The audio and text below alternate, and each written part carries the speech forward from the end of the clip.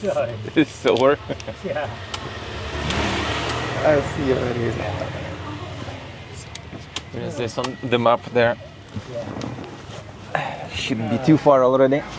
Oh yeah, the entrance is there, right there. I see it.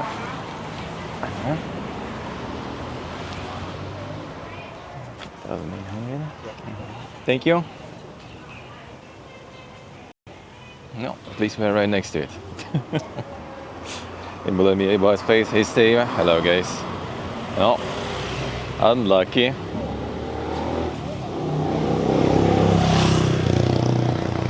Brother man broken the way. But yeah, we're pretty much there. That's like you can see already the museum here. Boss damages a pole, so you pay $200. Then you don't want to damage the pole then. Probably.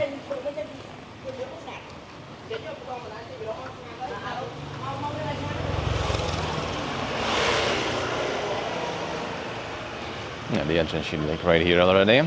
So it wasn't too bad in the end.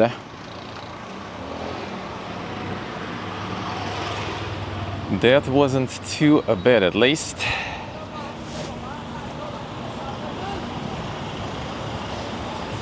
Explains the reviews, I guess, on him. On that guy. Alright, so where's the ticket? Oh, there's the ticket office. Alright, one moment.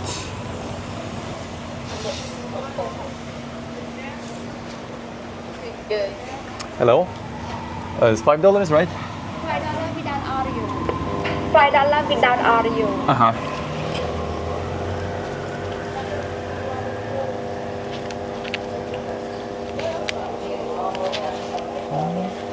And in real? Like this. Oh, okay.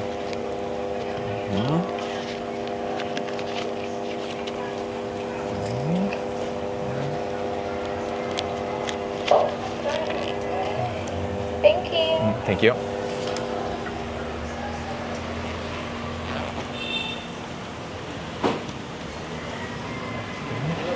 Hello. Thank you. Alright.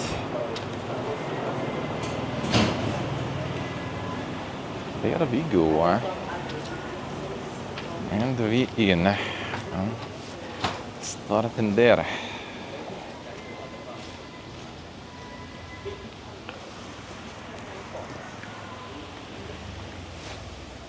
Alright, let's see.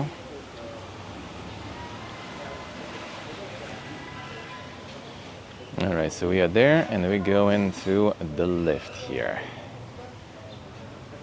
Confinement of high-ranking cadres under a Pol Pot now. Exhibition for the last victims. Alright. But I guess you go kind of in circles. On the background is gonna be like the memorial things, stupas and stuff. 8 now residential area. Yeah, okay, I see. So like actually some of the places, a rampart, the barbed wires around S-21 now residential area. Okay, so like parts of the museum are now basically where now where people just live at this point. Okay. Your currently boundary and the former boundary. Alright, I see. That's how it goes. That's how it goes.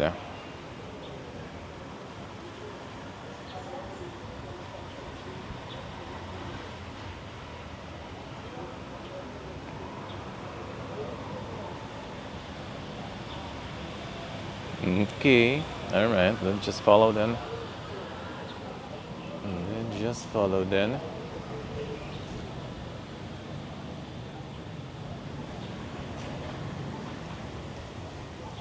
The path.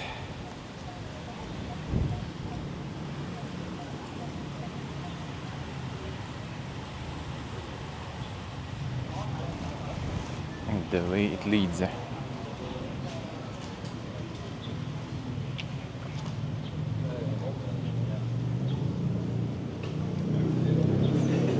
Flashes, well, don't have that. I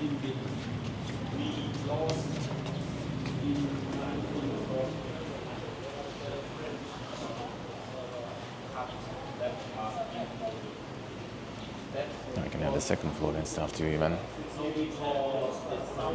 We'll check that too.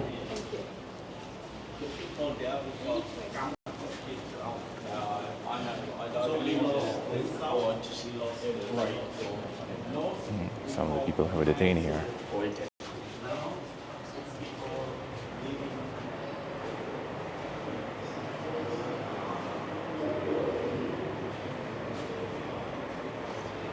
It's where you get chained to.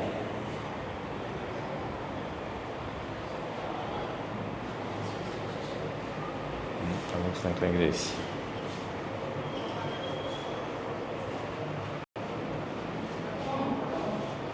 And one of the last 14 killed prisoners.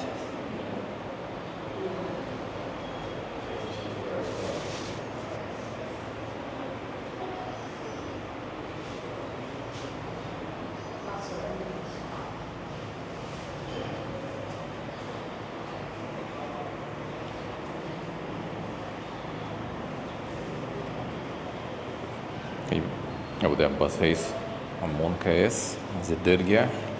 Hope it's still recoverable, Duna. Hope it's still recoverable.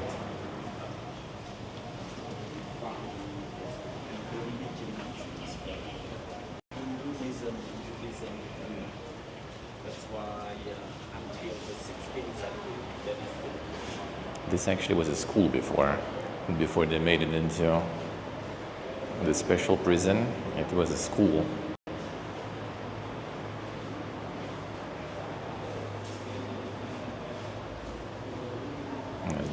The last found killed prisoners there. So this all was kind of like classrooms and stuff, and they made it into prison.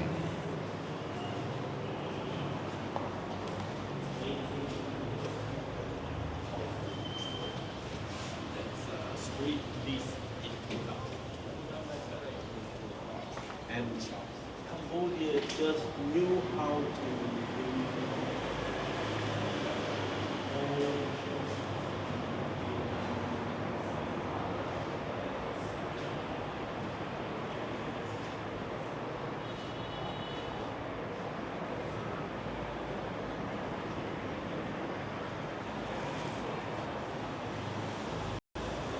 And you can always like chained to something. Not even that you escape, probably. It would be quite tricky to do so. And even if you do, what you're gonna do when the whole country, is taken over, really. But as most people can't actually suicide and kind of end their suffering, that was not allowed.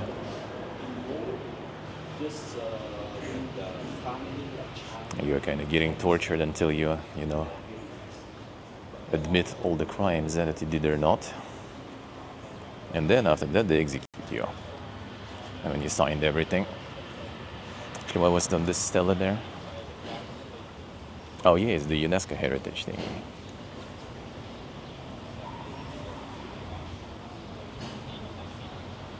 Memory of the World Register.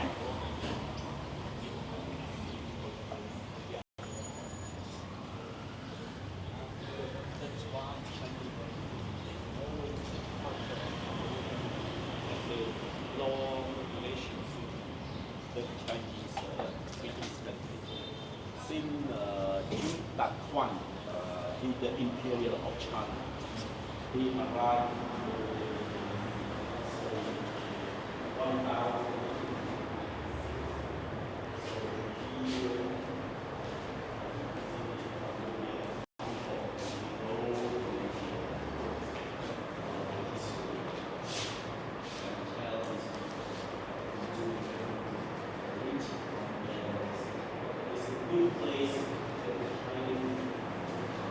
Hey, Sigi, hello.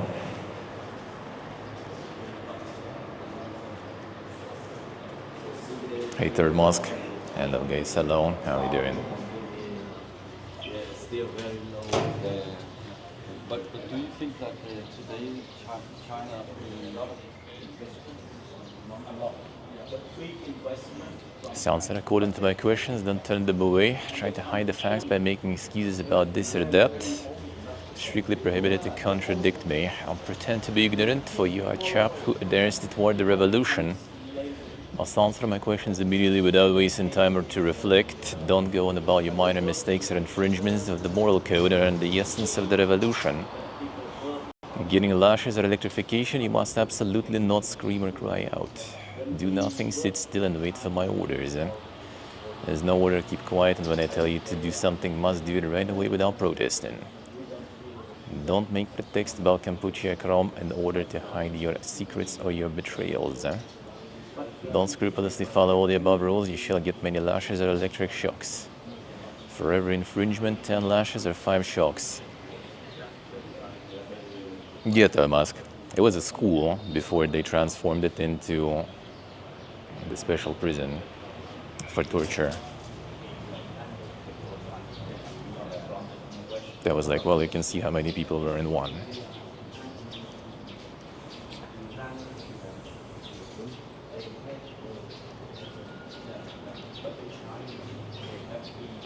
Well, there's just examples. I don't know if they were like simultaneously at the same time. But technically at least 10 people, I guess.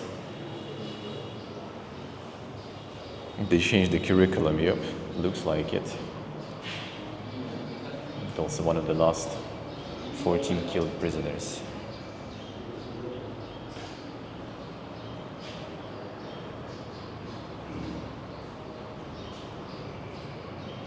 I'm not sure why did they have the ammunition cases in every room though.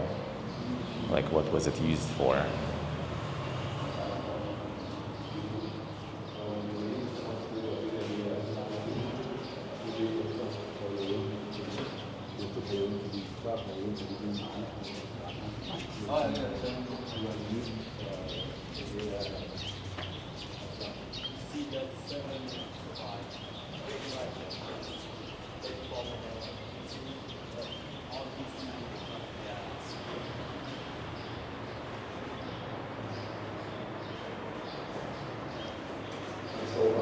So it is all the objects that were found here.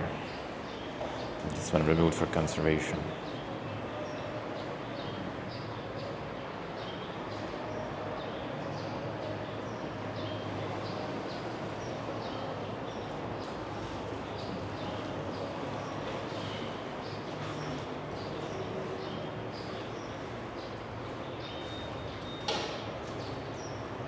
Still not sure where the photo was taken even.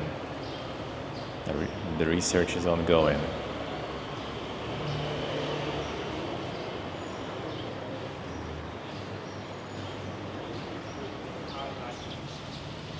When they brought him into the security room, there was highlight the machine, the uncapped.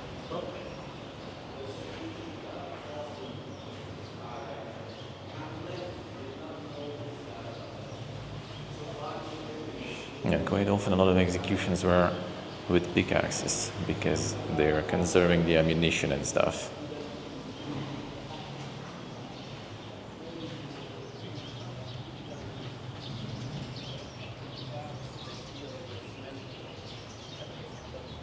It's like it's not just, pulling the trigger and stuff. It's actually someone who is doing it manually.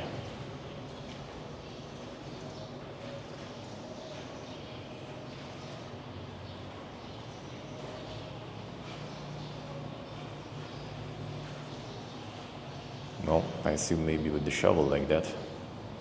In one case.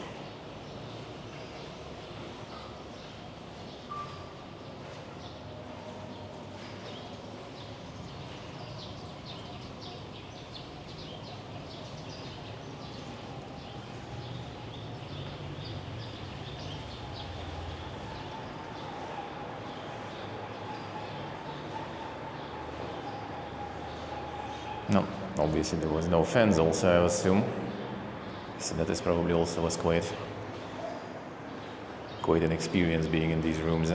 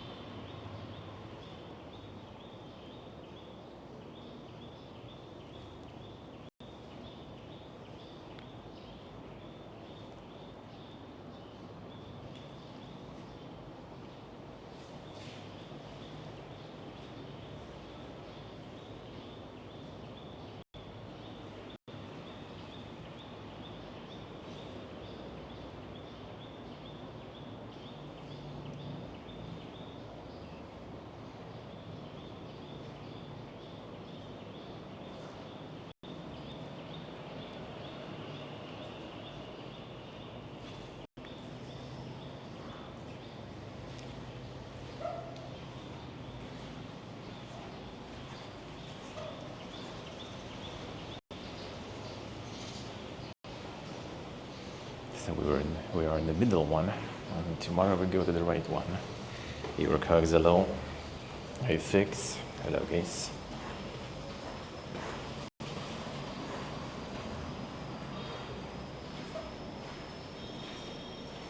See you guys. I see. Good luck. Good luck.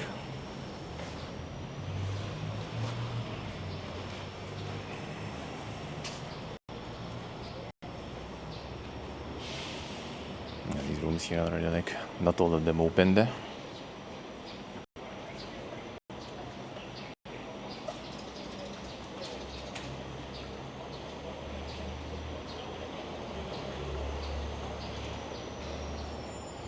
that's the shovel photo. Yeah, okay, this is the big rooms.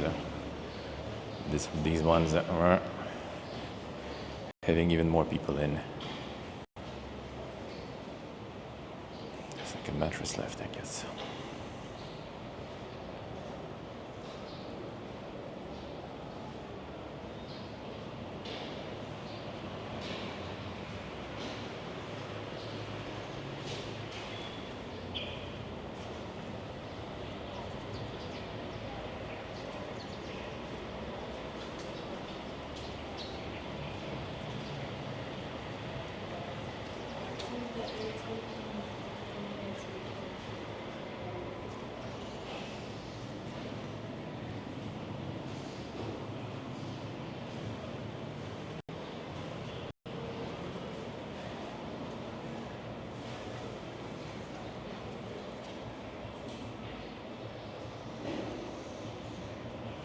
Bed stayed in the same room.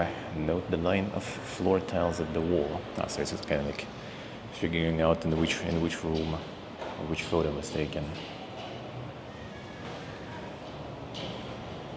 I see it's basically like whenever the Vietnamese army was freeing this facility, they just like took photos without, you know, taking some notes, I guess. Now they're trying to categorize everything, like which photo was taken where.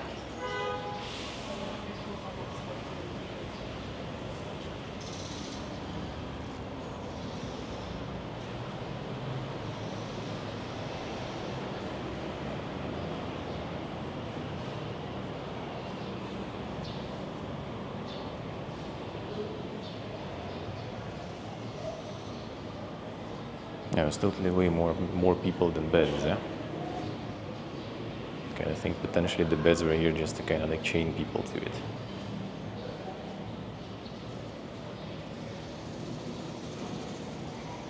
Nice workout, nice.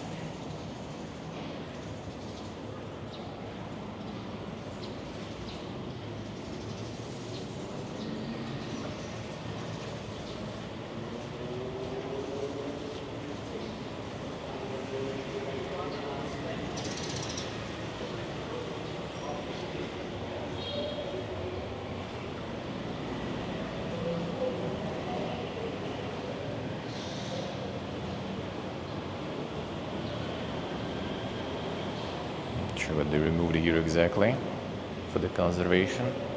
Also mattress or something.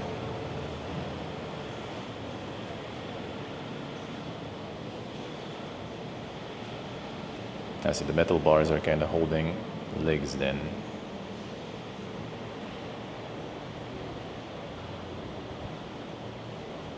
The chair has been removed. It's an interesting, like, the fuck is this chair position and why? No, it's standing on the mattress. Like, you can't even put the chair on this really that well. Like, the legs would just fall.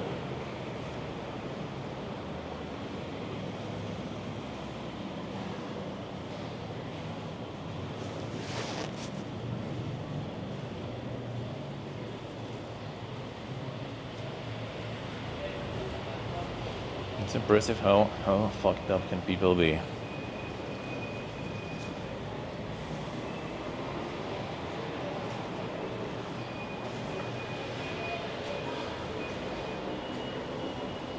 Bird, what are you doing here? Bird is actually hunting a fly, I think, there. Huh? Off it goes.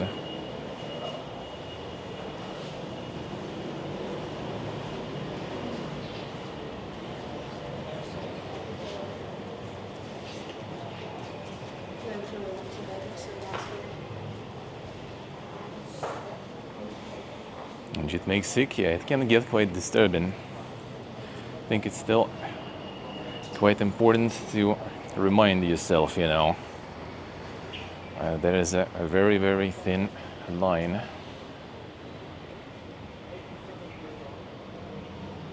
between civility and just going complete fucking crazy shit.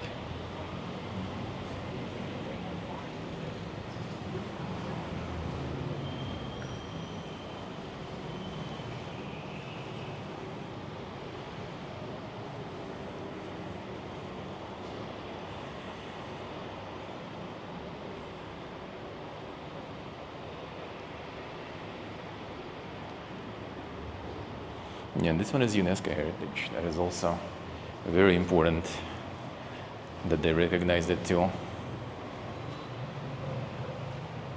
And the Children's Rights Convention.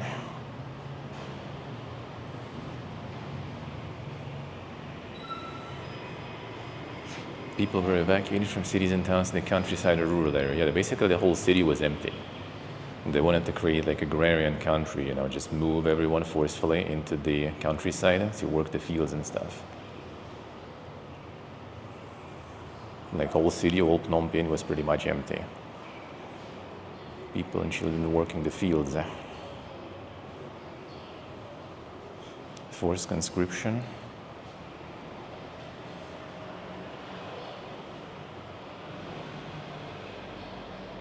Forced children to serve in the army without checking backgrounds.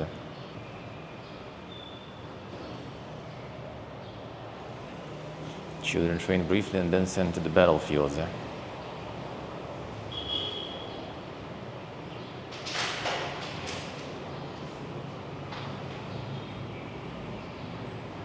Three levels of education.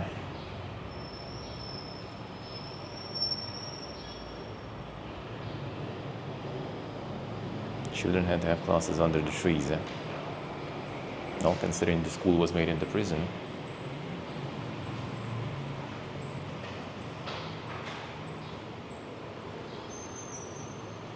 Oh yeah, the tools.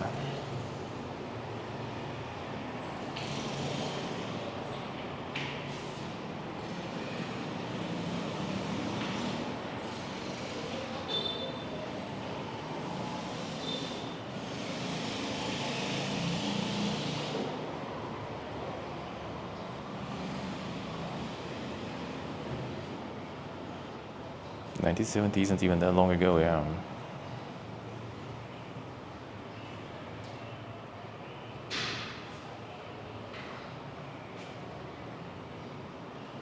Khmer Rouge propaganda photos. Yeah, I don't think it's actually, you know, kind of like making me very motivated to go work that, to be honest.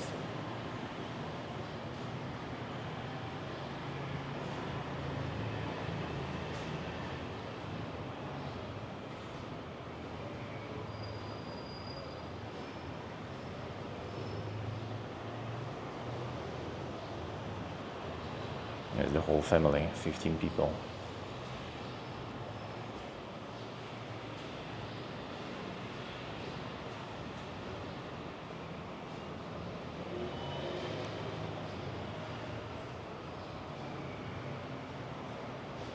Forced to evacuate.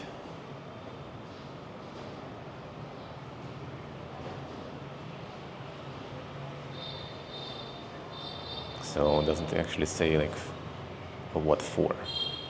So they recalled them back to work the railroad and then just imprisoned and executed everyone.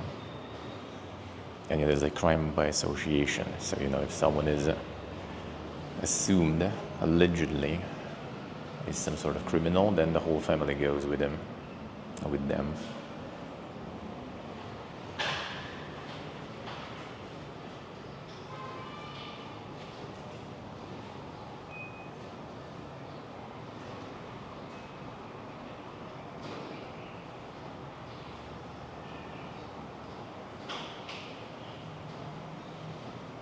Separating children from the families.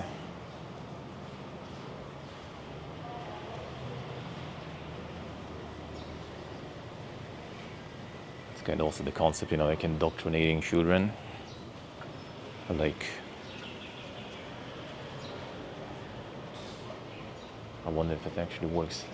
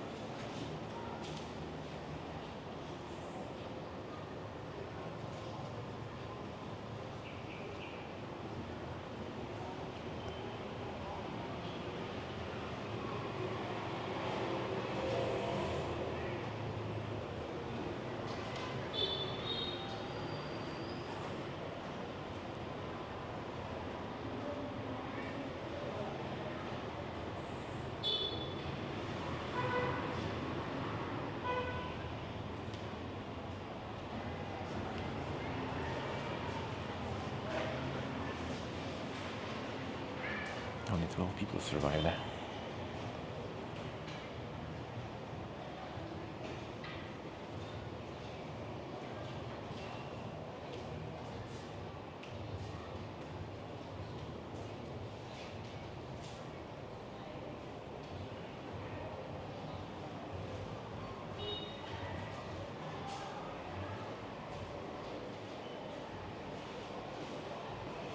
75 children executed in one day.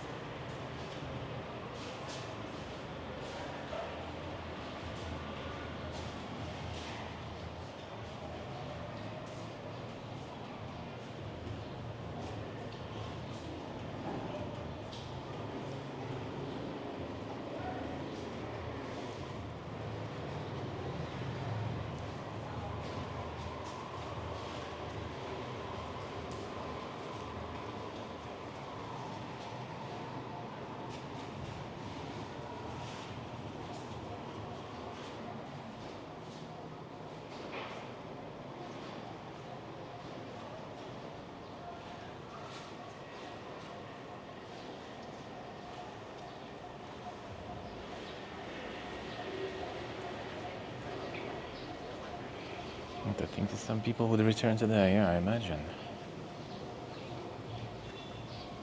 It's like people usually who don't expect that they might be, there in the cells. Not in power, but in cells and in graves later.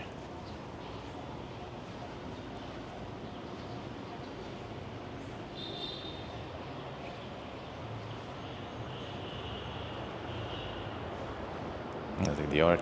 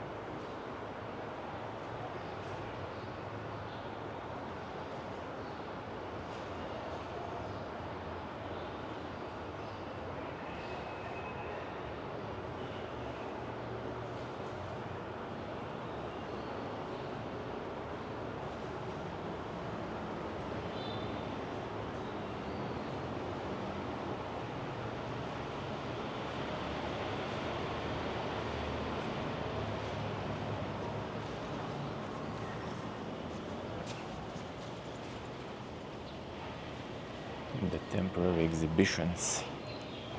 Yeah, there's already like residential buildings. That also was, I think, the territory before.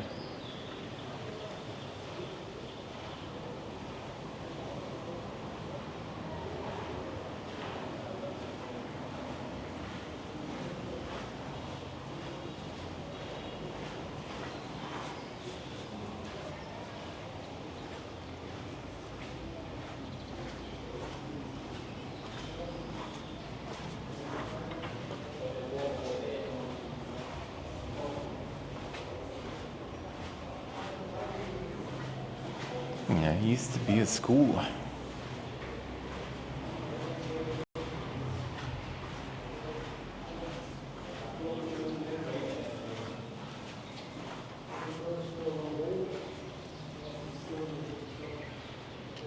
Like it was probably a pretty nice school also.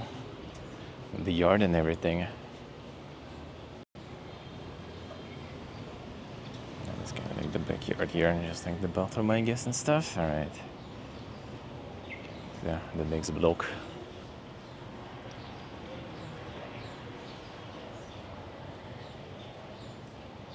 It's basically where they were hanging people.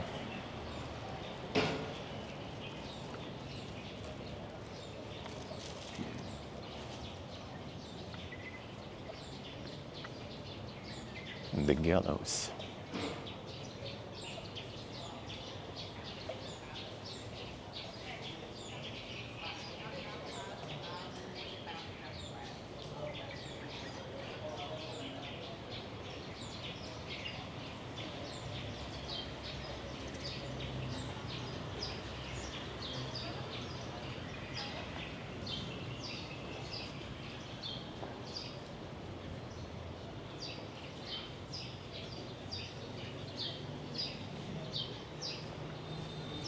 Not hanging as execution, but hanging as torture.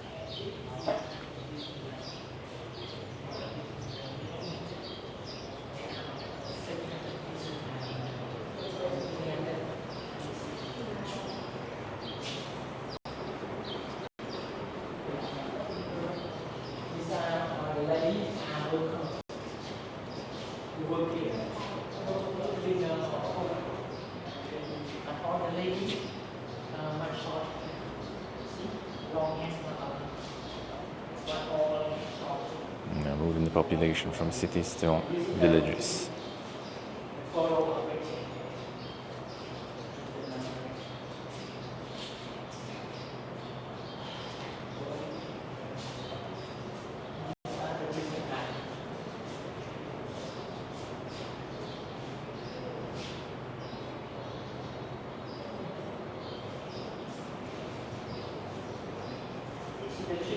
And it was 1975 and stuff, dude. A lot of the jeans and everything, you know, just not that long ago.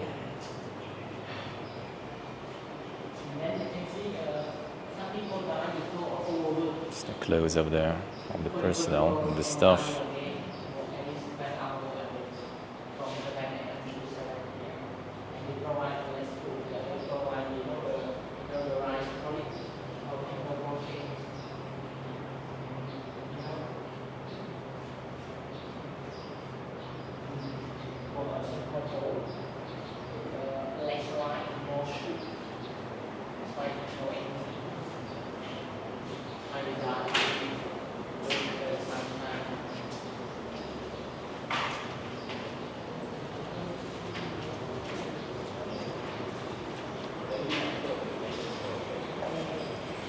Distressing photos in the next room.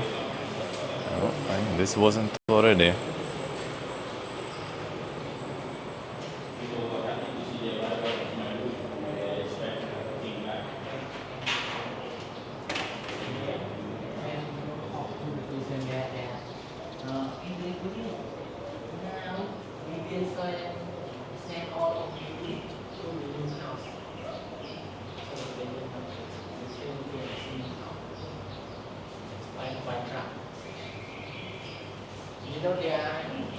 They also children arrested here.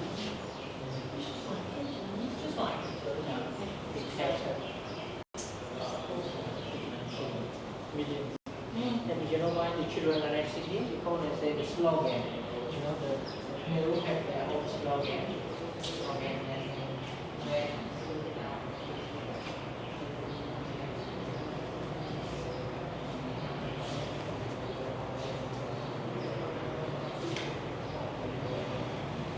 Still happening.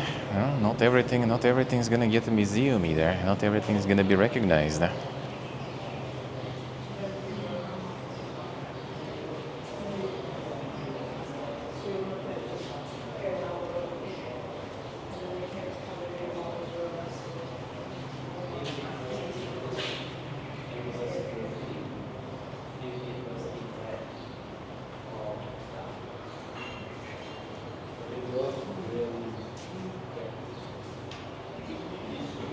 It's like total across the country was basically over 2 million people, like quarter of the population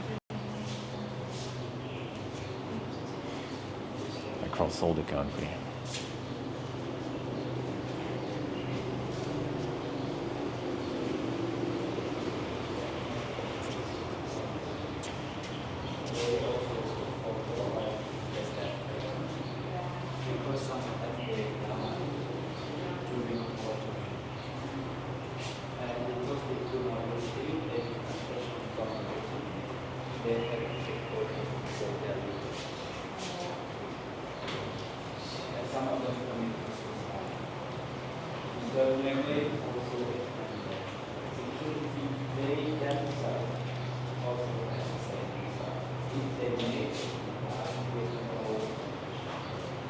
And they do not say or mention anything.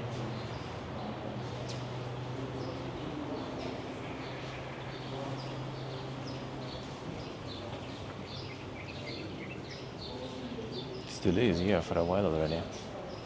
For a long time.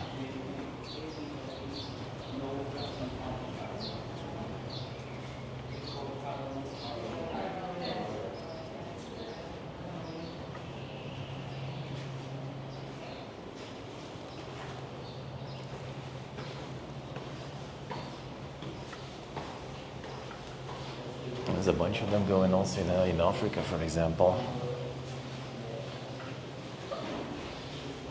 Alright, is there even anything? Third floor should have, I think, something. This one is closed.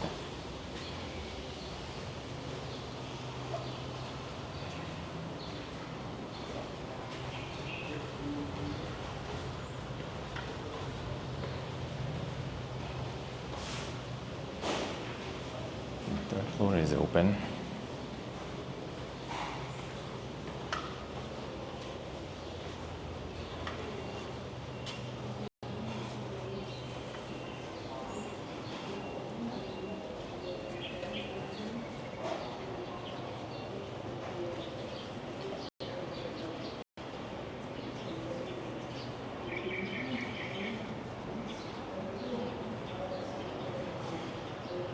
In reverse, but fine.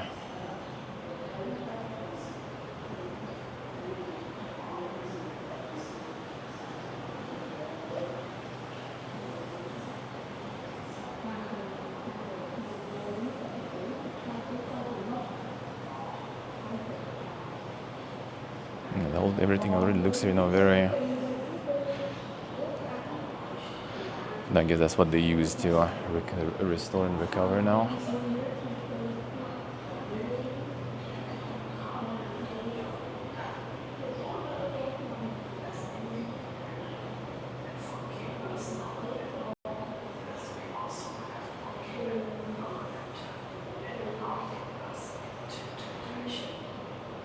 And Dutch was, I think, the main, like one of the directors. Hey, Hello. Yep. And for a while, actually, they weren't calling that genocide for a while, because the Khmer Rouge was still kind of, active.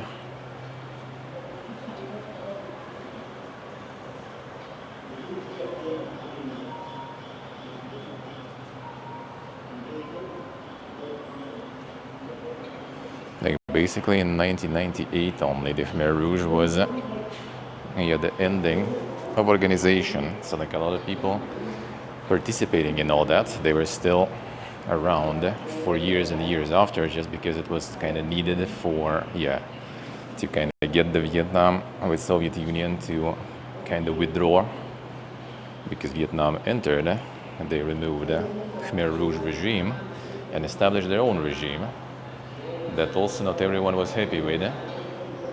So they left Khmer Rouge and the leftovers of their army still operating just to fight Vietnamese back and the support of Soviet Union. And I guess only when Vietnamese already completely, withdrawn from the country in 90s, only after that they already started doing something against Khmer Rouge, the leadership, and actually admitting that it was a genocide. So like a lot of those people were still, completely free, completely fine, as long as it kind of fits someone's, political agenda. And only when they became not needed, then they already went, into tribunals and stuff like that.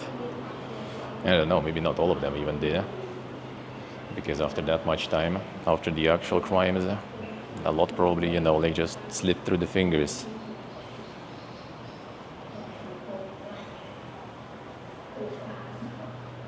Hey, we can alone.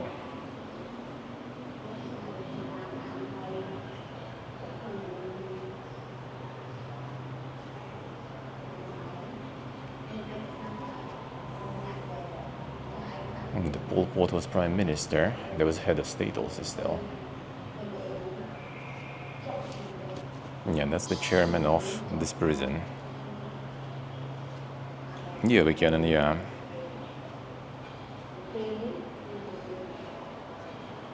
The Khmer Rouge.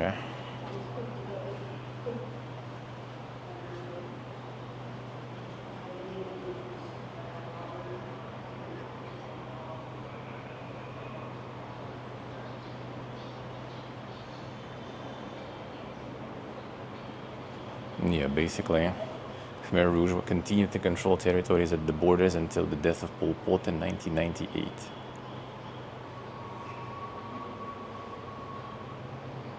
Yeah, handed down in absentia death sentences. So they never actually even happened.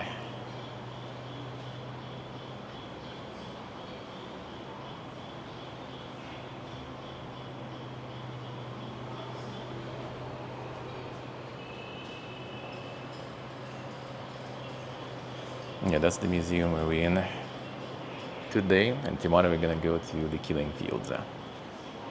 It's gonna be already the last stream from Phnom Penh.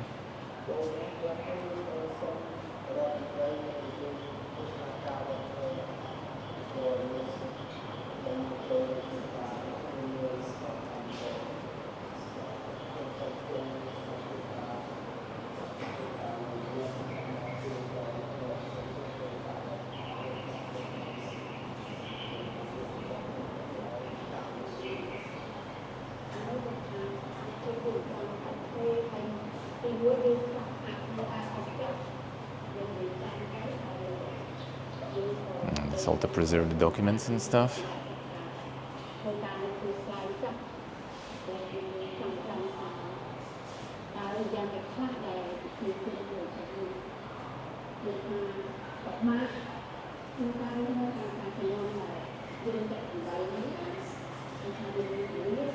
All the tools to preserve the photos and stuff, and the film readers.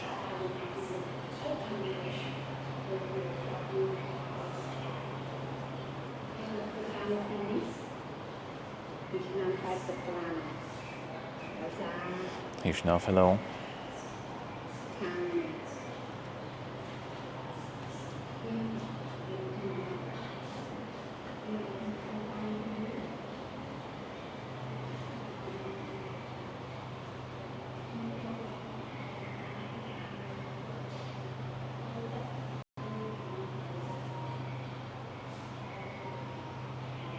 A number of visitors, a lot of Vietnamese people visiting.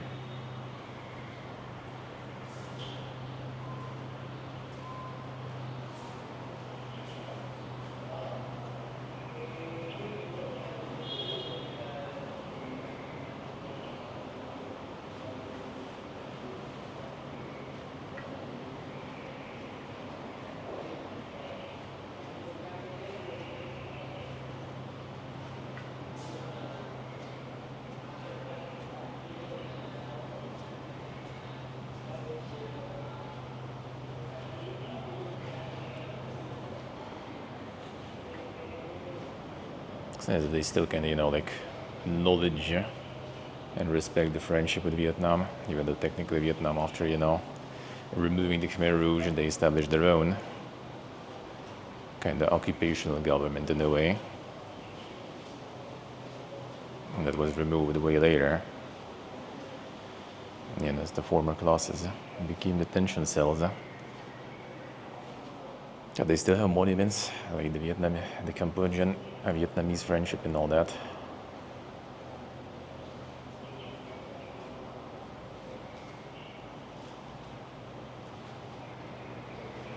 No damn trigonometry.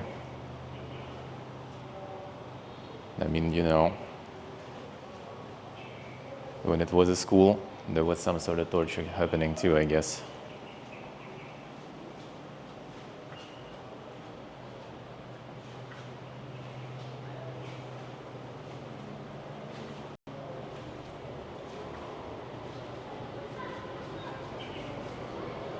It's a beautiful yard and stuff too. And on the stuff blooming, birds.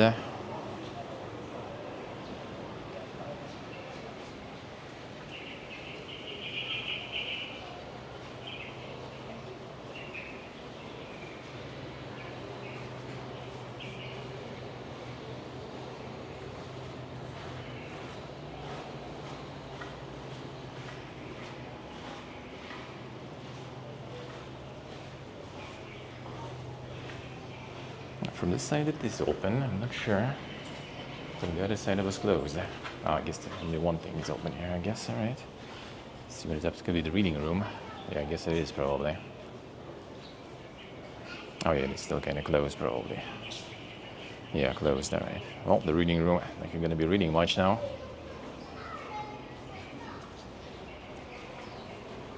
Let's go to another building.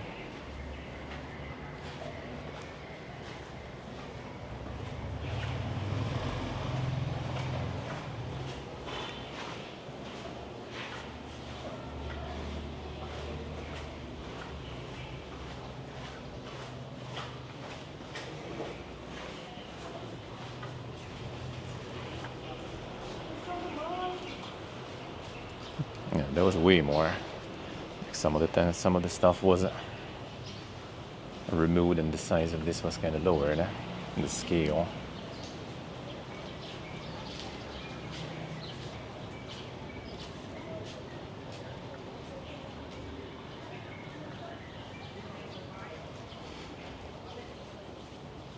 Fruit tree. Well, you have coconut tree. There you go. Just don't stand under it.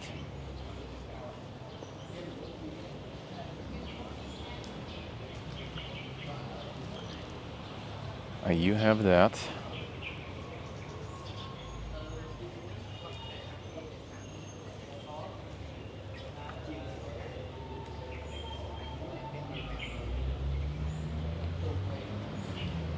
True actually. Yeah, root and fruit in the ground. Because quite often you also don't know, can you pick it or can you not pick it, Like, will it be fine if I do it or is it not?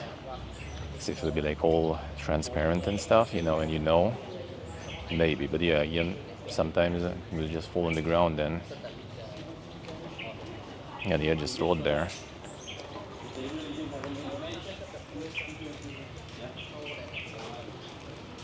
And it's kind of the service things in the middle, and then we continue going.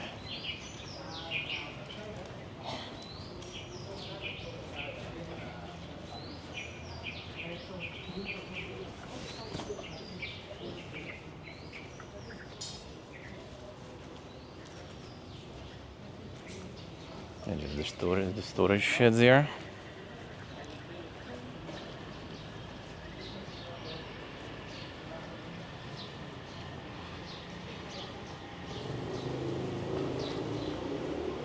Meeting room.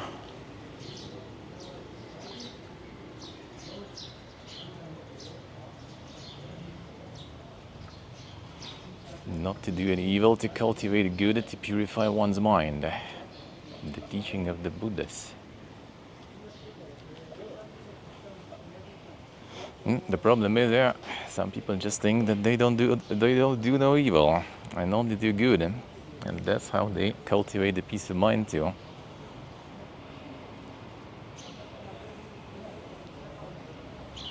There is the Stacheldracht, the barbed wire.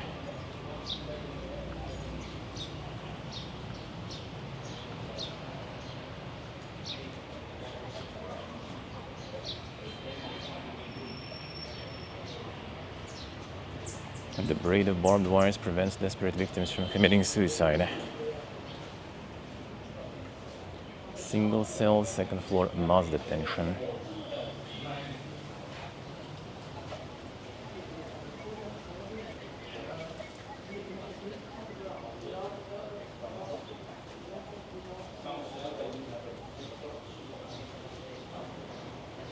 Yeah, that already is how the cells look.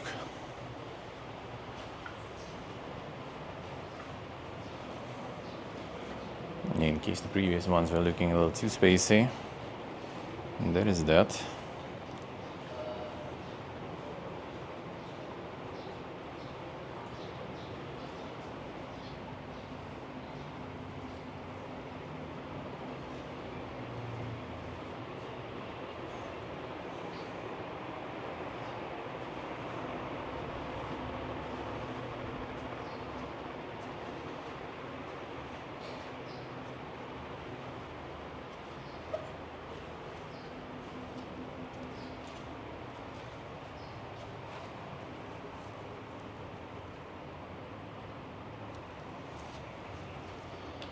Gonna get the setup in here. It's gonna be like a streaming room.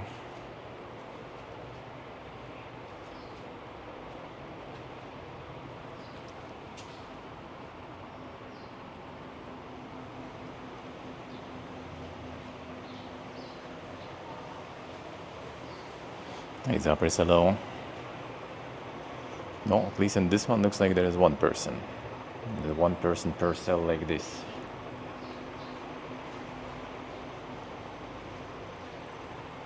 Something tells me that there was probably more at times though.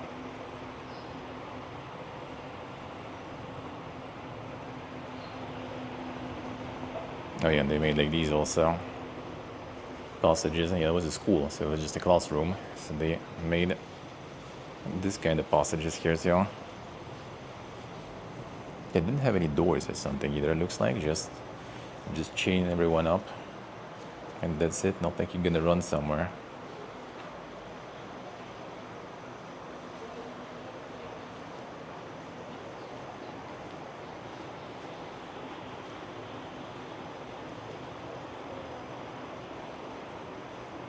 Yes, you do, I see. No,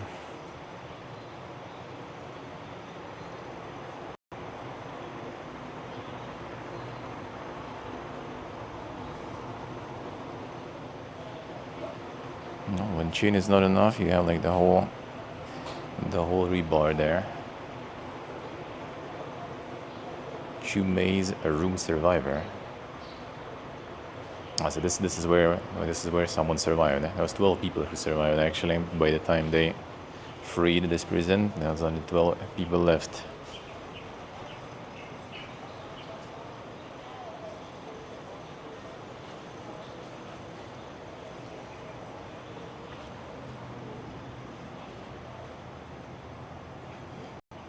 Yeah, what they were using the shell case and like the box for, like.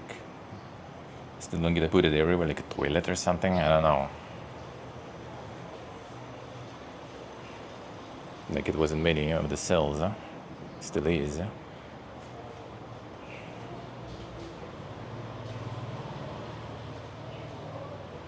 Like everything went, to use.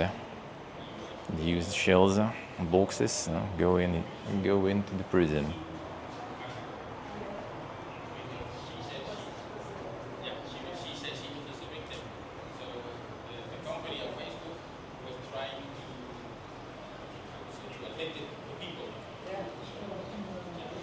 I wouldn't bar been used as a key hanging tool. Key to unlock prisoners come and chain. Prisoners come and chain. No, I don't think there's one chain for everyone. Just translation difficulties.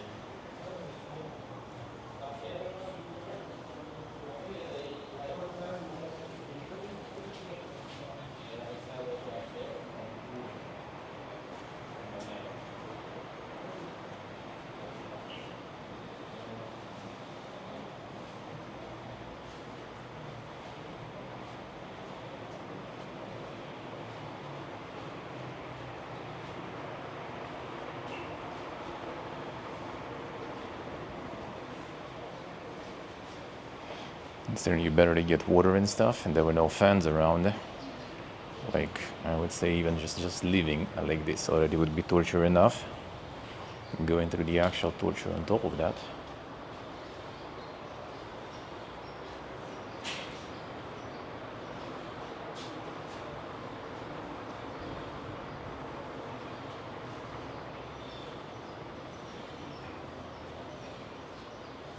And even at the board.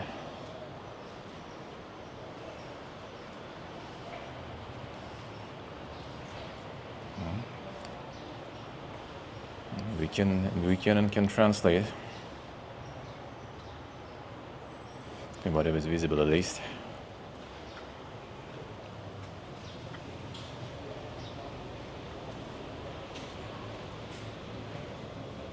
Nick, hello.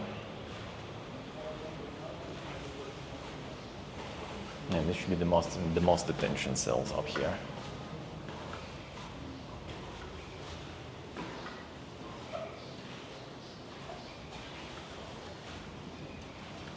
The second floor, it said. Third floor has something, I wonder, or cosmetic.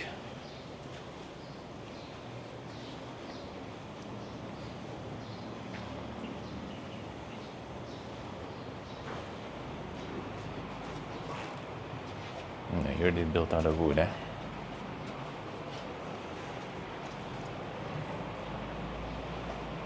Now that also seems kind of like singular ones.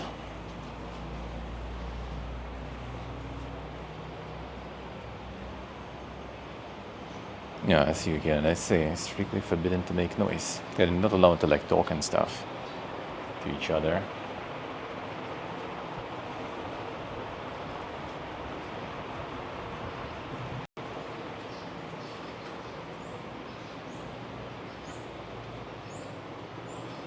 Yeah, with the cell with the window, I guess wasn't very lucky. No, as long as it was actually covered from the sun, which might be not always the case.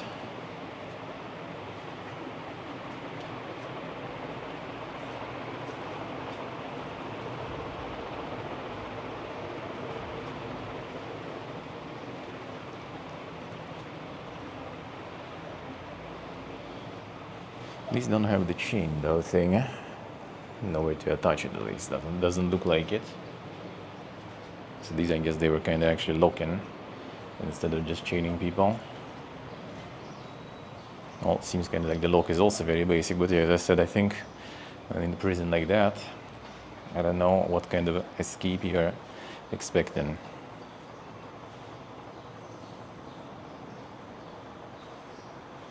Like the whole country, you know, is taken by the regime. And you will need to travel quite far somehow to actually make it out.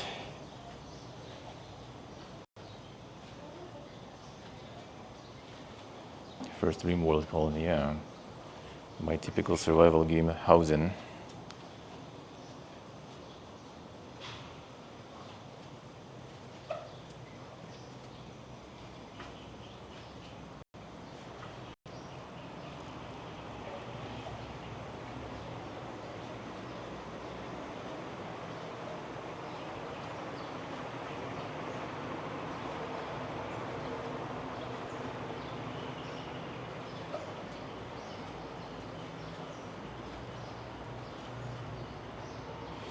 Oh yeah, the first building I think was for, that's why they were like, you know, those cells that are big, yeah? Even though there was still a lot of people probably in one cell.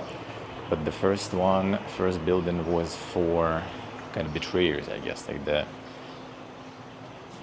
people from the party who were investigated. So I guess they had a little bit better kind of conditions. I wouldn't really say so, but kinda.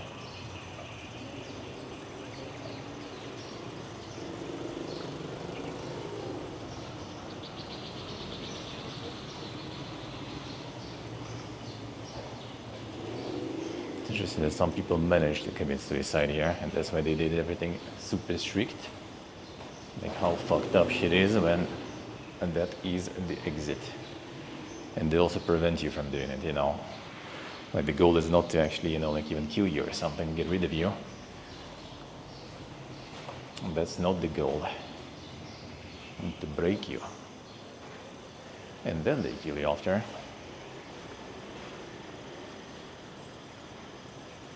Yeah, this is more just open mass ones, I guess.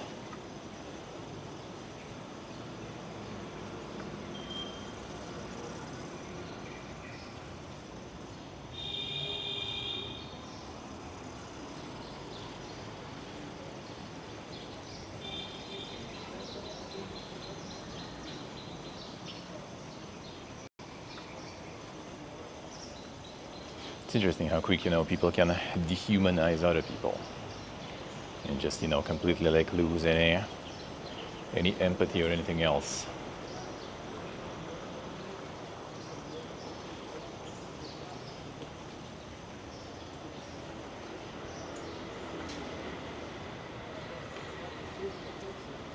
Yeah, this one has the numbers. So basically everyone was, I guess, on the floor there. It looks like here there was some sort of like also like a bar or something, I guess, to chain up.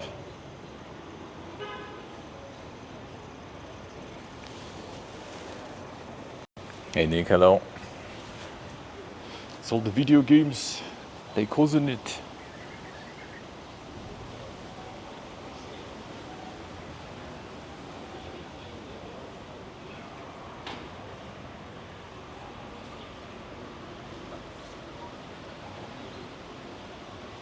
There's gonna be some exhibition here, I guess, too. No entry. Alright, sure.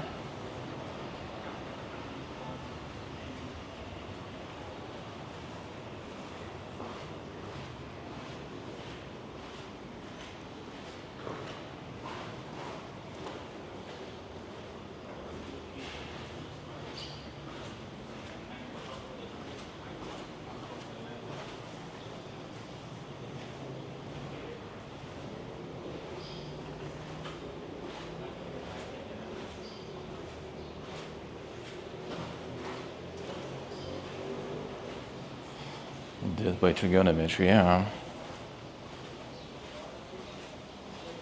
The torture facility started way earlier.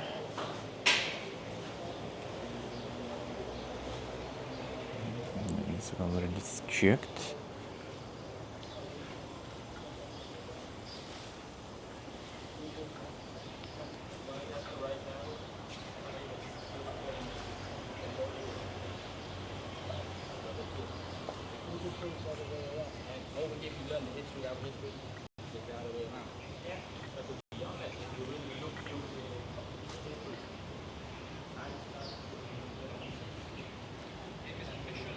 Yeah, I think on the third floor there, I think that there's mostly closed stuff.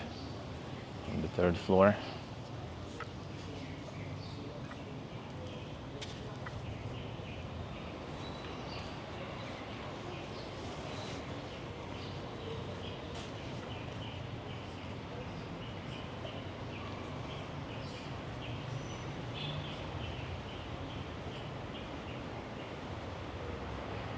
Another photo exhibition there.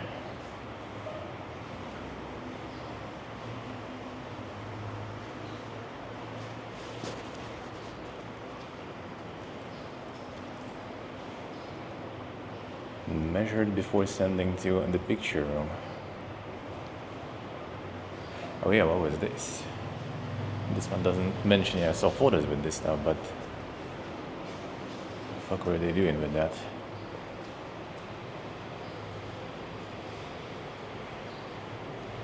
Like, what is this one measuring actually?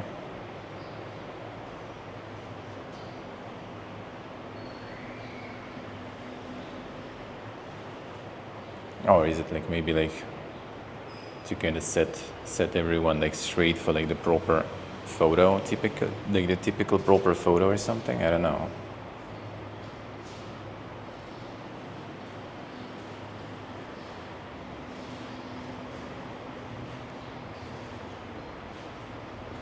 Don't seem like all the photos were taken that way anyway though.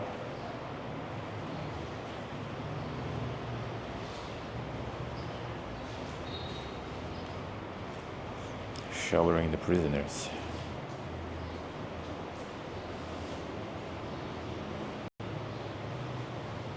Once or twice a week.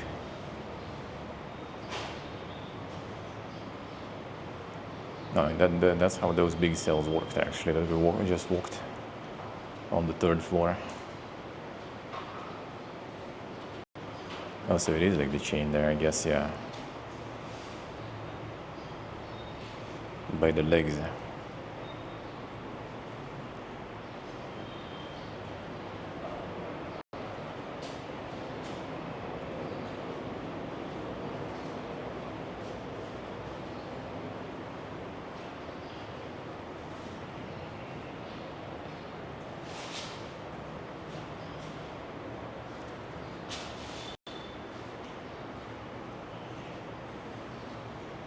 The torture tools removed. So this is the rest of the torture tools.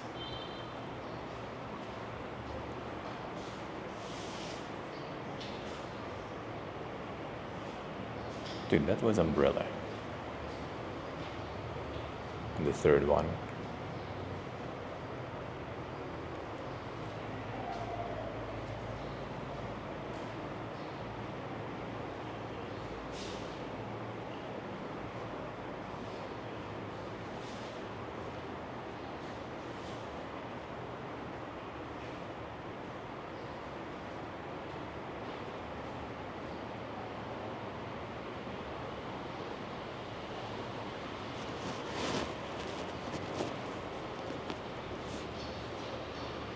Just using the wire also for torture.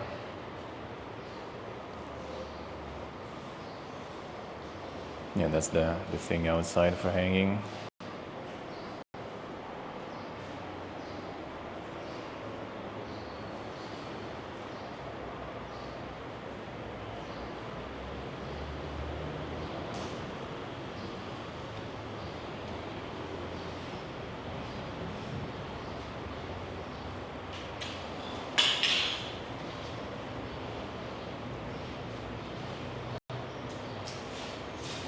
Monkeys.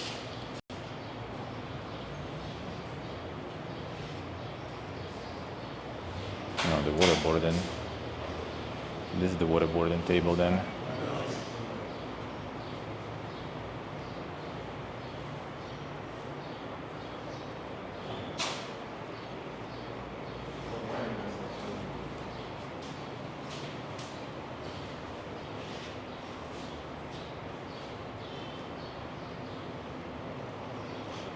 Hey Terry. Yeah, that was Cambodians versus Cambodians. The ideologically right and ideologically wrong.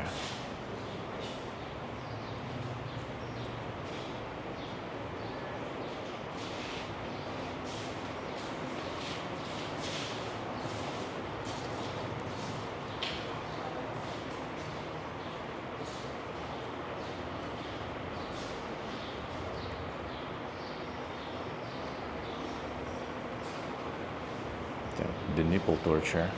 Monkeys.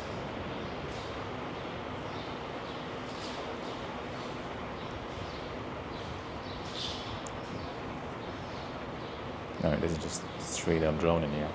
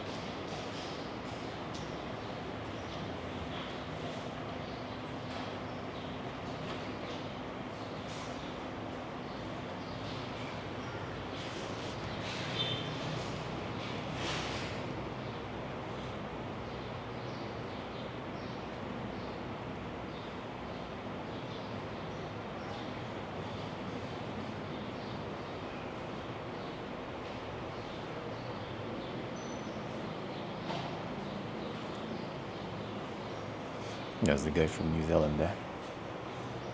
They basically were like on the boat or on the yacht or something, and it got like in the Cambodian waters, and they caught him, and well, ripped that guy and all the other foreigners. While interrogated, said that his superior was Colonel Saunders from KFC.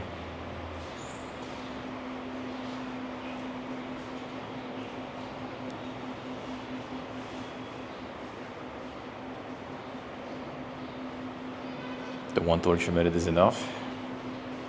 I mean, at that point, it's just kind of like, yeah, already, you know, like enjoying it and getting into it, I guess, or something. And kind of, you know, I guess like different people have different, you know, fears, different phobias. Like for someone, for example, you know, asphyxiation would be brutal. For someone, you know, waterboarding, I can imagine waterboarding would be quite bad for me personally. They had some, like, you know, the what's the name, the centipede torture there too. So, you know, if some people has phobia of that shit, well, that probably will be quite effective.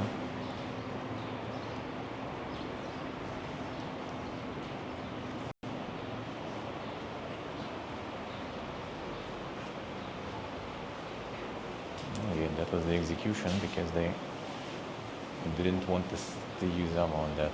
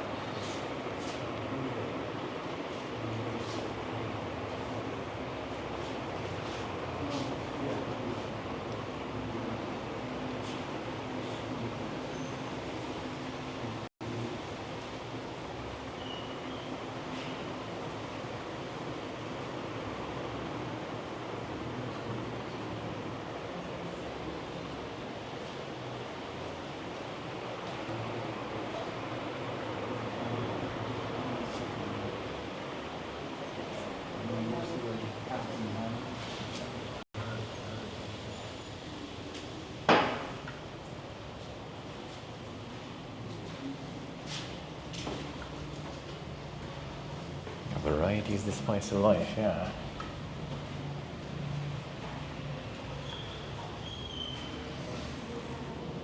Like I wonder though if, like, you know, someone even before the torture and stuff, like admitted to all the crimes and got sentenced to execution. Like, was it actually satisfying them? Was it actually satisfying them and like executed the person? That's it? Did they still try to face some torture, you know?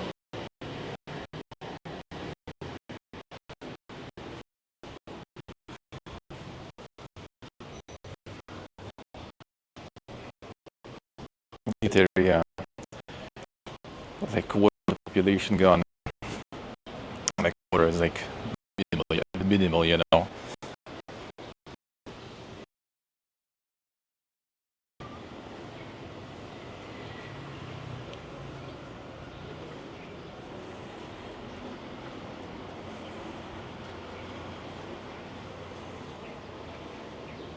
Better. We better.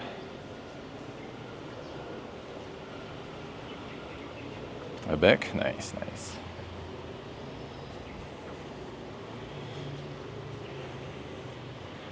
And it's mostly like stuff only things. I guess there's like the movie thing, but well, ain't gonna be filming what they showing.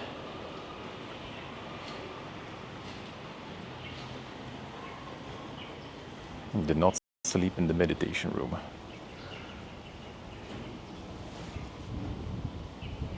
Temporary suspension of the White Lotus room. Oh, so it was like a meditation room here. Okay.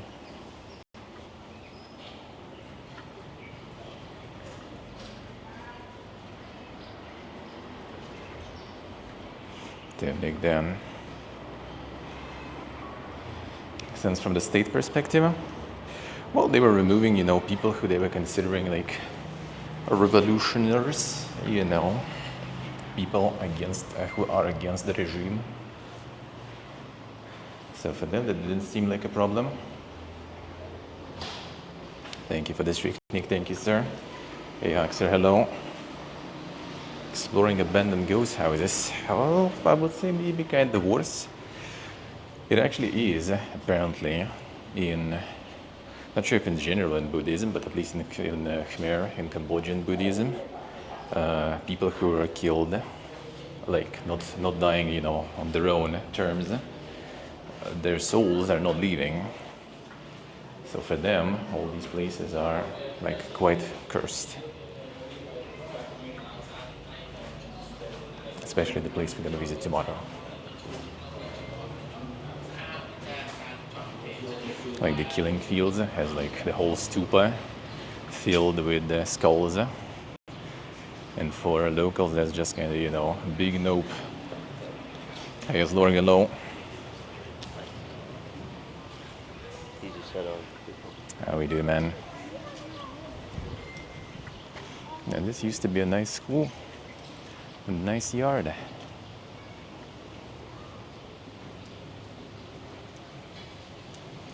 Yeah, actually, yeah. That's the Genocide Museum. Special Prison 21.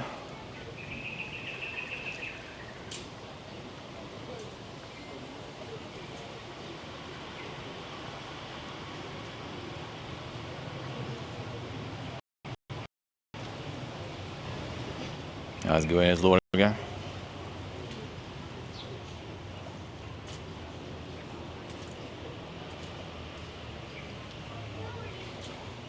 Nous oublierons mais les crimes commis sous le régime du Cambodia démocratique.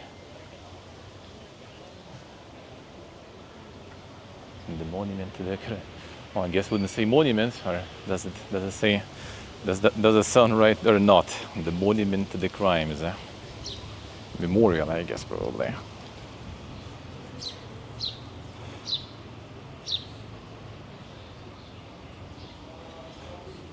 And the most impressive, some of the torture stuff, especially with like all those paintings, demonstrating how it actually kind of works. And some of the photos. Yeah,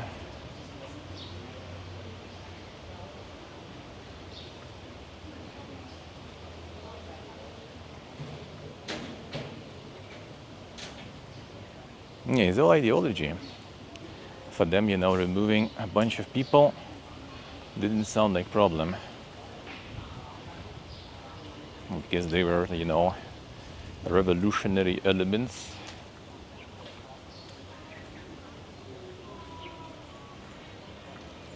And it was basically just kind of like the insane PPG plot to, completely remove all the thinking individuals, pretty much reduce the educational system completely.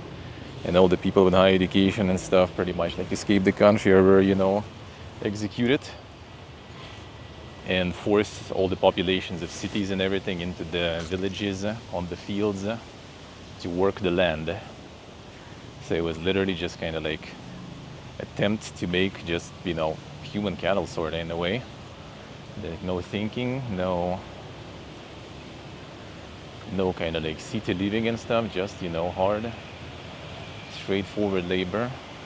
The less education, the better.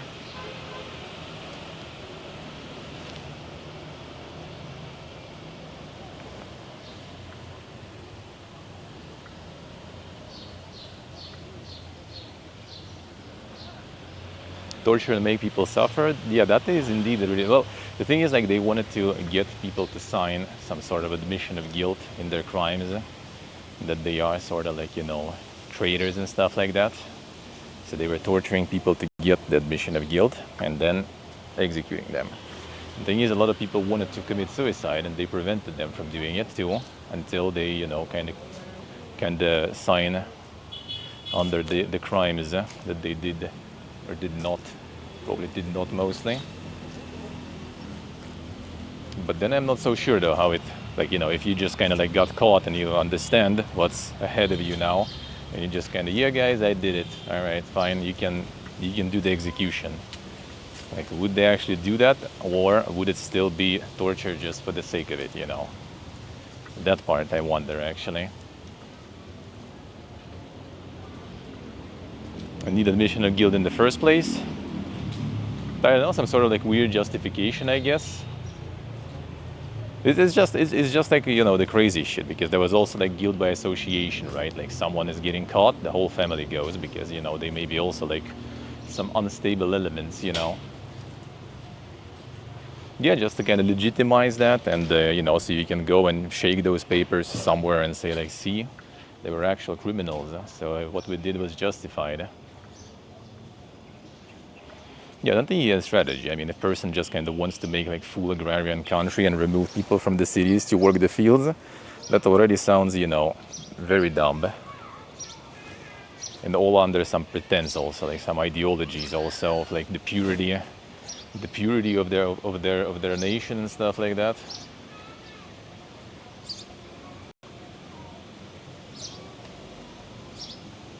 Yeah, effect, yeah. And funnily enough, wasn't the same time getting funded by China though, the usual. Well, not the usual in terms of China, but I mean, you know, trying to stay away from foreign influence, gets in power, sponsored by foreign influence. And that was even after, as I mentioned, was kind of like ideological fiesta, right? Because like all this regime that did all this fucked up shit, like a Vietnamese army came and, you know, took over and put their own regime here that was already sponsored by Soviet Union at the time. So they never admitted that the genocide happened. They never arrested anyone. They kept the Khmer Rouge and the Red Khmers around until '98, basically, just to use them in their fight against different faction, different communists, you know. And only when those different communists kind of get out, because Soviet Union fell apart, financing stopped, Vietnam also decided that it's probably kind of like pointless to, you know, spend money here, and they all pieced out from the country. And only after that, you know, the genocide was admitted. Only after that, Khmer Rouge was, you know, deposed, and everyone was kind of captured, whoever was left still. I can get some bukas, buy some bukas here and stuff. Well, totally not exactly the souvenirs I want though. I think I'll stick to Angkor Wat souvenirs, honestly. A Sigma Male though.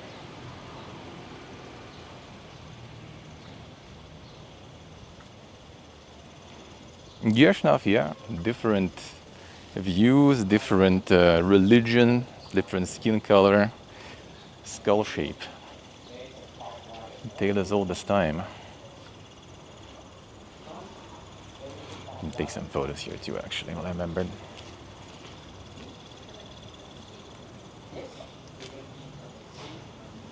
And yeah, that was already like, you know, 1975 and stuff. Like, it's not, you know, something that was kind of like, I mean, I wouldn't say like, you know, the World War II was that long ago, technically. Less than a century still. But this is even sooner.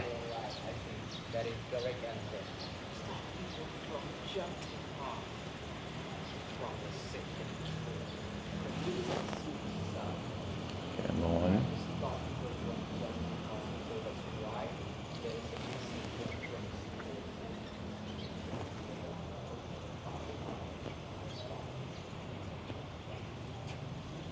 Souvenirs just kind of feel wrong, yeah. Well, something like book or something, I guess. There there were a few survivors. That's 12 survivors when the Vietnamese army got here and freed the prison. And there's 12 survivors, and 4 of them were kids. And like, looks like all 4 are alive. Visiting here, looks like by the photos, like on some anniversary. And yeah, one looks like wrote a book or something about it too. Well, like, dude, that's like, that shit scars you like for the afterlife, man. Such a nice park and stuff too. Yeah, it was like such a nice school probably. It's like in their yard. It's a little bit like spraying on that other side, which should be really nice right now, but I don't want the camera to get sprayed.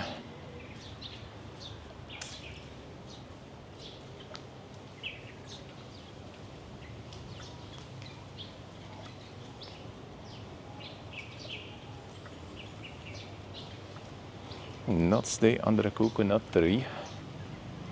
So yeah, there is your fruits and stuff.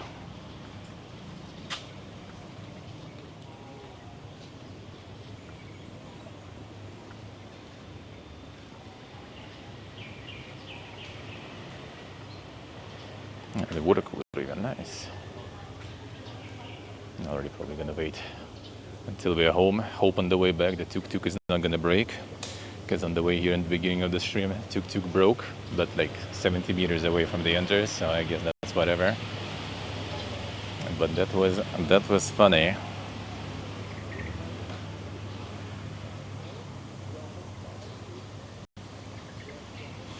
Trying to find reason and unreasonable. Okay, it's just kind of like, I don't know. It's hard to relate to things like this and understand, you know, how people like that think, I guess.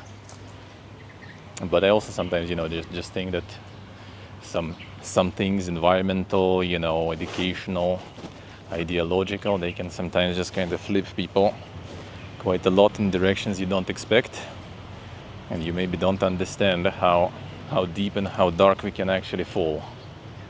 Maybe all of us, I don't know. I would love to think that, you know, I, for example, could stay sane in different situations, but I don't know. Maybe I just can't imagine the situations that would get even me insane or something.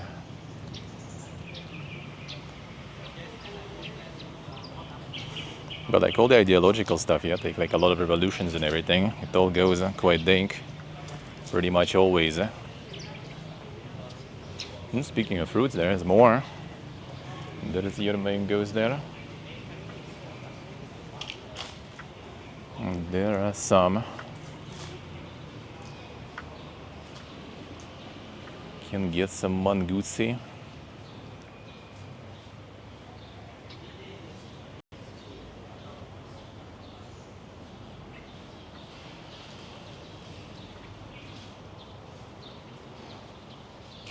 Yeah, it's nice to try to understand and to visit places like this, just to kind of like, you know, be aware and be kind of self-conscious, I guess, that shit like this happens and people can turn like this too. And you know, that all can start from some sort of like a march with like flags and people being happy, and then, you know, in a few months some of these people are already gonna be like in the concentration camps and stuff.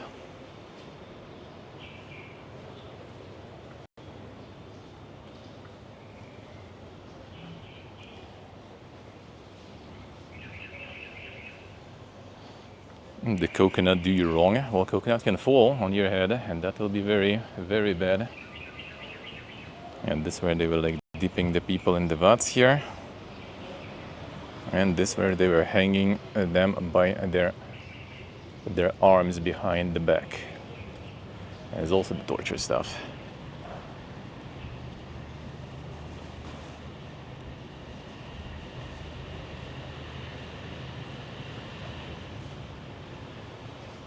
True, Alex, true.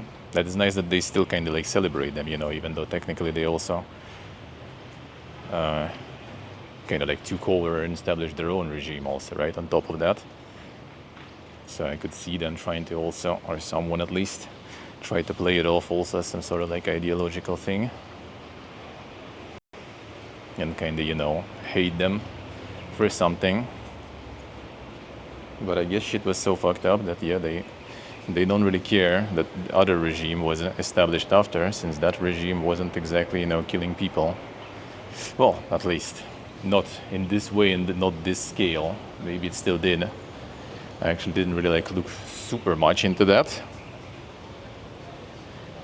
Into the next iteration, I guess, of the Cambodian state. Just now it was around for a while until Soviet Union fell, and Vietnam after that also kind of withdrew. Even though I think Hun Sen, who was like the prime minister for a really long time, right? I think he was kind of still there. So even like established by the Vietnamese, I think he still was there with Vietnamese, and he was still there after Vietnamese. So probably wasn't that bad then.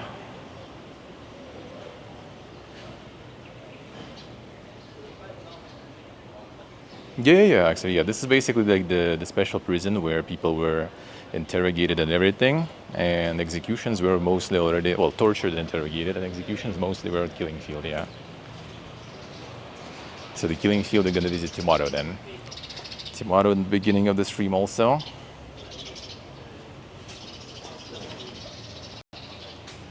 There is not like that much really to watch there, but there is really dang shit. The tree that was used to kill children, you can imagine how, and the stupa made out of human skulls. Well, not, it's kind of glass stupa that is used as display for all the human skulls. And this is the UNESCO World Heritage Sign.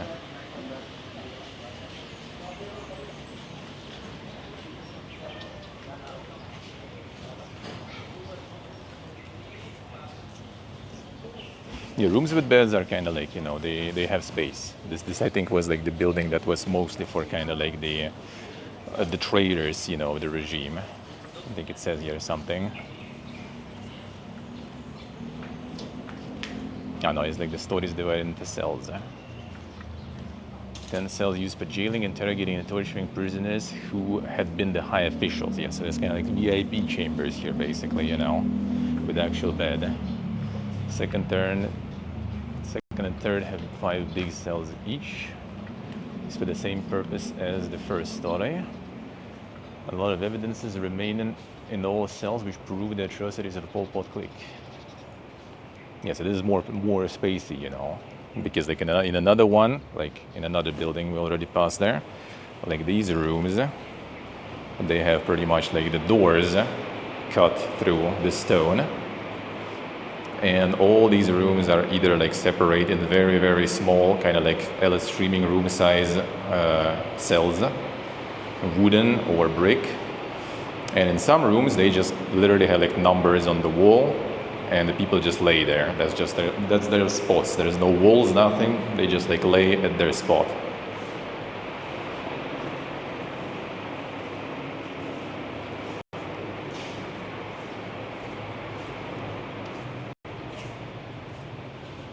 Yeah, it looks like they were like kind of living here, and then they were bringing, you know, like the table here and interrogating. And that says like last 12 people killed, last 14 killed prisoners.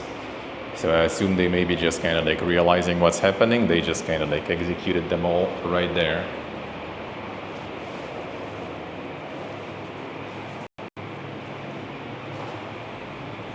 You're right. Well, yeah, that was in the Vietnamese Museum of the War Crimes. This museum is still really nice to visit. Keep yourself aware of how we as a species can go complete fucking bonkers, to put it mildly. Did the population rise? I mean, there was already like, they basically came in power with revolution, right? People like thought who weren't in the prisons, I guess they thought that it's all kind of, you know, good.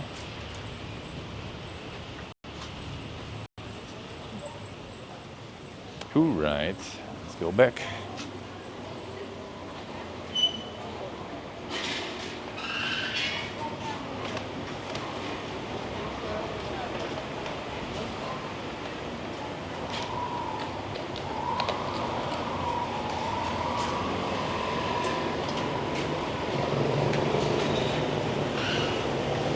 You have, as almost everywhere here, you have the dress code, so gotta dress respectfully if you want to visit.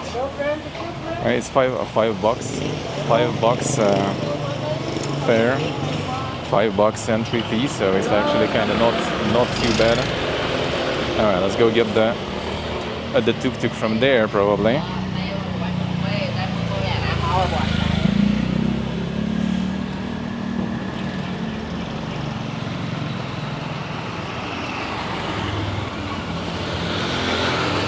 Gotta cross the road and catch it there.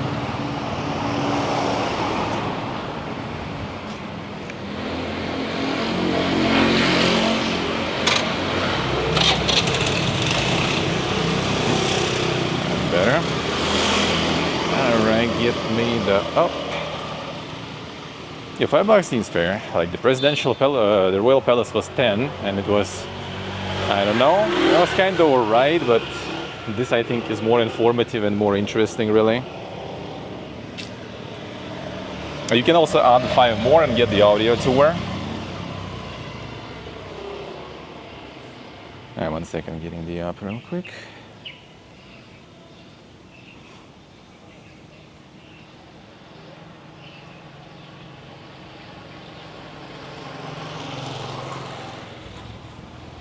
Alright, let's see. So from here to back home.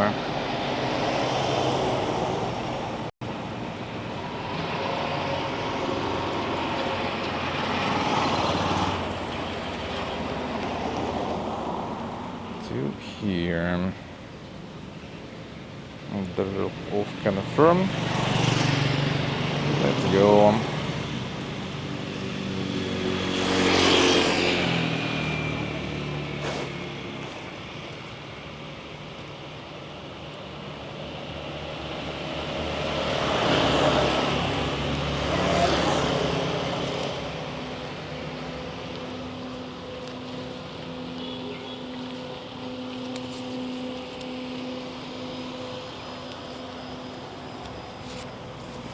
Yeah, 4,700. Let's see, do I have 700?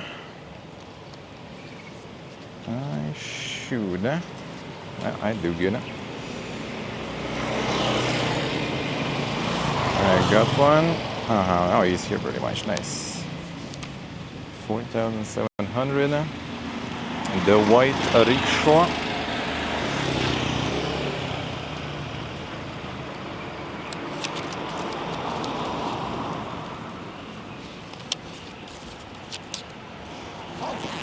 I assume this is the one.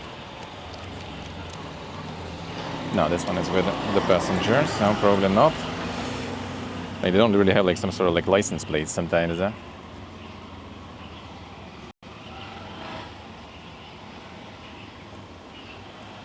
Could be this.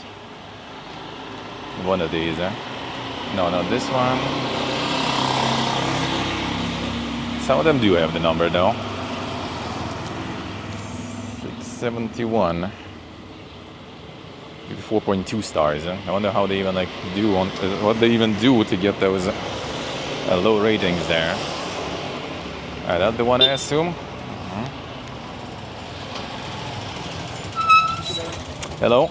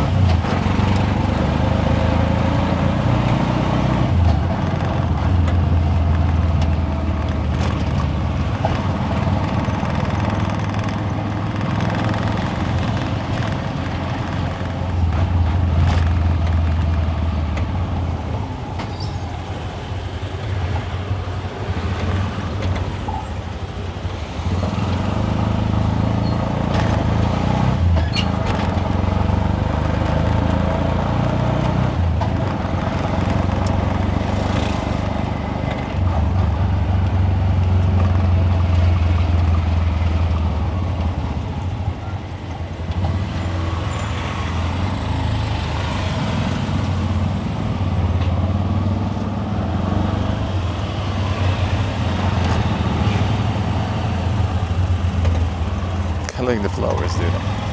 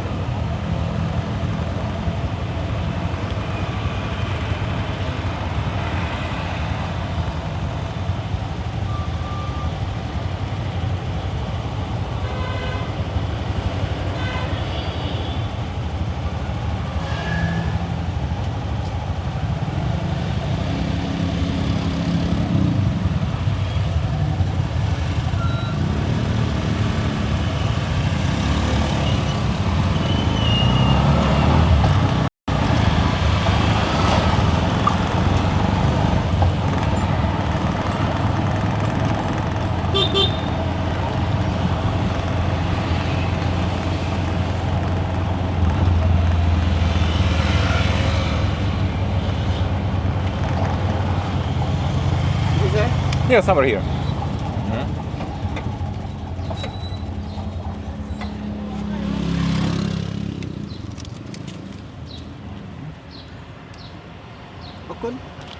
Thank you.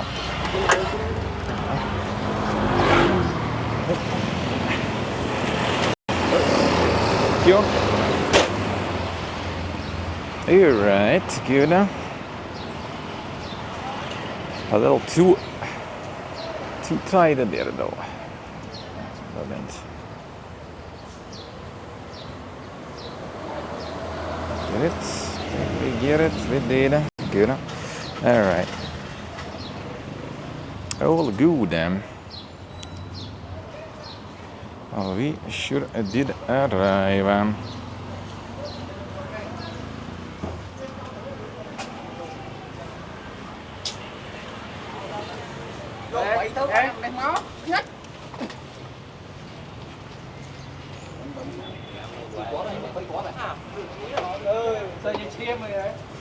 The card gaming enjoyers. I'm going today too. Spending weekend playing cards with the boys. See how it is.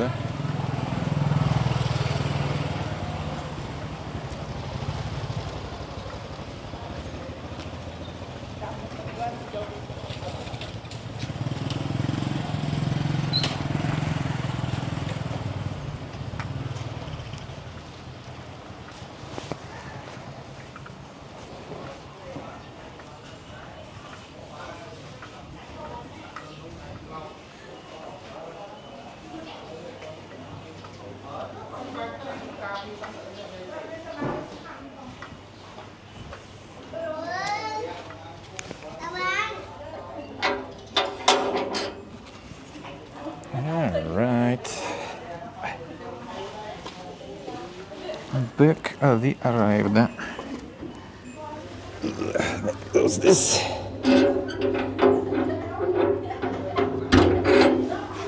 Hopefully not the system for me.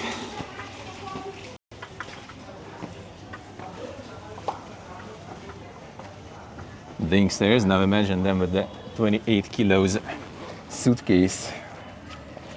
That was glorious.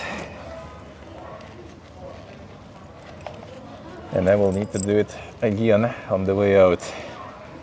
At least down, so that's fine. Well, fine, not really, because it's still not very convenient to do.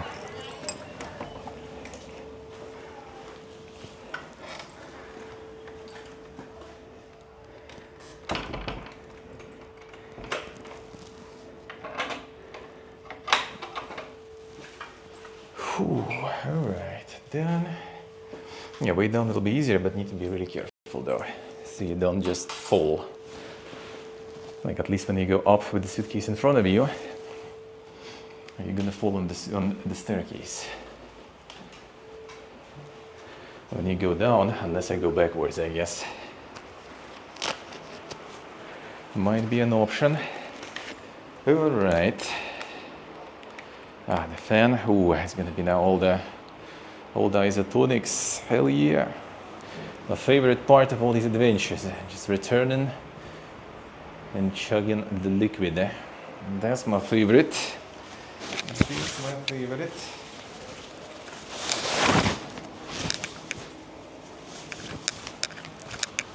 Whew.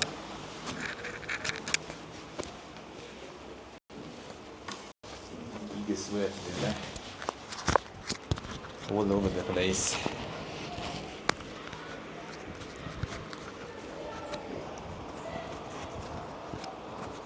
And trucks are low.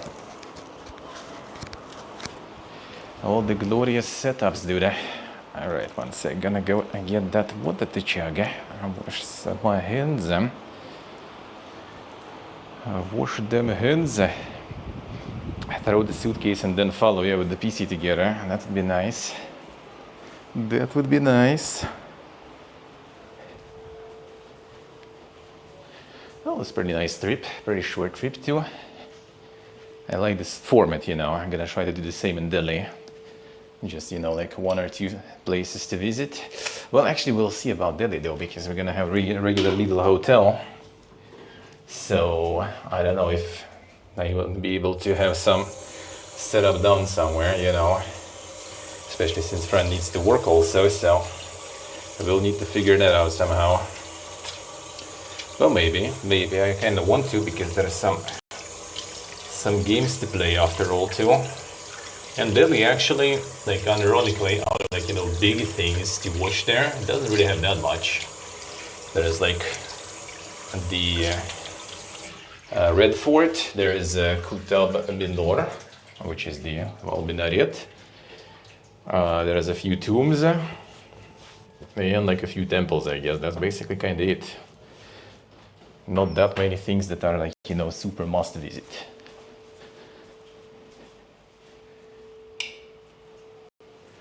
I'll need to find some places that are must eat though, that's for sure.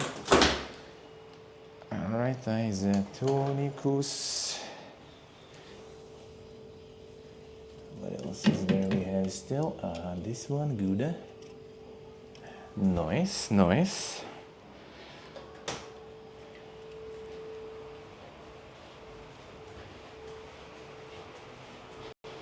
No, and I had no food yet today, because also the fridge is full of 7-Eleven stuff that I need to eat so it doesn't go to waste. So we do that.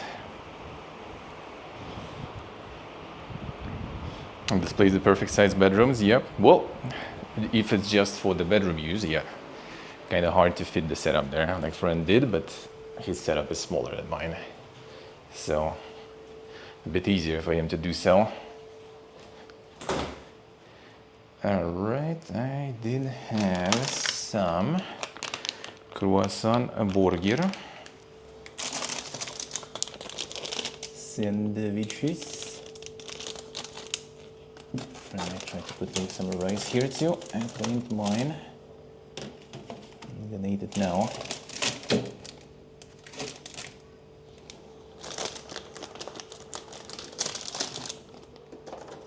I think I'm gonna be using the marinated pepper probably, because I don't think you can really travel with it. I think it's gonna go bad pretty fast that way. So I think I'll eat some of we need to eat it while we're still here, because it's not gonna survive the travels, especially with this heat. Can try to look into it, and yeah, like just salt and the fresh green pepper is not exactly good for transportation. I need to store it in the fridge. Okay, 1 second, something for microwaving. Maybe these. No, actually, let's get this.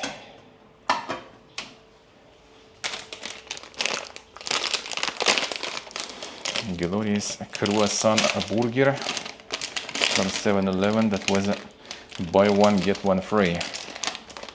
Can't resist such offers, dude.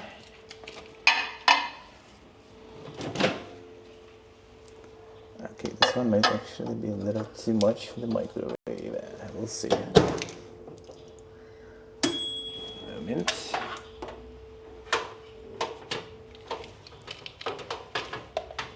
Dink donk.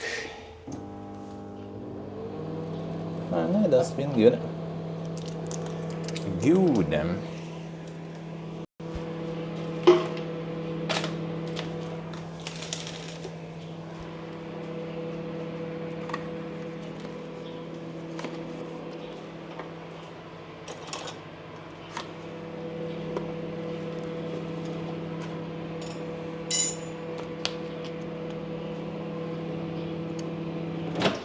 And again, a little dink.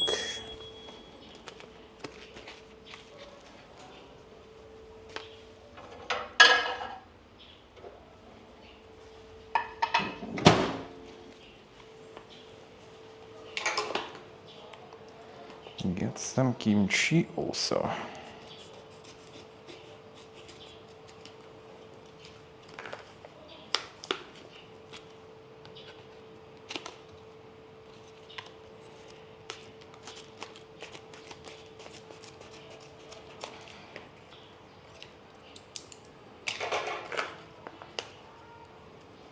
I'm gonna eat the good stuff before we'll be in the lens with no kimchi. And I guess you can kind of find it somewhere, but it's gonna be overpriced shit. You can try and make some. That's an option. That's an option. A moment. Get the kimchi on the plate and let's go on.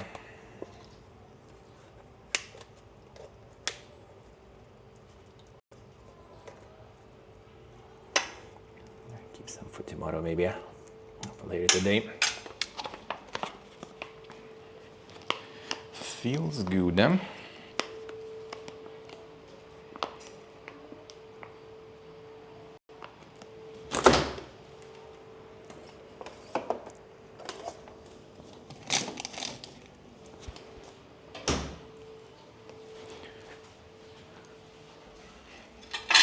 All right, food gear acquired.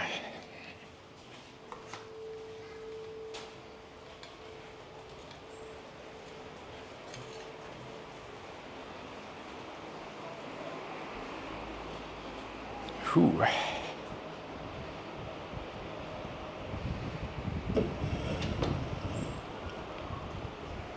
Switch to the PC.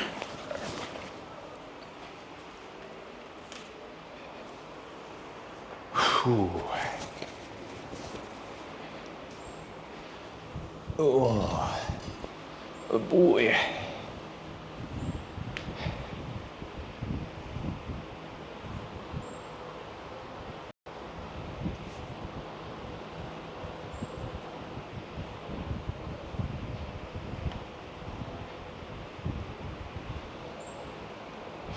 Alright, one moment, just gonna be a quick switcheroo to the PC setup.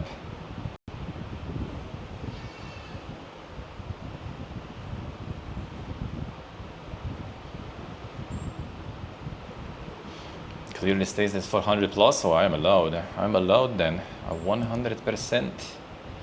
I sure am. Easy 100 plus. Gonna miss these drinks actually. They nice. They nice. The isotonics and heat are super good. And these are actually tasty too. I like them. I like them. Ceiling fans aren't too common. I mean, you know, not exactly the region where it's too common.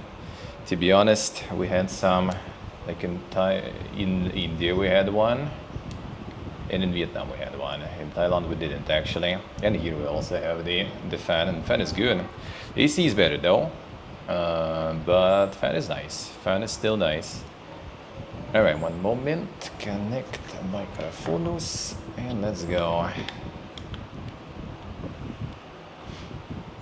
Dude, some like electricity networks though, and plugs and stuff are fucked up in this region, honestly.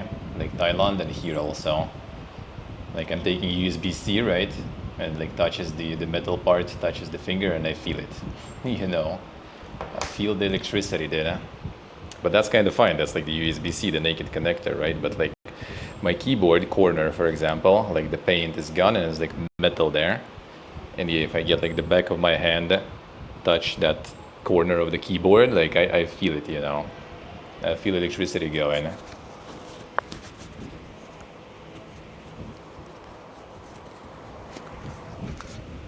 All right, switcheroo.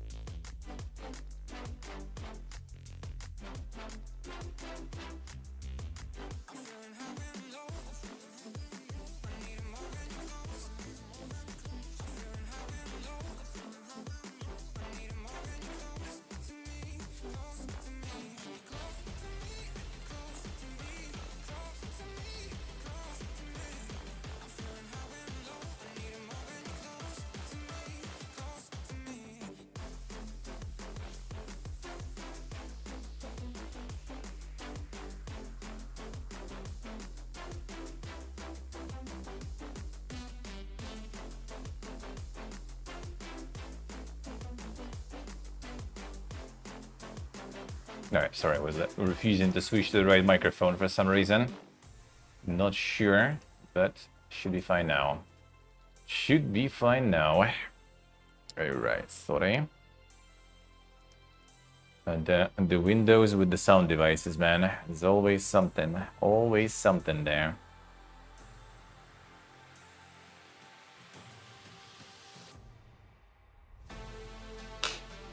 Some of the showers are electricity heated, most of them.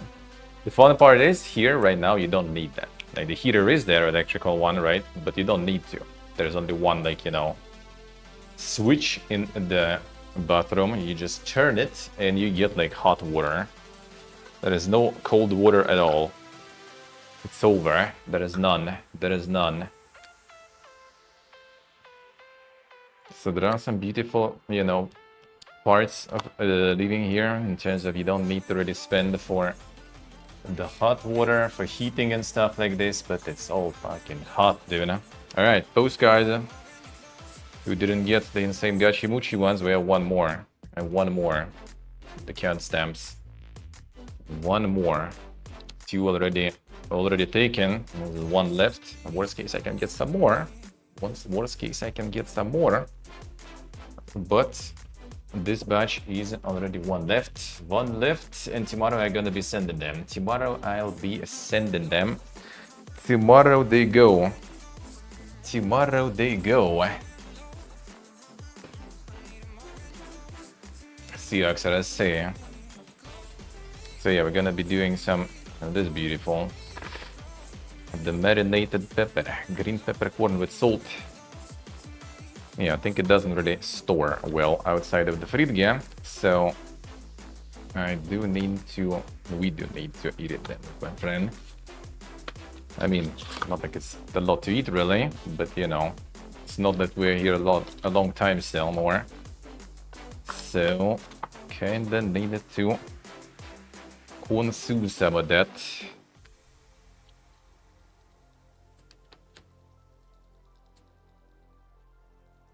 Yeah, really interesting taste. Yeah, like they did give me some to try in the store, and it tasted dank.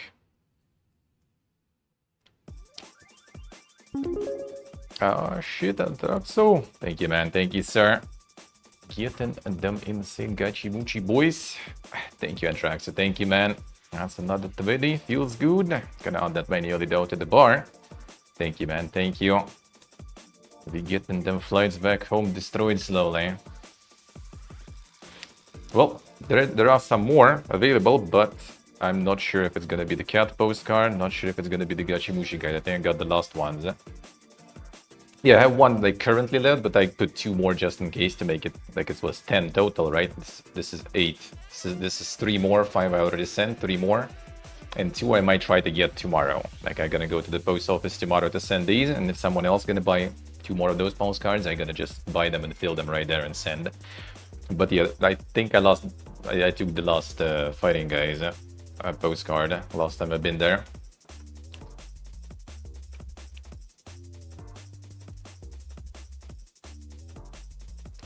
Well, it tastes so good actually.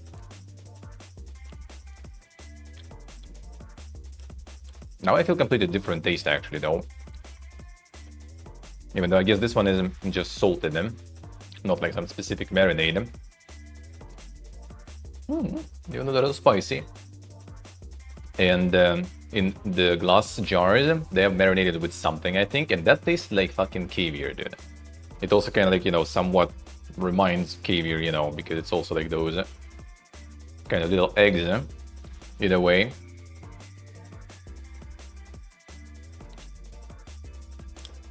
It's just kind of the same feeling even as caviar.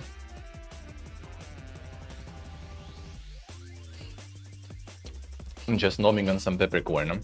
Why not?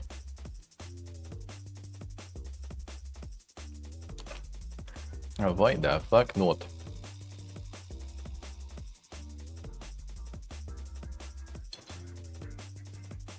Okay, not the best storage for this standing bag.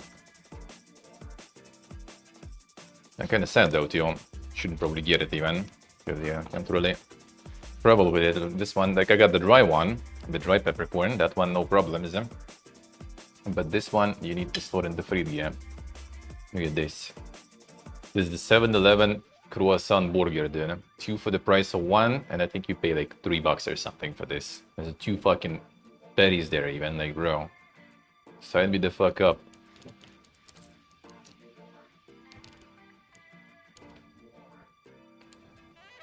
Guardian Track, so have a good one. Thank you for stopping by. Thank you for getting a postcard. Good luck with the racing. Yeah, good luck.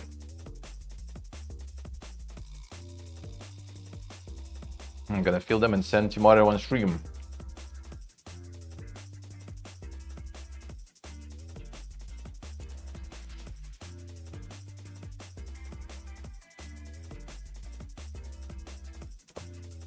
For the price, the amount of meat, dude. Amount of bread and amount of meat. Now that's what I call burger, man. Not exactly, like Black Angus patty though.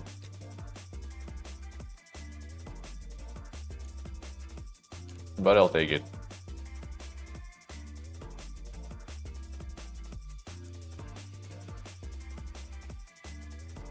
But I'll take it. Alright, so tomorrow, last day in Phnom Penh. The last one. Let's see, let's see.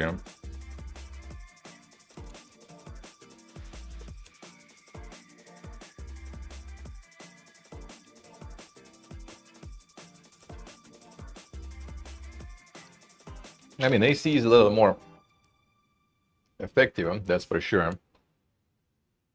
But honestly, like in Vietnam, for example, I only had AC on in the room where I sleep because there's no windows, nothing there. So I kind of needed it there. But when I was sitting and streaming, I only had the fan above him, and that was plenty enough. That was actually plenty enough, all the way up to like 30 degrees and stuff, you know. So for European summer, I think just the ceiling fan right above you would most likely be enough. What would be interesting, what I was thinking about, and I haven't checked yet, what is more power effective? I would assume fan is more power effective though, in terms of electricity.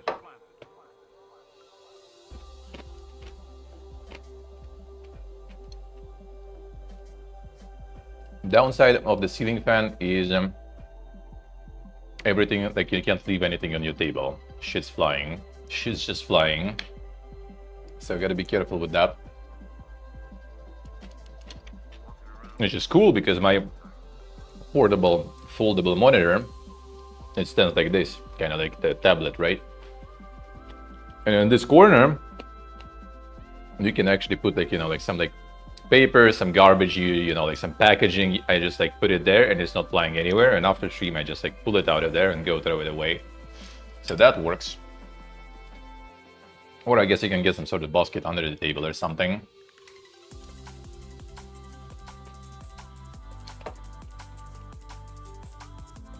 And yeah, the 5-head way would just check what's more power effective actually, AC or the fan.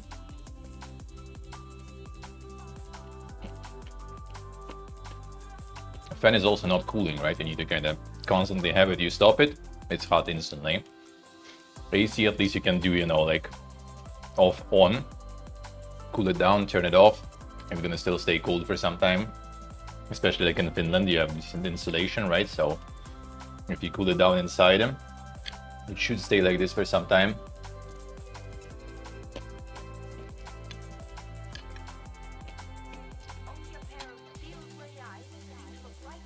Pretty sure some quality research already been done. What's more effective?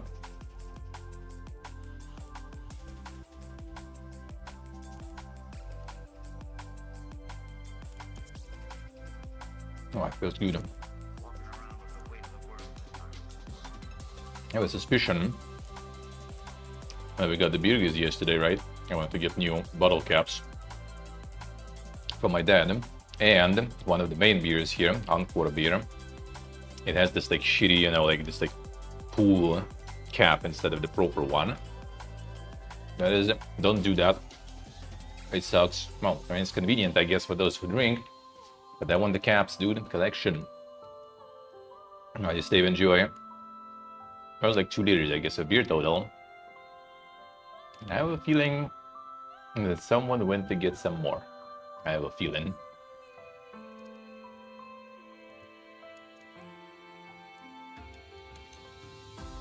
I hope it's not going to be another clown fiesta for another move. Huh?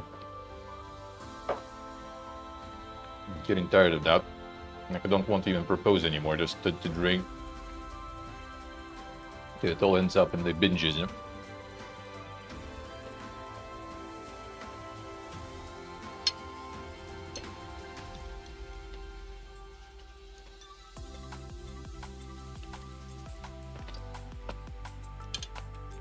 And they annoy me.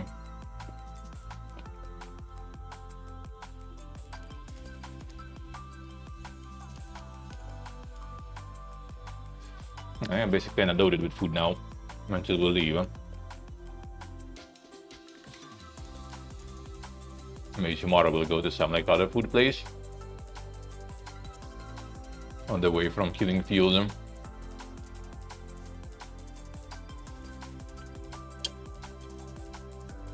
And then you're just gonna be finishing what we got in 7-Eleven.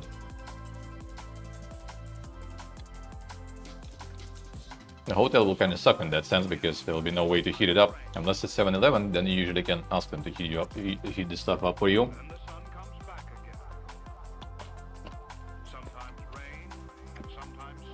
Because with local cafes prices, I try to not go there a lot at all. Like once a day, and today I'd rather skip even. And just eat the 7-Eleven stuff.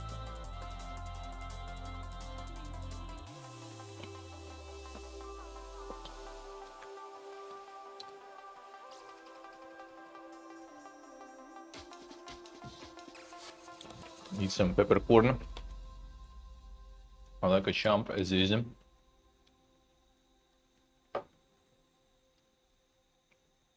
Such a nice taste, dude. And for me, like the peppercorn, like the black pepper always was kind of like, you know, just the dust that pretty much makes it a little spicier. It adds a little bit of taste, I guess.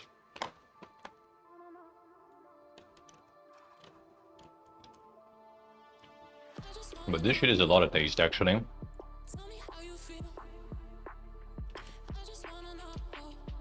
It tastes like, I don't know if you know how the juniper wood smells. Huh? You ever smelled that stuff? There's some like wooden crafts and stuff, usually in some places out of juniper tree or juniper wood. It has this like interesting, really like strong taste. Not taste, but smell. This kind of tastes like it though.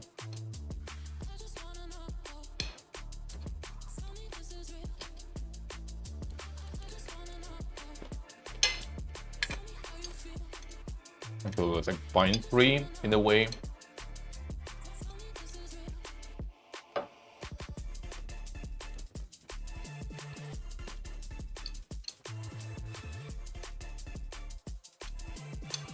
I got some dried peppers, and those I can store with no fridge. And those are going home with me.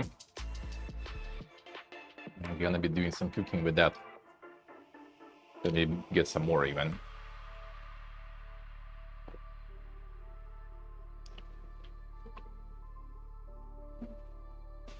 Oh, it feels good.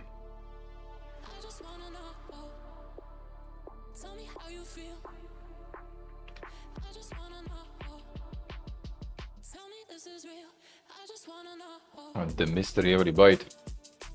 Well, depends, I guess, how you eat it. You want it to decide with some beer, and then you're probably not gonna be happy 50% of the time. Probably.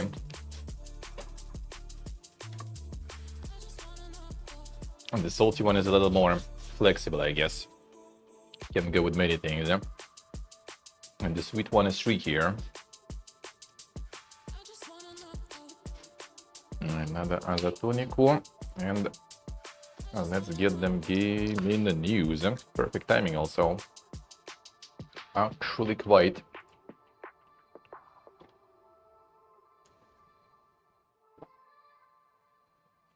Oh, it feels good.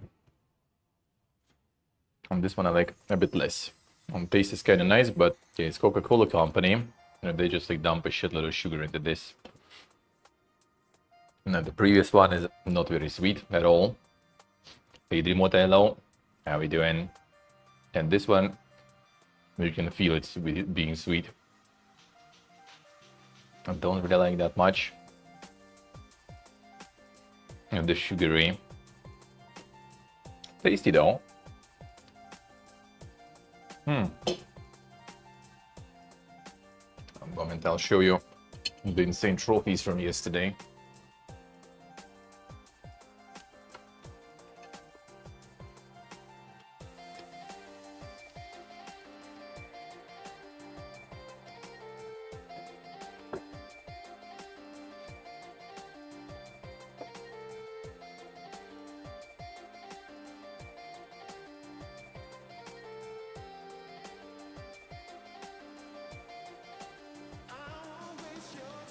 The insane Cambodian trophies, eh?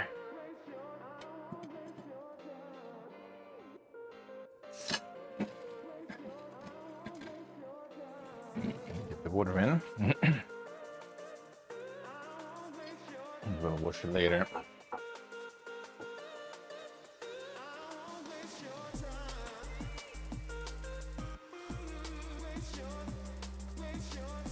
Behold,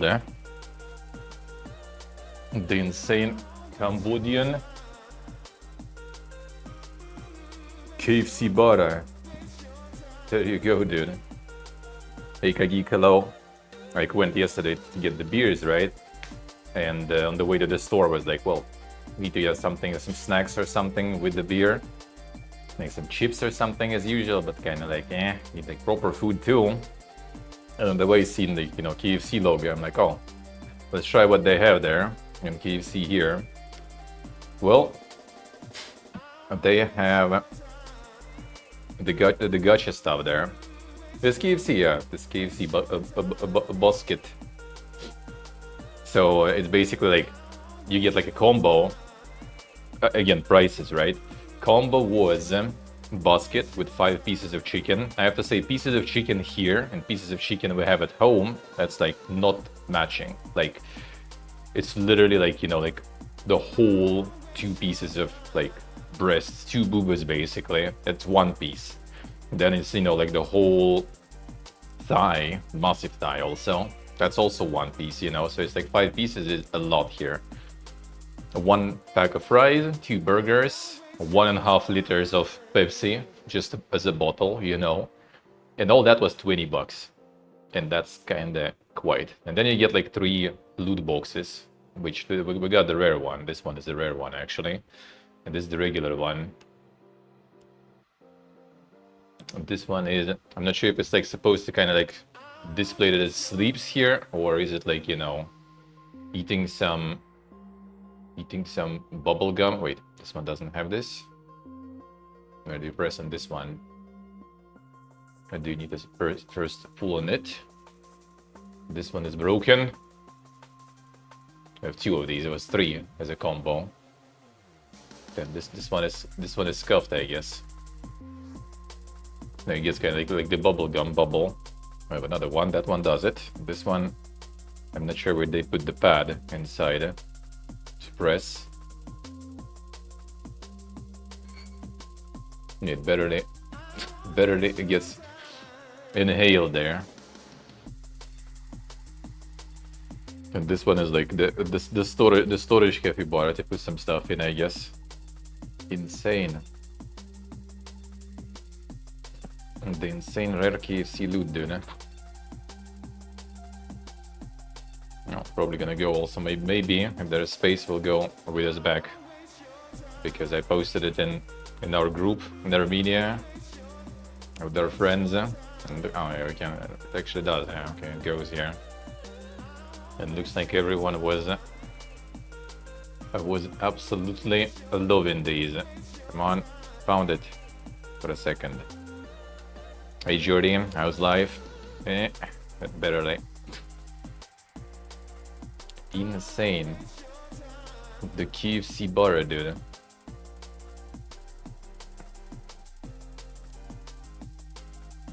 And be more souvenirs potentially.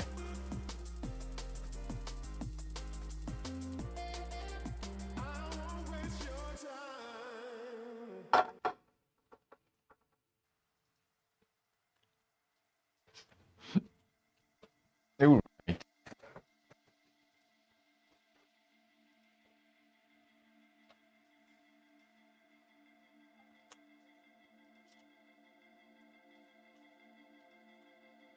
And then let's get the news going already then.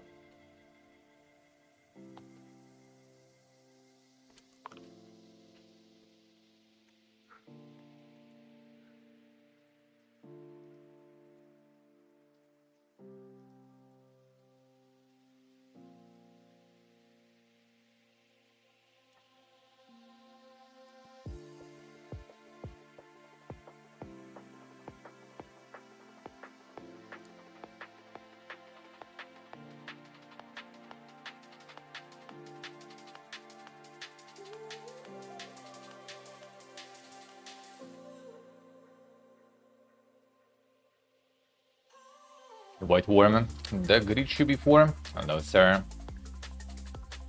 And what you playing there, Nick? And what you playing? And what you playing there?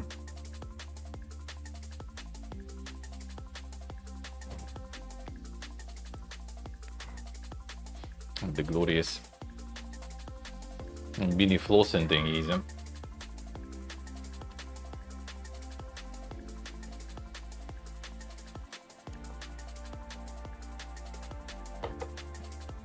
And I'm actually enjoying this one.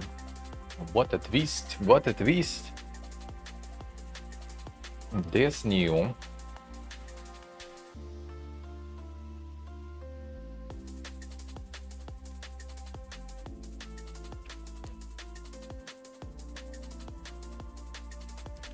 One moment. It's a block answer there. How much is 550? Oh, that's quite a lot then.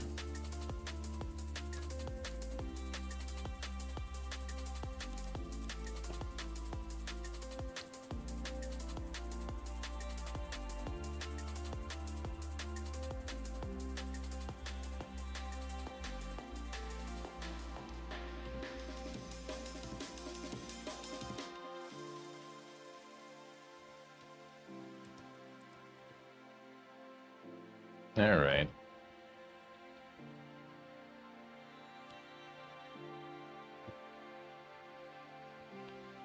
Wait, Jerry, really? Went swimming? Nice, nice. That's good.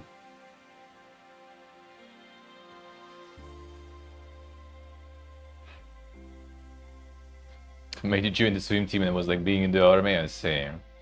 Well, I mean, if you go for the sports, so yeah, that's quite something usually. It's like, that's exactly like, you know, doing something as a hobby and something as a job and stuff. It's different, you know, thing, is it? So, most of the time. So yeah, I do be like that.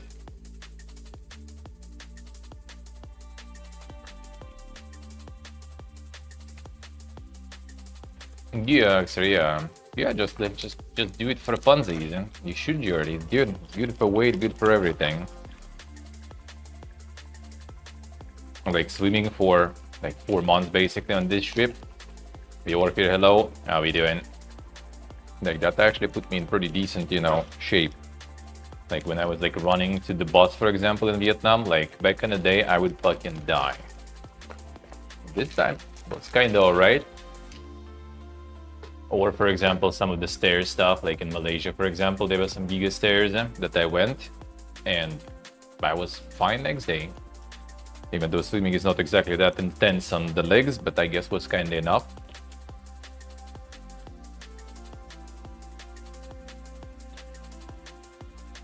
Got me a bit more naughty, and then let's get the news. Oh, I miss naughty so much. Shit's overpriced at home as fuck.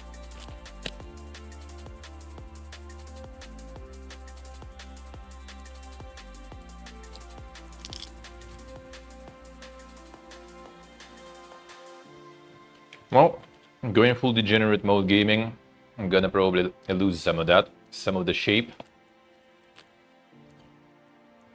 But I'll try not to.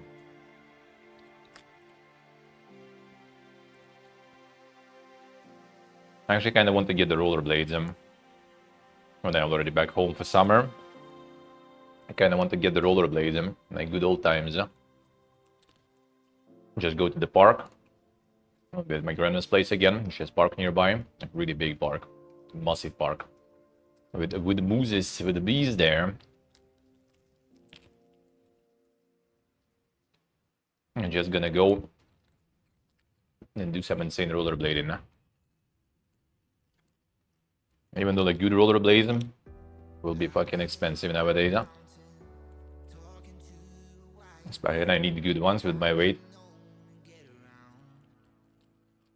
Oh, 1 second, I forgot.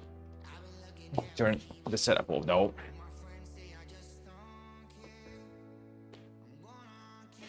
Don't need it to be on now.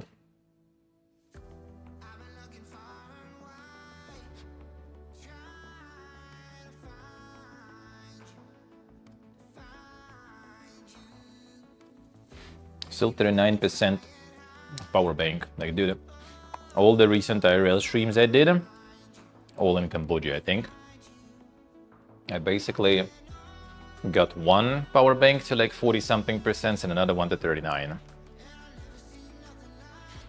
It's so like kind of weird sometimes with, you know, how they get spent. Like in some places they just burn like crazy, all the energy, and some places they just kind of like end up working no problems for a while.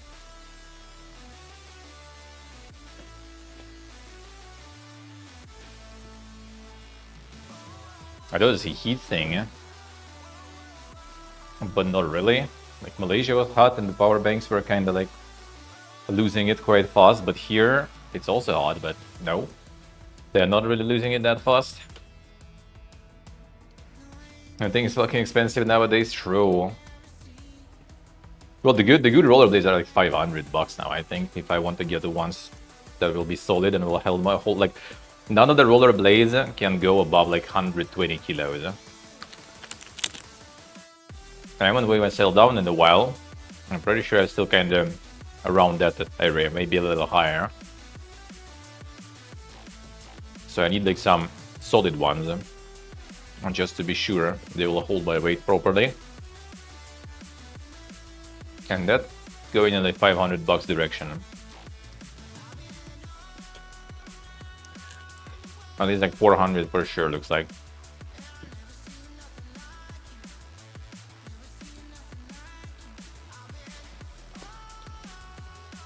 Yeah, we doesn't include a lot of people, unfortunately. I'm also not a part of we. Oh shit, Orpir. Thank you for the streak, man. Thank you, sir. Thank you, sir. Did you get some extra sleep today, man?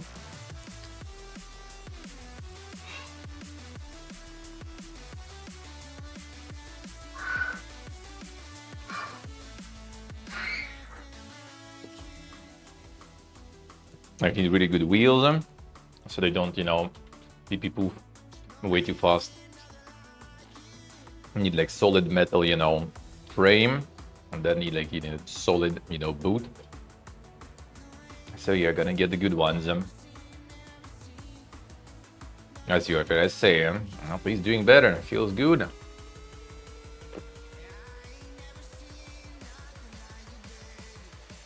Oh, good. Very good. I shouldn't eat first though, actually. I should first chug the isotonic for the maximum pleasure. At least one. Then already eat, and then drink some more. Would kind of, you know, ruin the perfect chugging experience. A little bit. But I still have some more to chug later anyway. So that is good. Oh, feels good. Oh, 1 second, let me actually open all the tabs, because I didn't do it before stream today for some reason. Did the notes, but not the tabs.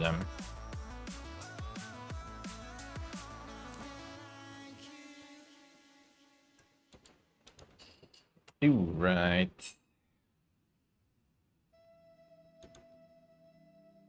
And both should be okay. I mean, that kind of depends on the definition of okay. You're not gonna starve at least. Probably.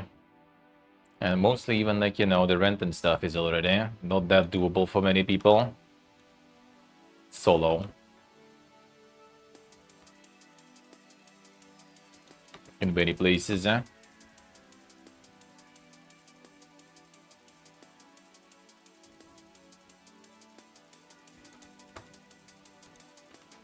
Like, for example, like my brother. A lot of my friends, like if there will be rent involved, direct full price rent, like my brother would be paying not the small one to me, cut one to me, a full rent, then he would be, after rent and all the bills, left with like $200 for food and everything.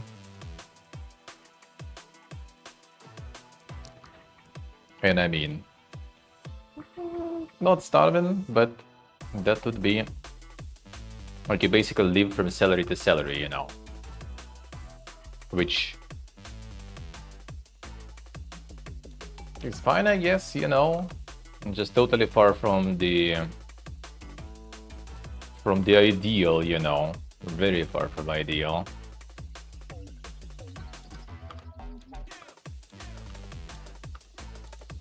And when people start living from salary to salary without making a lot of savings and stuff, that is not good.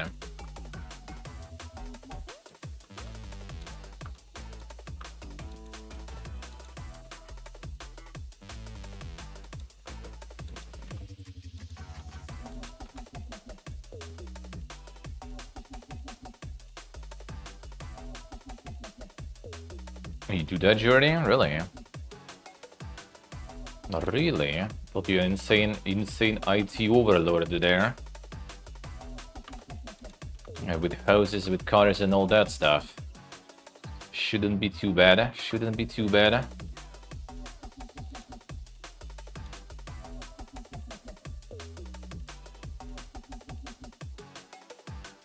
But yeah, you do need some safety stuff. Like I'm so far managed to maintain whatever Twitch sent me when the paychecks returned, right? When I managed to fix it, they sent me $6,000 that I earned over 2.5 years.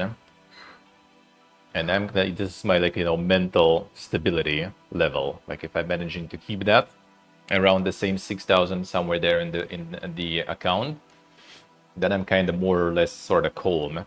Not super, you know, because if it's not going up, that's also not good, right? If you just like stay at the same level for years, it's still kind of a little more calm that way, but could be better.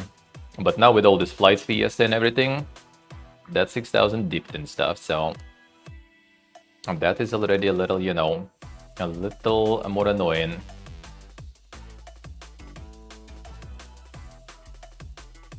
I see, George, I see.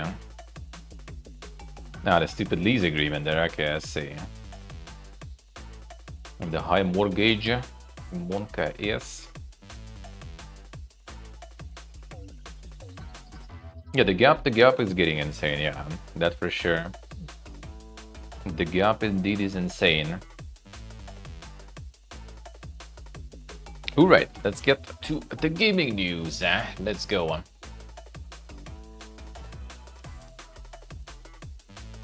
It's about time, perfect timing actually.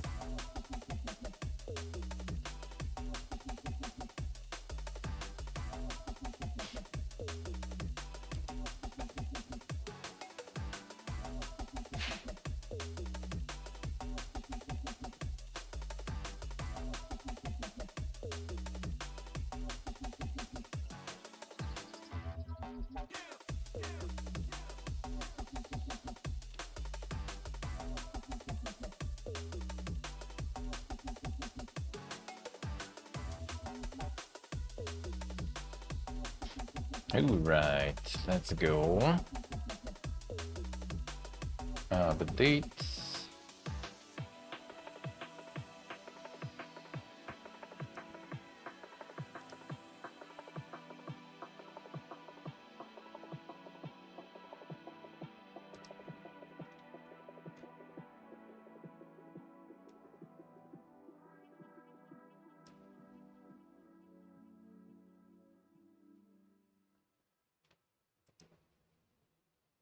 Update all the categories on all the platforms.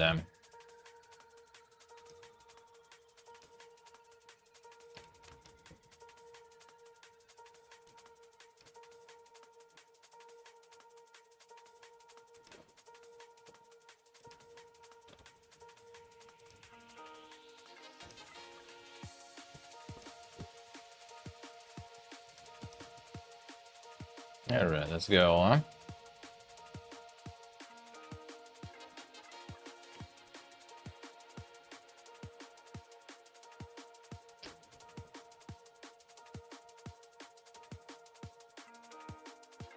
Procedure SA. Gonna be the insane order then.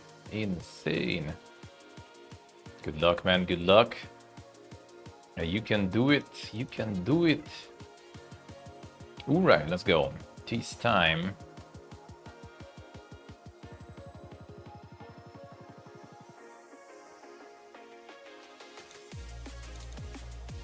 Steam open. Let's go. See what is up.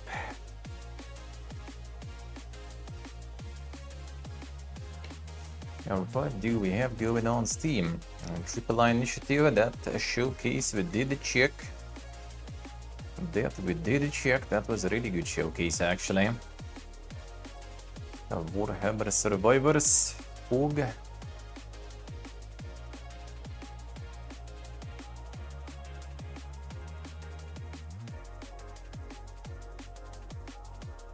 CXRSC, the game plan. Do it.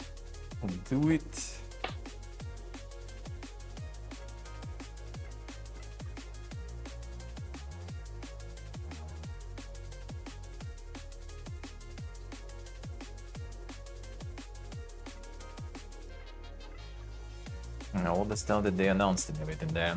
Very good. A real good showcase. Read up on announcements.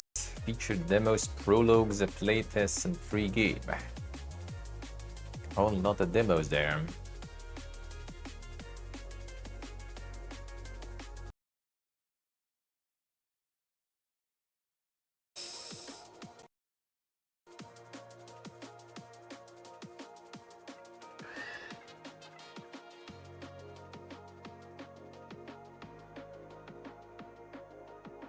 Yeah, still going. Come on, dude. Okay, better now, I think, right?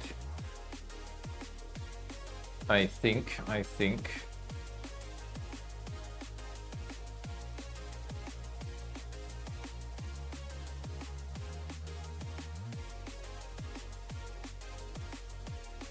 $500 now. Now the first graveyard keeper for free, by the way. Get it.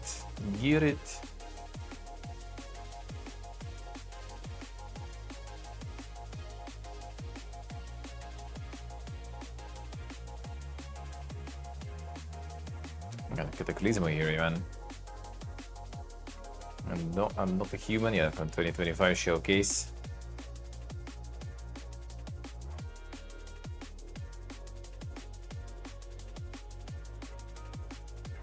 The fun grind, at least they nerfed that. That used to be a way worse. Now the Plague Inc. franchise. I got the Extinction Inc. or whatever, or Extinction Day. What was that?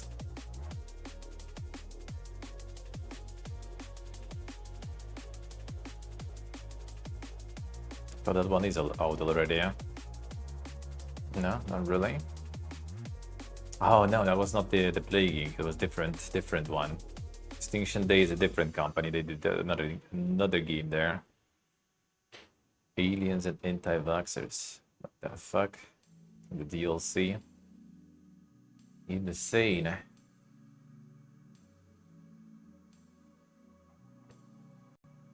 Let's see what did I say? Huh? Yeah, there was a lot of good stuff that they showed there.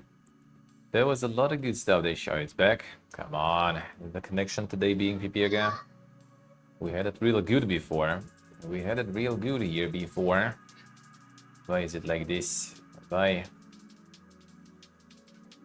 Oh boy. Yeah, I guess just the connection here today. Not Puggin.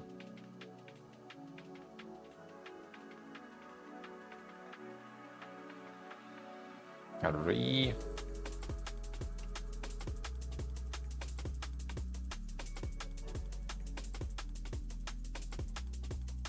Stop glitching. Should be fine now.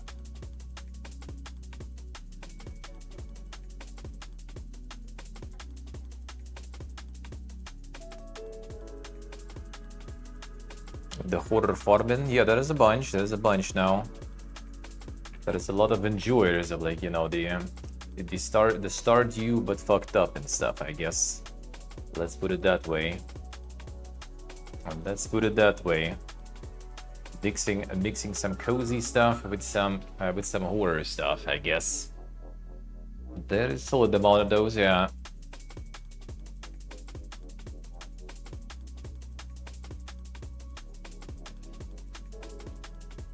Oh, the solstice is a 1.0 now.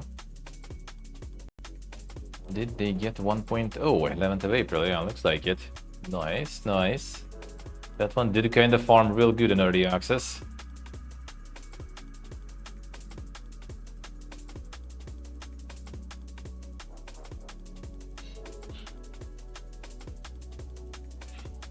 And now it's actually 1.0. Looks like someone's going ham there outside, huh? Immortalization though. Terribly addicting micromanagement, I see, yeah.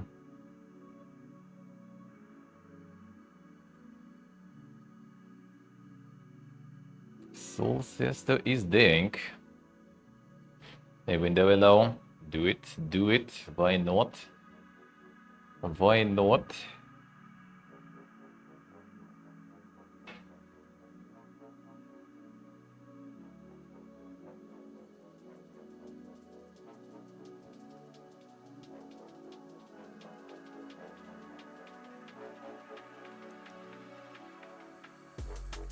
Yeah, there's the Extinction Day.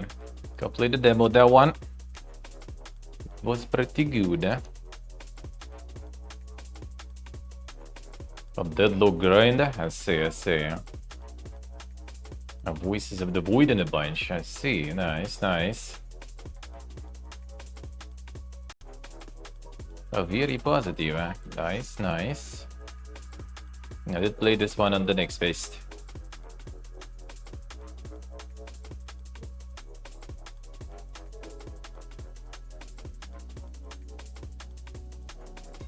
I was very good, huh? Skull Horde, huh? Dinking again? Dude, come on. Maybe dinking today. Just, you know, like mentioning how good the connection is here, you know. And everything is working really good, huh? And there you go. We decided to start sabotaging it all of a sudden. Come on, man. Don't do this. Don't.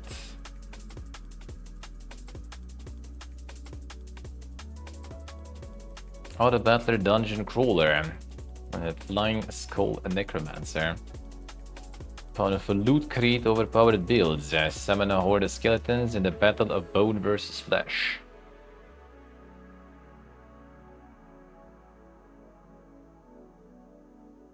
This is also like the weekends. The weekends are kind of fucked here. And usually was also in Vietnam, like around Friday, Saturday, Sunday. Could be kind of way to dink in terms of quality and stuff. Getting some dinkness going. Looks like the same situation here, I guess. And the overall connection here is really good, I would say. Well, maybe not better than Vietnam. Vietnam had like the real dink speed gears. Mobile might actually be better though. Close, I guess. Maybe not better, but they all kind of nice. Because Vietnamese connection, I also can't complain about the mobile one. And I was like streaming from fucking bus in the middle of nowhere, and I had not a single problem with that. And just going on the bus for like 2 hours without a single disconnect and stuff. And that was good, huh?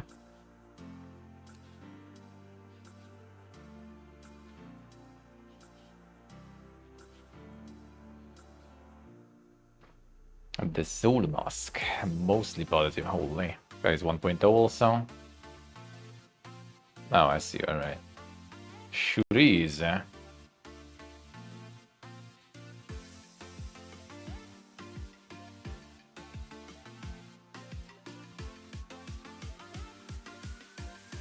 Recent mixed. Another Giga Survival. With Egypt DLC. Yes, Egypt DLC. Feels bad, man. Feels bad. Get some swimming yourself, dude. Thank you for stopping by. Have a good one. Have a good one.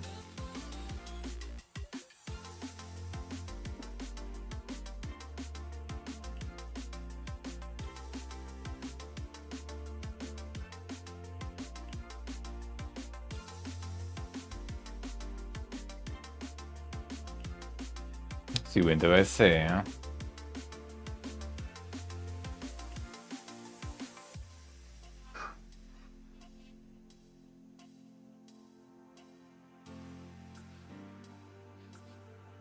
Some insane PvP in there too.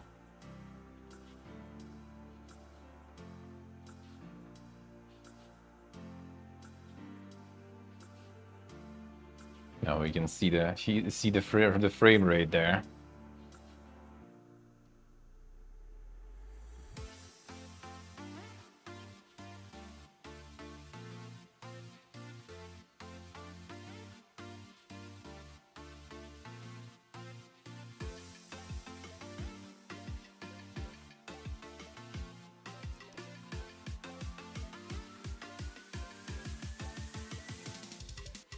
Bigs though, yeah. Apparently a bunch of issues there as usual, I think, with performance and stuff.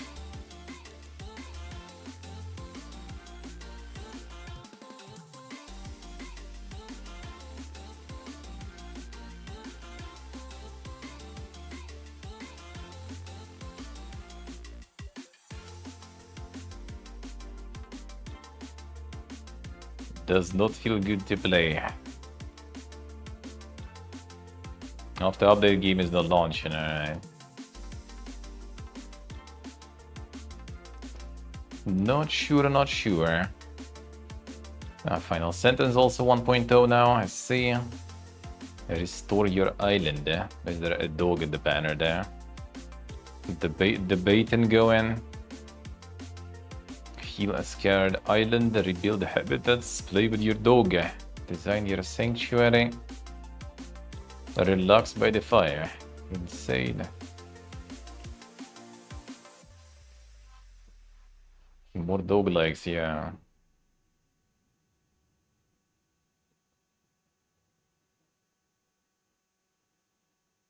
That's a lot of garbage there.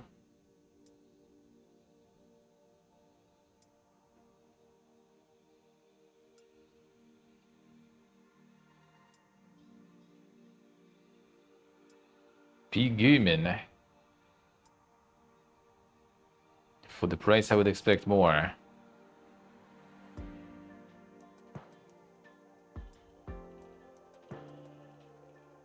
Very disappointing. I've been waiting to be a free update before playing. Beat it 100% in 3 hours.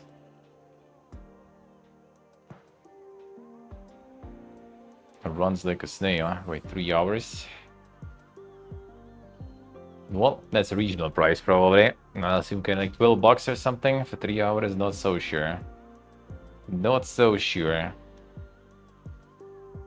Another Guilty Gear. Is it also out of like early access or something? Yeah, looks like a lot of reviews there. Oh yeah, it was. 1.0. 2.0 even. Yes, even though I say. The Viva Fighter Enjoyers. Yeah,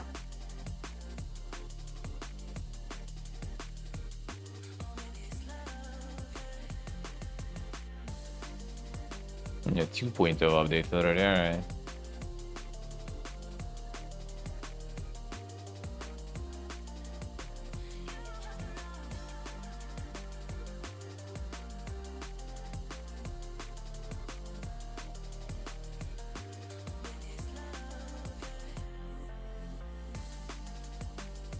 Super Fighting Go. The Lay of the Land. Which one's that? Sandbox adventure game. Fantasy world where everything is physically simulated. It's the environment to your advantage and explore, fight, loot, and build your way through mysterious lands.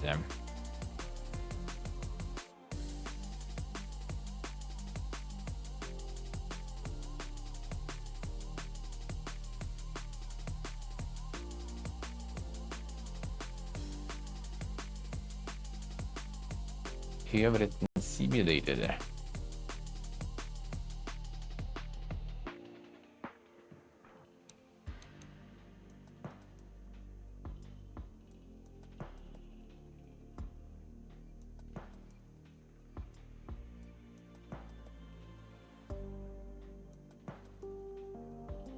Bonk.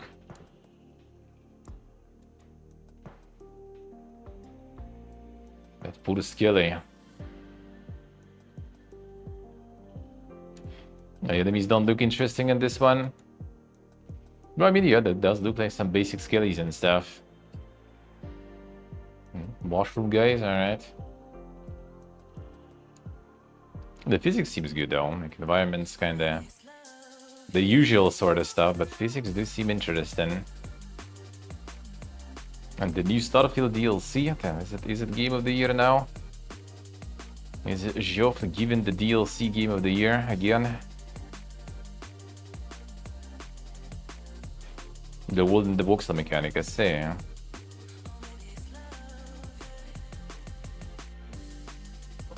Does seem like it's going pretty good though.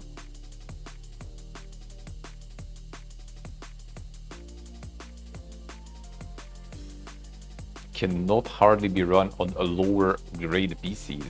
What the fuck? More settings for graphics. Bruh. Huh? It doesn't look like something that should have really issues with, you know, performance and stuff, man. Like, what a time to be alive. I guess I assume maybe like some physics simulations and stuff might be kind of heavy to run. But other than that, why? Why?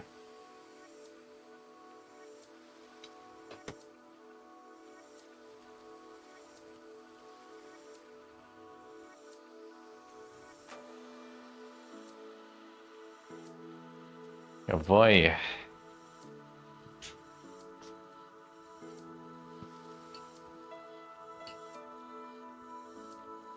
Not even RTX.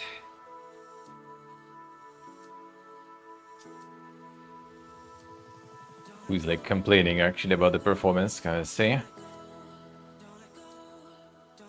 A little bit laggy sometimes, but pretty fun on 4060.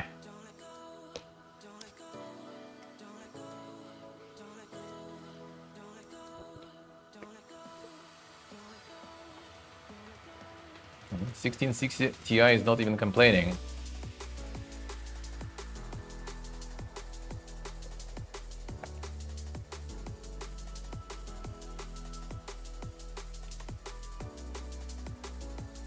Not that many people in general complaining.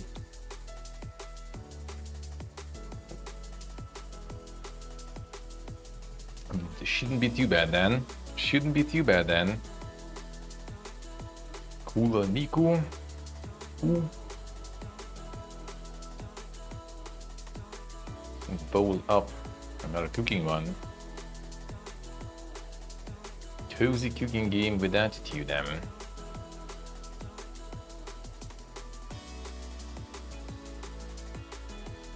The Wiebekuchen. This one's farming there. This one's farming.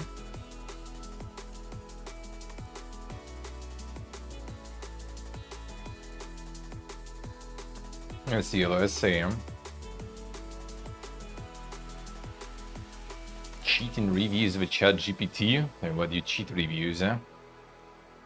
Reviews are reviews, and not getting paid for that. Until we get some Gabe coin or something going. The spotter, dig or die. Ooh. A dig by day, a fight by night. Alright.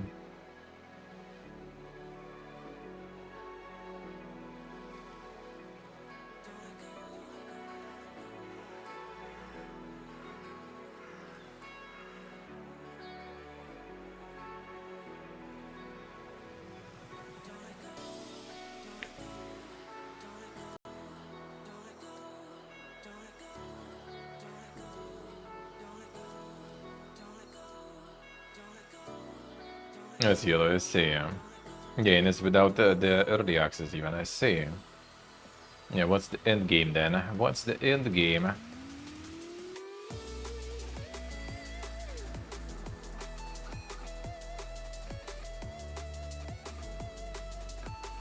So I got like a little bit of everything there going. Some dankness and quirkiness for them streamers.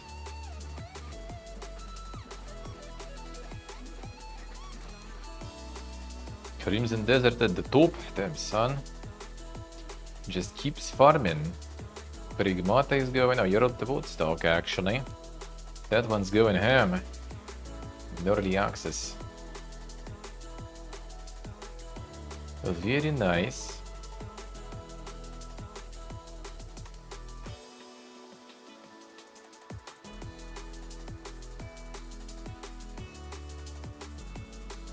The Minecraft win. We'll see, we'll see. We'll see.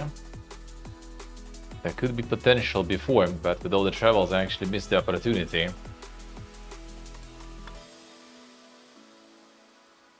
I missed the limited sponsor and stuff there. All the spots were taken already. Never lucky. Never lucky. Get back on the Minecraft dungeon 2. I'm not sure if we're gonna get the team again though for that. Not so sure. It's all some ancient history now, I feel.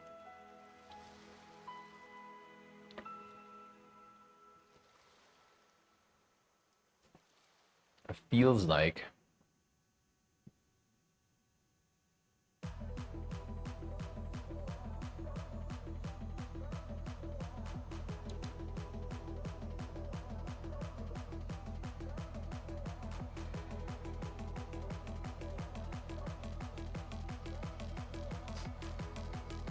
Don't believe positive reviews from Go.Hamsters. Alright.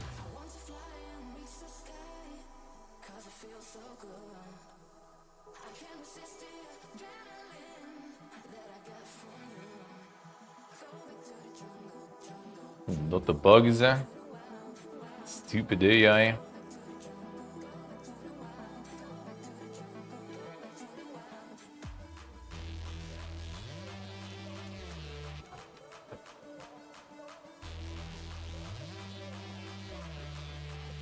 Kind of like that many endurers as usual is actually Russians again. You make something about like post-apocalyptic sort of stalker-ish thing. There you go. You farm all the Russians there. It's like more than English reviews, I think, even.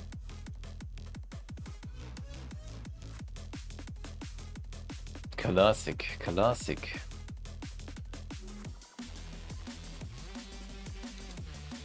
I guess not to mention it kinda, you know, has the Russian game also, so I guess that was actually kinda smart by the dev.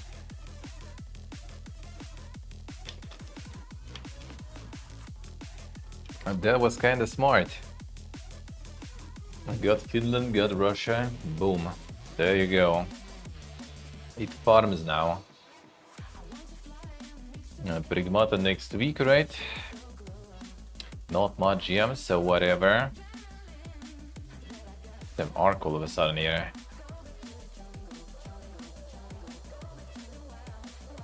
I don't think they did. I don't think they did. It could be maybe like later.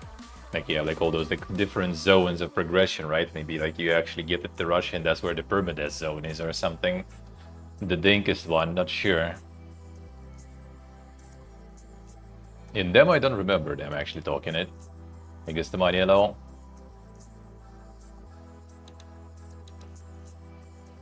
Backpack Survivors, another one. Coming soon.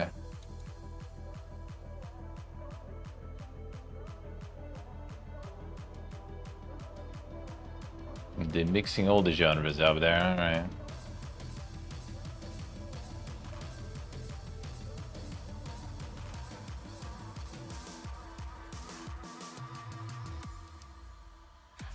Ah, still glitching out? Really? Dude, stop. Stop. Stop the glitching.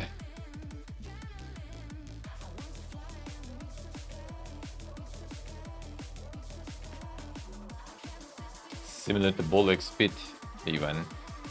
Apparently. A Ruin Lander. Could that be? Instead of saving the world, worry about what to eat. How not to get a dose of radiation and not to freeze in changing conditions. Damn. The insane JRPG. arts and stuff look a little sulky though, I feel.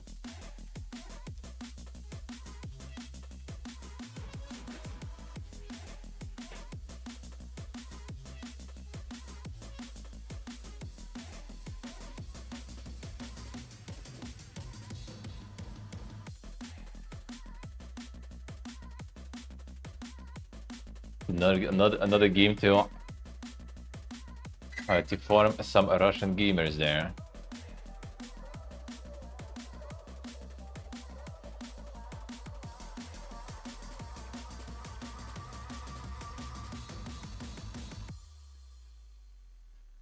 With Bylevsky, oh, I see. Well, made in Russia too, I guess.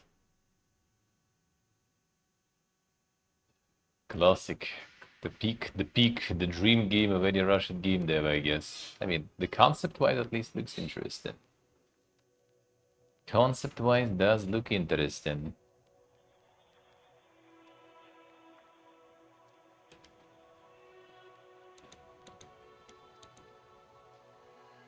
Oh, the gunboat got already soon. Into April. Also was farming all the showcases for a while with the Wito Dink stuff going on.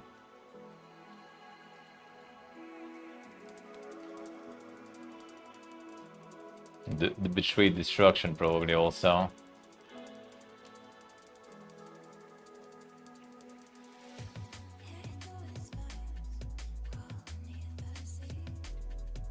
Seems like the Betrayed Destruction. Connection, I think its own way to think this, yeah. It all mixed together. Multi-layer destruction of that bitrate. That stream signal. Dude, come on. Why we today like this? So good previous days. This is the short moments, but still. Steel. Aushadierism. Oh, that was the one where there was like some bullying of some animal there.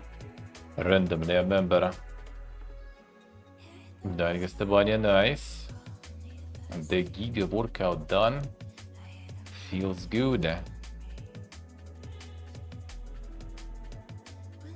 Yeah, remember just actually maybe it's a different trailer.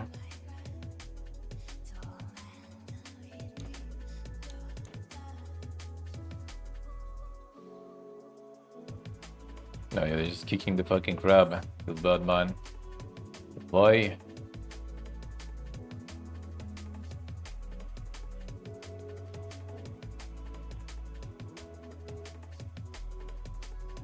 Survival craft and colony sim.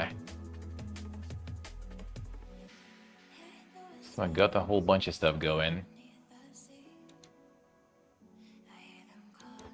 Pebble Knights. Grab 4 friends. Yeah. It's over at this stage already. No friends relatable. Both squad is ready. Damn son. 25 player, a co-op roguelite.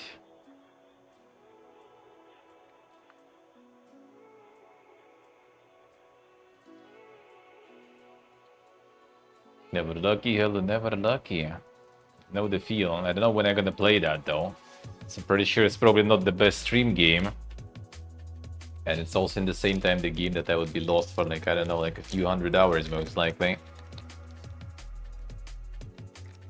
So I'm not so sure. Not so sure. Sunday breakfast? I got the Lion Bar with coffee, that's it basically. That's it. Well, I guess 7-Eleven burger now. That already was lunch though. With some kimchi.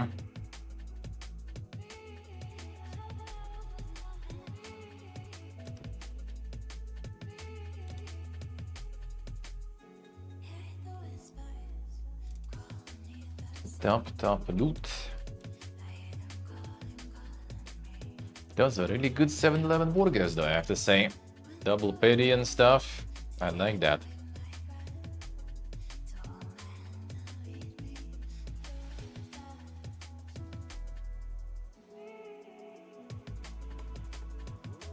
The top loot. So it's just another one that goes on your desktop, I guess. All right. Develop them. The exciting life right there. Video. The avocado toast. Dude, that's actually nice. We somehow, like in Vietnam, completely missed that opportunity. And the avocado is also pretty cheap there. So many things, that's so many things. But when you're like there only for a couple of months, then you just kind of want to enjoy, you know, all the food in the cafe and stuff because it's cheap also, all the pho. I will need to return. We will need to return. But once we'll see when though. For now, I think everything, the first time ever actually, I see. Yeah, the period when I was like also getting some toast going with that. On like some avocado with like some garlic and stuff like that. That was nice. That was nice actually.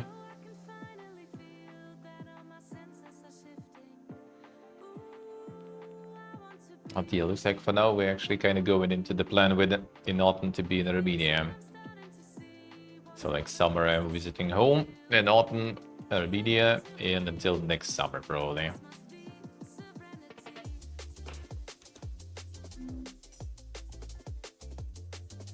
At least I kind of want to.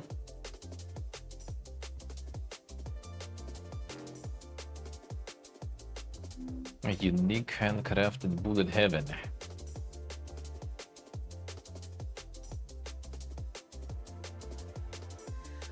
And then, you know, you got like the whole anime about it. And then you get the game.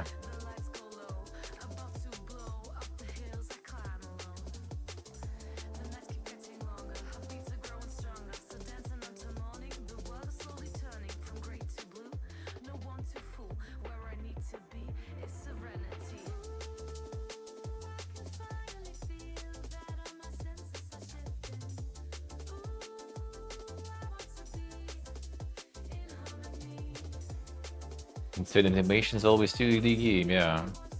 Got capybaras and stuff there too. Hitting all the boxes. I see how it is.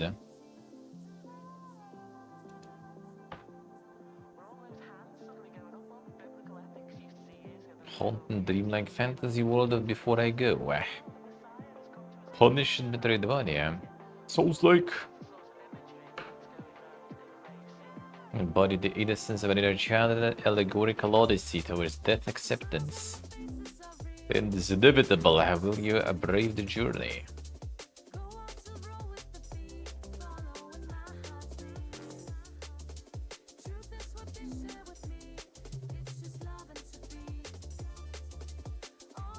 And the massive eugenics endurers, I finished it actually with them. Not bad, not bad. All the eugenics enjoyers, game's good indeed. A loop. Party of heroes, send them into dungeons in this short incremental RPG.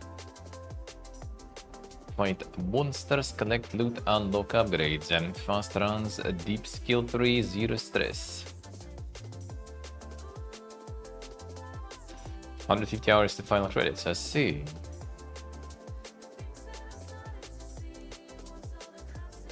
Yeah, time to apply the lessons to the real world, Breed some dang cats. Boots of the Diamond Hand. Oh, that one is soon. 13th of April, it's early access, though. We'll see. And Betrayal at Club Low was super good. Demo of this one was also really good, so wouldn't mind if I'll get an opportunity. This is the way to dang stuff.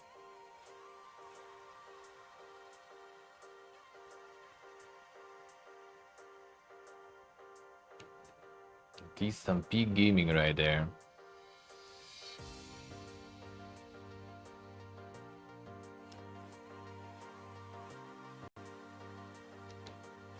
Oh, the Brno Transit release this month. Oh man, I need that one too. That demo was good. That was good.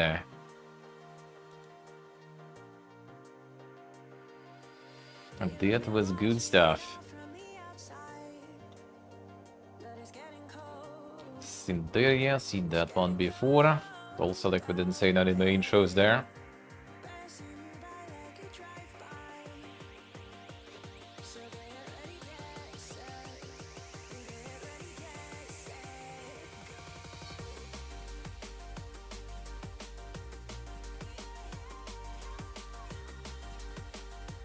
It does seem like it's pretty good though. Oh, the rack coin. Very positive in the end, nice. Yeah, that was kinda alright. Wasn't 100% sure how it will be going, you know, in the long run with the grind, but I mean, probably goes. Looks like reviews are good, huh?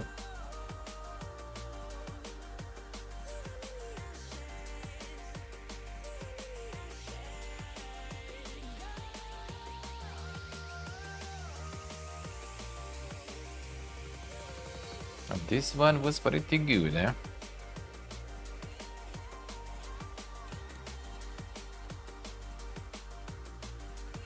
Oh, the hosie's out too.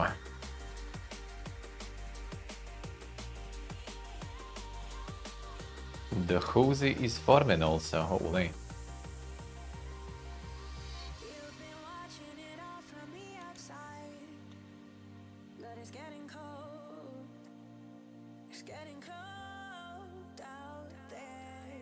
Factory automation. Another one.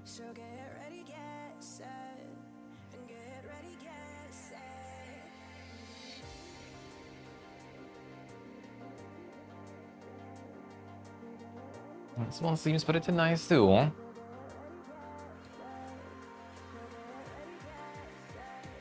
Farming pretty good, eh?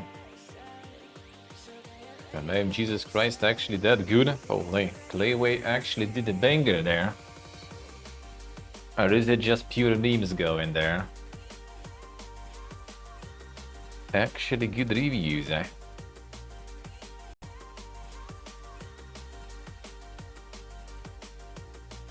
Insane.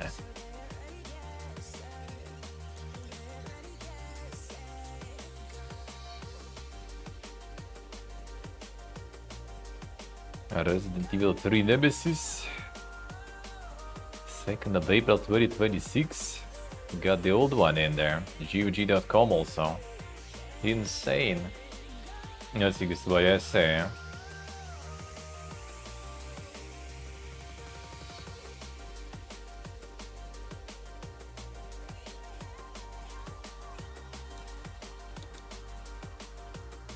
I got the OG out there.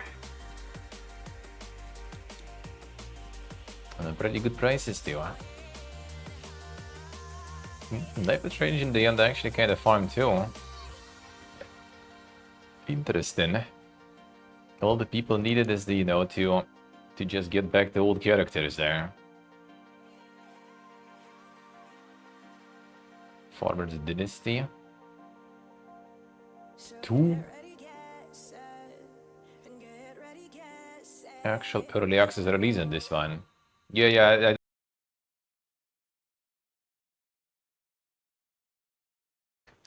should boss. It just bosses after a bit. Usually. Yeah, it's a connection pretty much. That's the connection issue. There's something on the way that is kinda bad, eh? By the looks of it. Or the same in Vietnam too, sometimes. Vietnam kind of more often. Here is the first time I have issues actually on the whole internet. I guess the weekend, you know, the lines are getting a beating or something.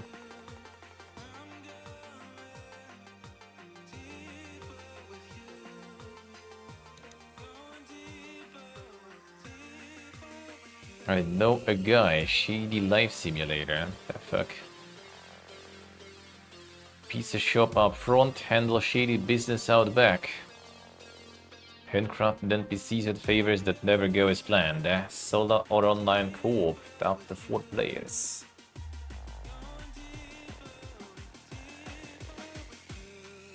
Well, it sounds kinda like Ding stuff, also co-op everywhere again.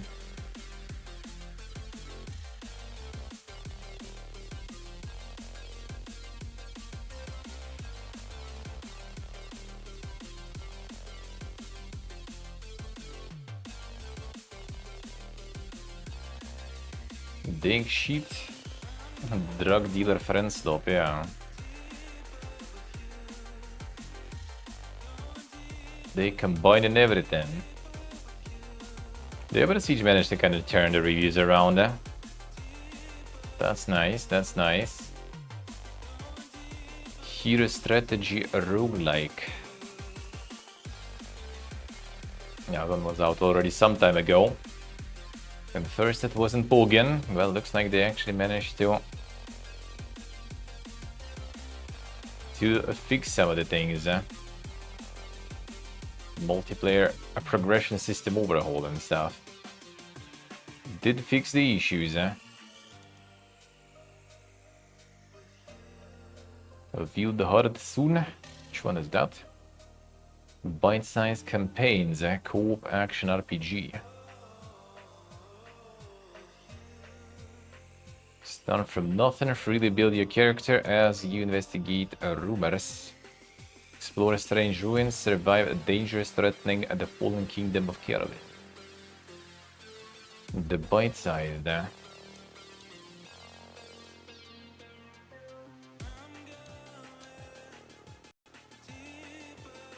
Nice, Axel, nice. Do It Night Abyss. Thrilling hybrid action RPG featuring dual narrative. Free to play. Gotcha shit again. In-app purchases. Yep, that does kinda sound like it. Oh, the external malicious. Oh, this was the one we read before about. I remember. It's the one that they got like hacker bond and they just like gave some currency to everyone and that's it. I guess. Yeah, Katsubaki yellow. Oh, the anime Warframe. I see. Zodiac. So you're buying your insane Turkish McDonald's combo, Katsubaki? It's time. With no 550 liters, but that does sound quite a lot though, not gonna lie. I guess that's kind of nowadays the prices in McDonald's though. So not like you're overpaying that much. Wood actually. But I think I'm going to Turkey probably a bit later. Need to go home first. I think I'm gonna be getting the second passport. A second one for the visits to the countries that have conflicts with other countries, you know. Because after going to Turkey, potentially I'm gonna be able to go to China, so.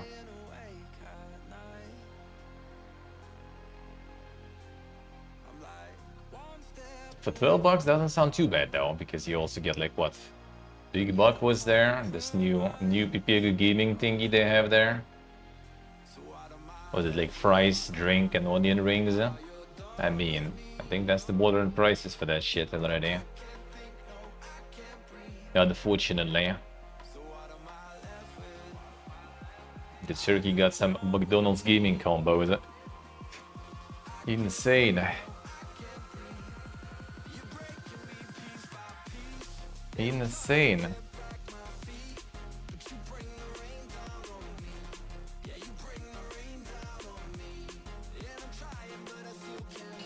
Nice, Oxy, nice.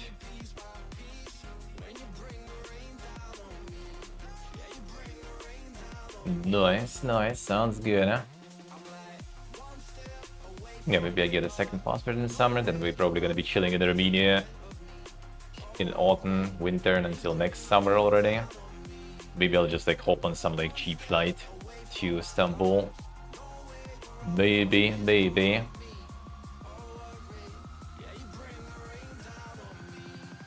Cool.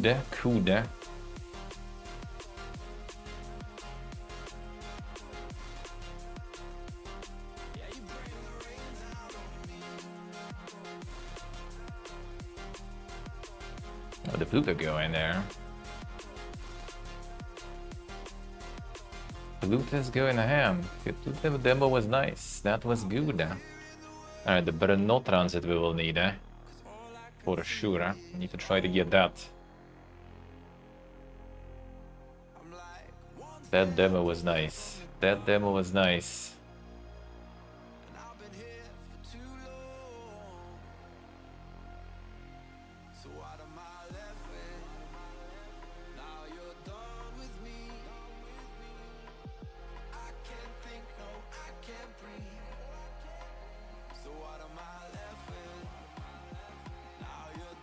Peak gaming, dude. Peak gaming.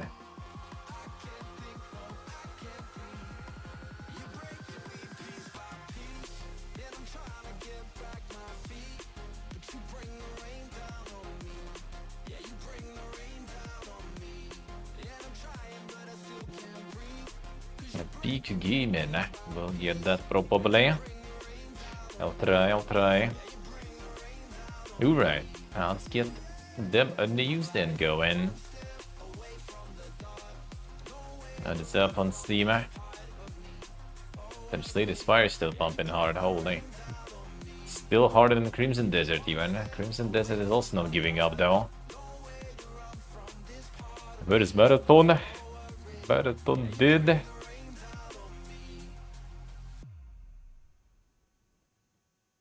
Somewhat stable. At least it's not just Third Mask playing it. Some more people too. He's alive. He's still alive.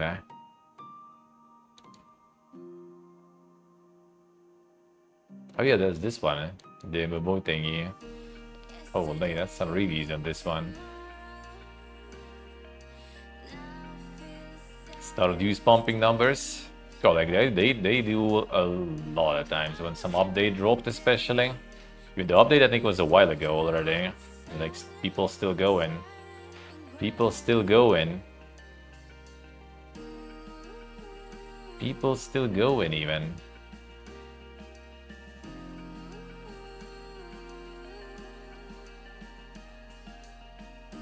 Massively deserved. True. Damn, Soul Boss got quite a peak there too.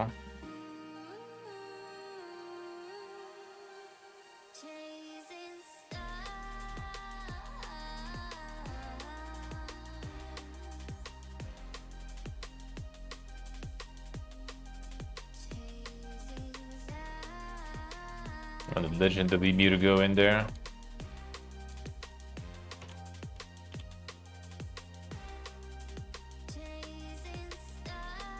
It's free also. Very dank reviews.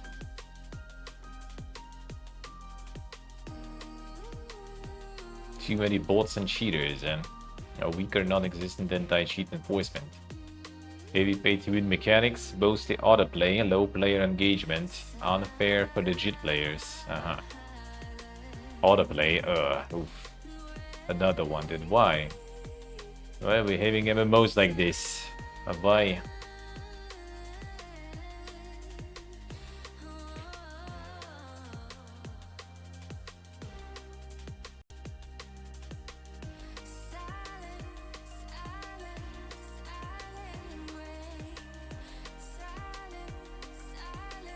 QTEs though.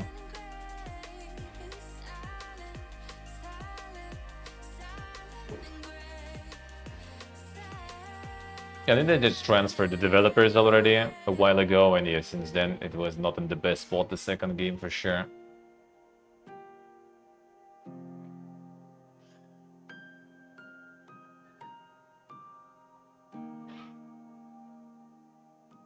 The Boogie Woogie trailer, then you read what you actually get, and that is already not Boogie Woogie.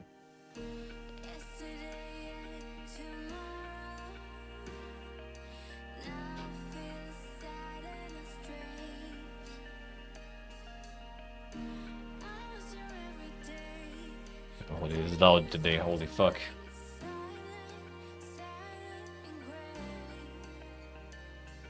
And neighbor's going ham.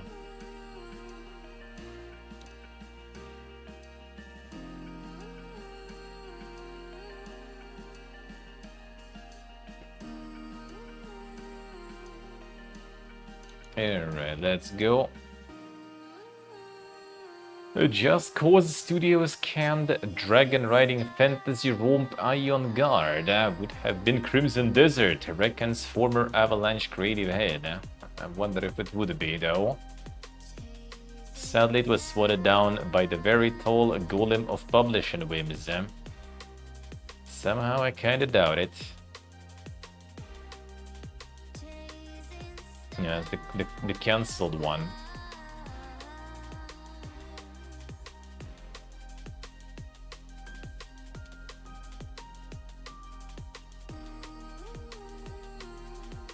Desert Shooter has done badly? Not really. Not really.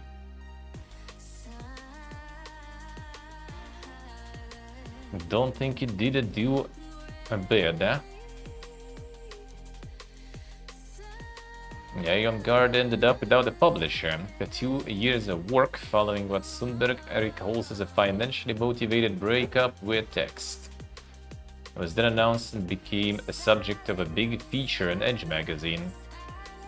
As Avalanche tried to drum up buzz around their idea that another publisher might see and want to run with them. That backfired, with no money people deciding the game was worth the punt. Leon Garn's team ended up working on another new game Avalanche had in the works, an open-world adventure in steampunk London called Arcadia Rising, which ended up meeting a similar fate a few years on. Yeah, Avalanche was not very lucky in the past years, that's for sure. It's up 3 million now? I mean, I guess probably already or something like that. What? Mm-hmm.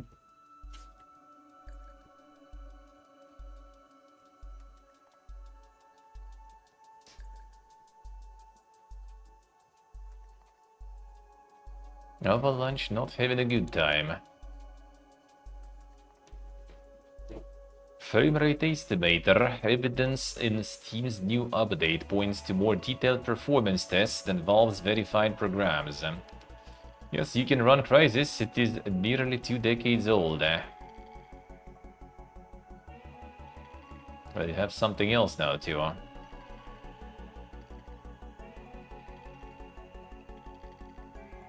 A lot more prophetic about how its thousands of games might run on your PC. So now they're gonna have some performance tool going, so you can try to estimate what it's gonna be.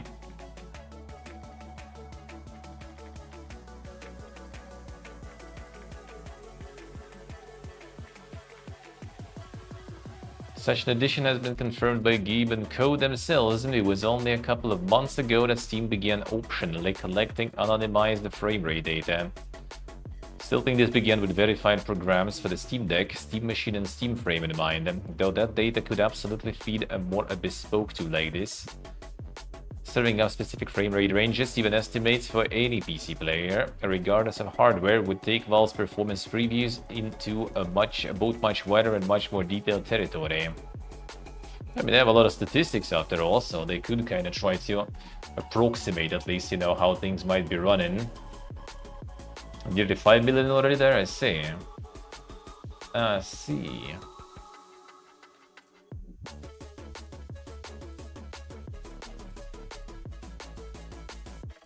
Still not known when it's gonna be there. Yeah, like having reviews with stats, having, you know, some sort of statistics, gathering a lot of stats and giving some info on how things perform. That sounds good, huh? Road to Vostok's hot start on Steam has secured entire production budget the Finnish survival shooter needs for years to come, Dev says. That's pretty good, huh? A journey along its early access roads going well thus far. That is good.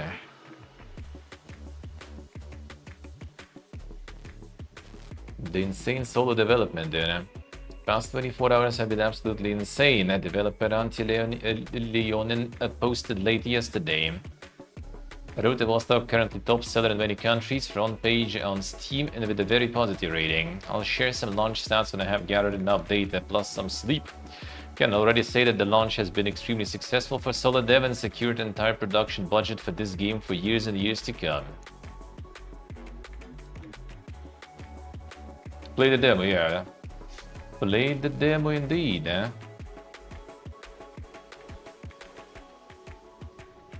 Demo was quite something indeed, eh? Well, people still complain though about AI seeing you from miles away.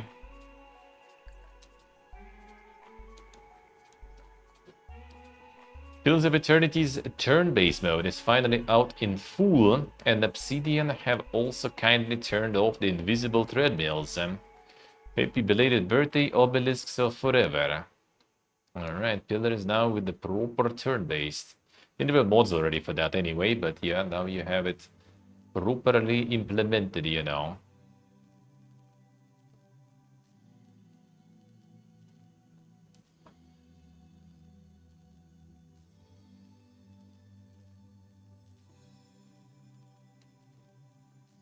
A large feature, and while we have squashed the larger bug that presented during the beta window, and more issues may yet to be discovered. Still, please know that we will continue to release patches for this feature for a short while longer.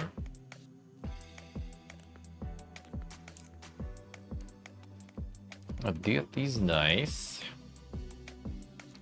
General combat tweaks you'll want to be aware of. Using quick items or disarming traps while spirit shifted and downing a potion of major recovery should no longer backfire on you. Overlapping unconscious and prone effects, meanwhile, is no longer a way to move about freely, and stacking the likes of stun, paralyze, or petrify won't see characters taken out for longer than they should be. So handy interface and control tweaks make the key inputs you'll need when getting it up to speed with turn-based mode a bit more convenient. Very nice.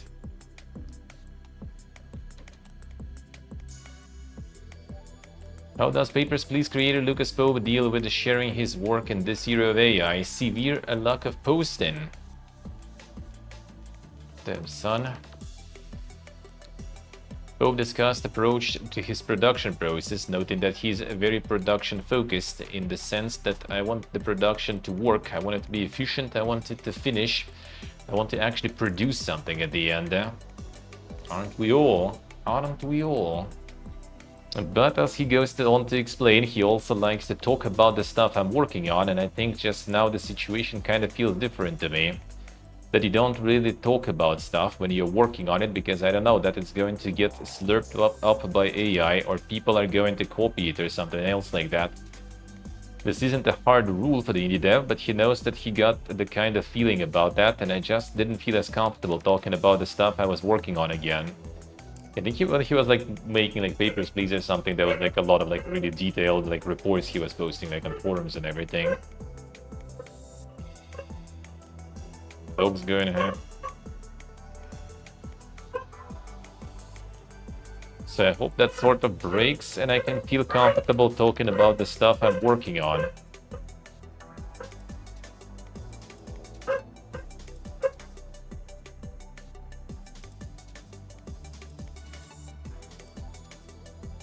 Now we got into that part that everyone was kind of like memeing about, you know, like not talking about what you're making because you're afraid that someone's gonna steal it, but now it's actually, you know, it's actually not that much of a tinfoil hat.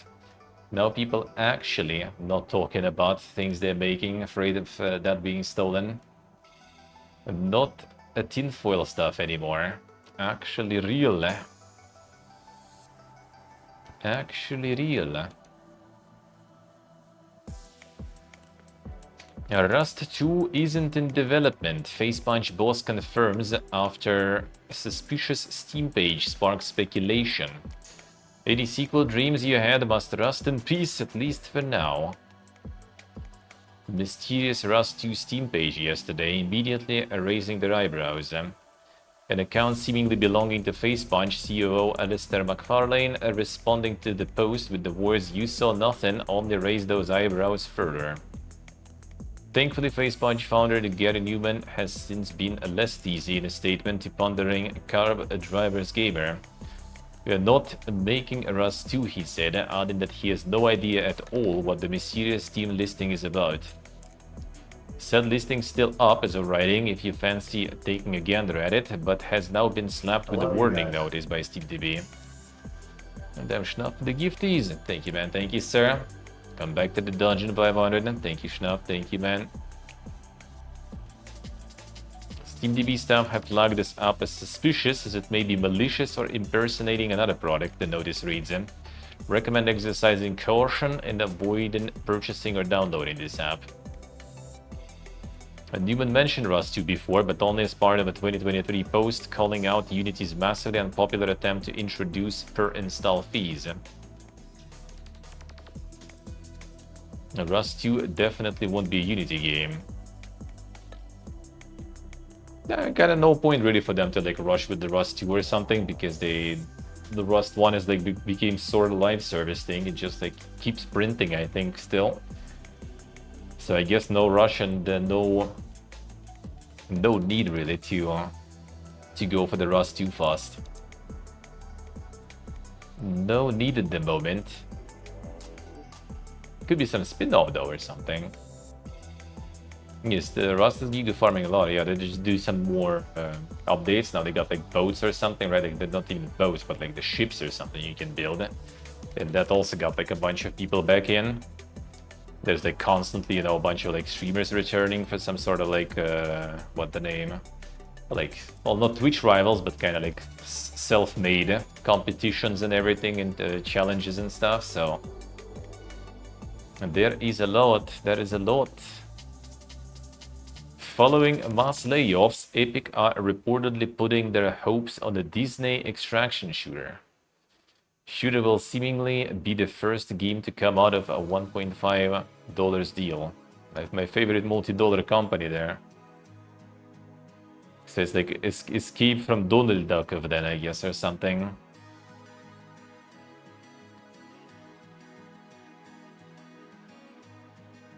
That's actually from Bloomberg, so I guess Schreier. And, you know, if it's Schreier, then that is not exactly some sort of like, you know, some sort of a legal guess there or something.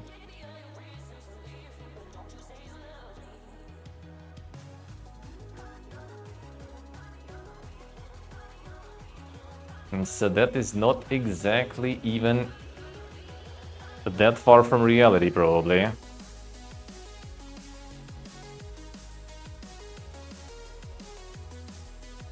Epic's first Disney game is set to arrive in November. So say 4 of the employees, and this is where the extraction part comes in. They're reportedly set to be a shooter similar to Arc Raiders, i.e. an extraction shooter, albeit with Disney characters fighting off enemies until they can get to an extraction point. So kind of PvE, I guess. As it currently stands, however, internal reviews have highlighted worries over the mechanics not being very original. Some staffers conversely feel optimistic that Epic will figure things out by launch. Yeah, sure they will, in November, right? Yep. That sounds like a lot of time still, you know. Sounds like a lot of time. There's apparently 2 more Disney games on the way too, with early versions of the second receiving middling internal reviews. So basically they got a bunch of money and now they're trying to kind of like scramble, you know, like what are we gonna make actually? Like, we got this money, we need to make something. Guys, come on. Let's make some dog shit. Internal resources for the third game have been moved into the second game after reports of Disney expressing disappointment over Epic's release timeline. They also kind of on a little bit of a deadline coming there, I guess. Yep, that sounds like it's gonna be an amazing release, it looks like. That's gonna be something amazing, I guess. The outlet's reporting is not reflective of the ambitions of the Disney collaboration, building a new games and entertainment universe of Disney experiences.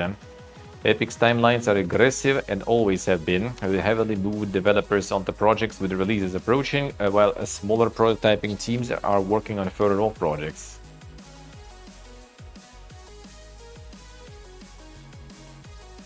You'll be fired anyway, yeah. GTA 6 dev Rockstar have seemingly been hacked again, but they don't seem all that worried. It is unclear what data may have been stolen in the hack. Another one.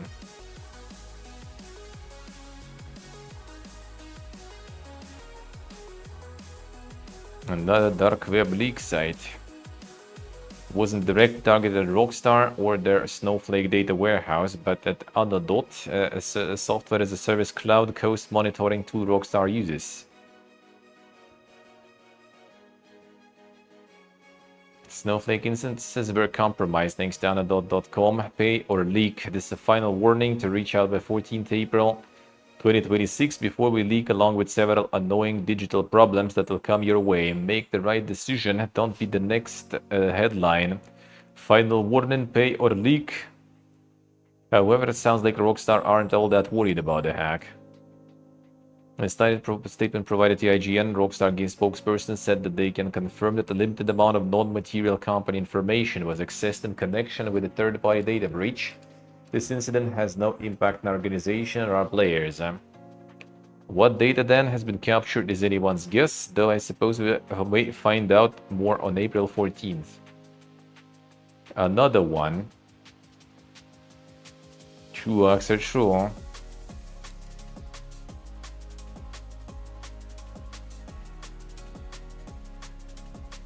A District 9 director's studio Gunzilla accused by former staff of not paying employees for many months. Upper management promised that these delays were temporary and growing pains tied to being a new company with a new game, claims a former animator. Yes, the Neil Blomkamp NFT infected battle royale game off the grid. How is that one doing, I wonder? Haven't heard about that one since the very release, I think, when they got like some championship with a lot of like money involved. And then after that, I think it's kind of like was off the grid, I guess, sorta. I haven't heard shit. Now, one former animator at the studio also accused them of attempting to silence workers, attempting to get the money they claim to be owed.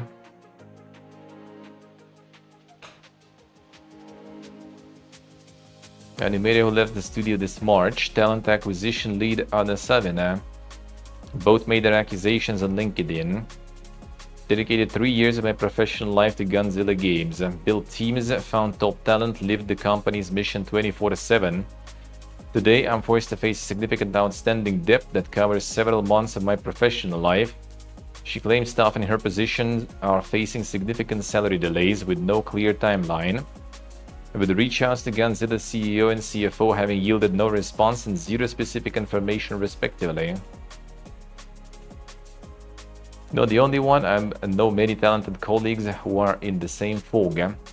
Not asking for bonuses, we're demanding what we have earned. Situation regarding my personal matter has been resolved. Okay.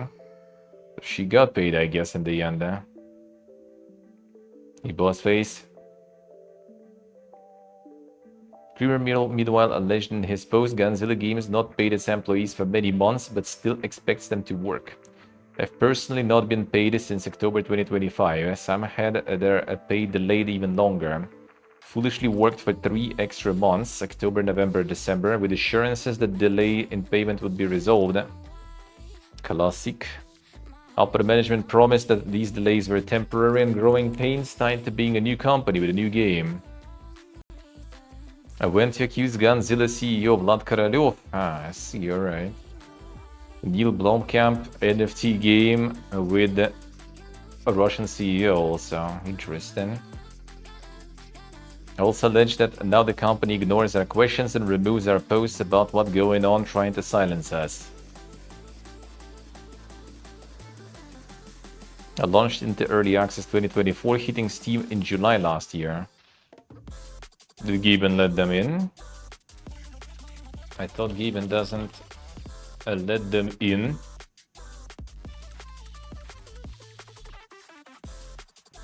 Damn, yeah, that doesn't seem like super reliable. And I guess there's also off Steam player base, kinda. I mean, actually, that's kind of marathon, to be honest. Alright. Except it actually kind of lost already for a while. I mean, that ain't dead. That ain't dead, even though this is also free. Marathon you need to buy.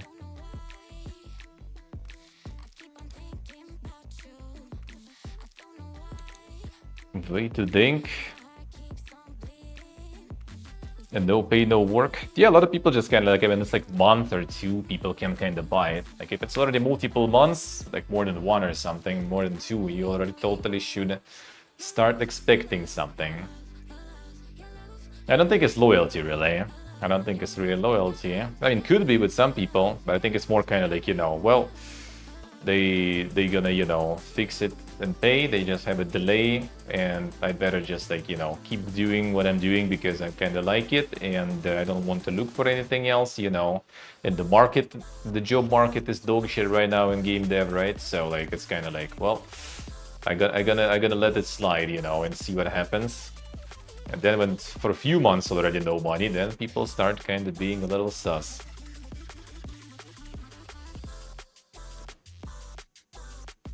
Galaxy's Spring Showcase. So we have another showcase coming. April 16th, 8 p.m. GMT, which means my time is gonna be fucking late. I don't know, we'll see. The problem is at that time, April 16th, we're already gonna be in Siem Reap, and we're gonna be in a hotel. So I don't know if I will be able to put my setup down there. So it might be kind of IRL only days, but we'll see. I will try. I will try. And maybe we'll watch it, but yeah, no promises. No promises. We'll see. We'll see.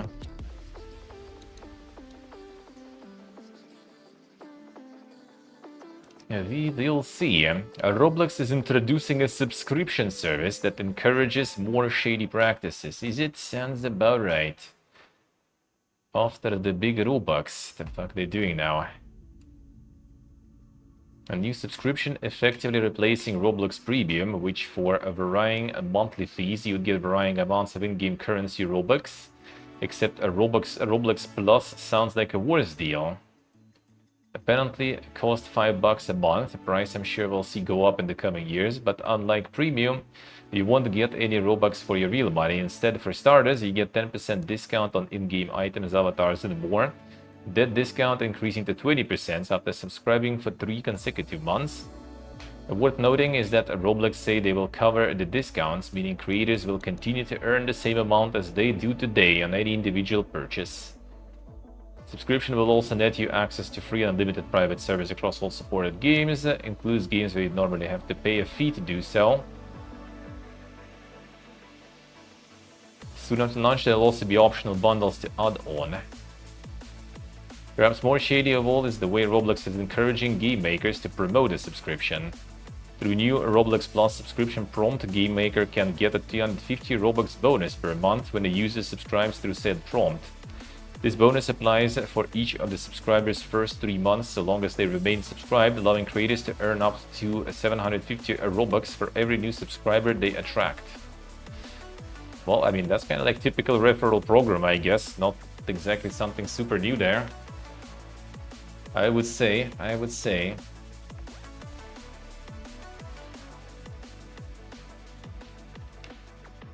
The Stellar Tactics 1.0 now out. Sci-fi role-playing game featuring turn-based ground combat. Space exploration, Tempelo Erect. Deep character customization, massive living universe with thousands of star systems.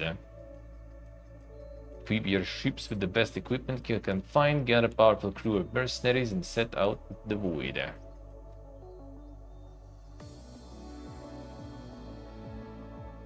So this one out in 1.0, kind of mixed though a little. Why?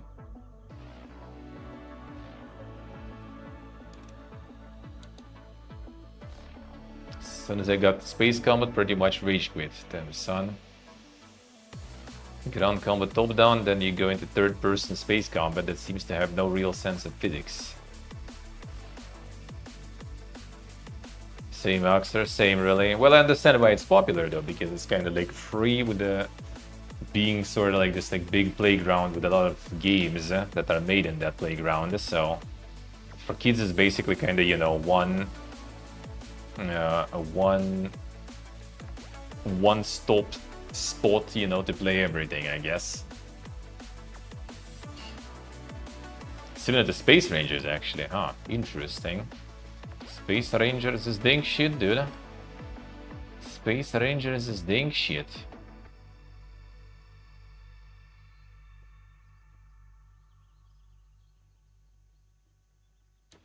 Does seem interesting. Ether and Iron also. Decopunk, a narrative RPG set in the alternate 1930s. Anti-gravitational technology taking cars, roads, and even New York City. I told you Halo is a wreck there. There he is. Master crew, master tactical turn-based combat, and unravel the dark secrets lurking beneath the floating metropolis. Good reviews on that one too. Huh?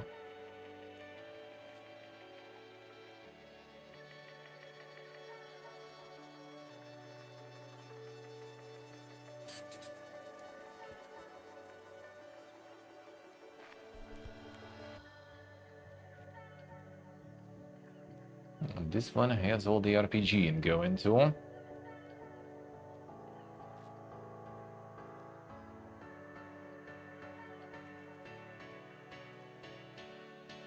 Fully voiced. Insane.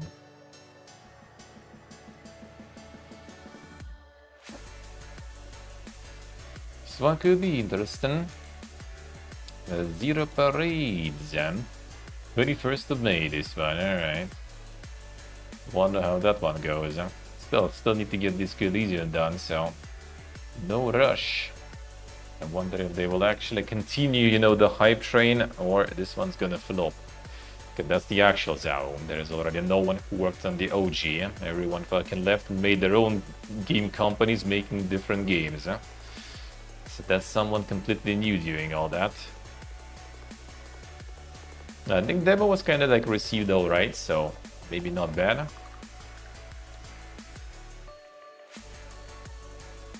Legends of the Round Table. The Knights of the Round Table through King Arthur's legend in a unique RPG, full of honor, magic, and romance. Launch into a colorful world inspired by medieval art, tales, and music. Undertake a perilous quest and fearlessly defend your kingdom. Make the flower of chivalry blossom again. Dink arts there, dude.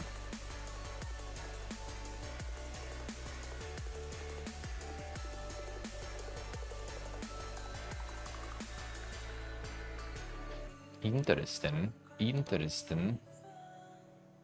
A real good review still.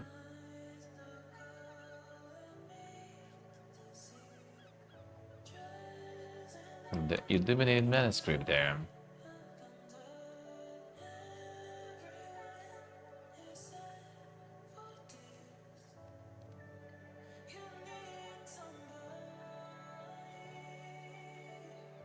And the real medieval music. Very portable. Another one dropped. Another one dropped. And I guess that's not exactly his style of the game.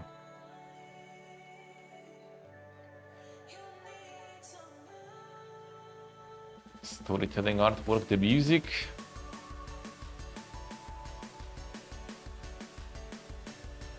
A work of art, literally.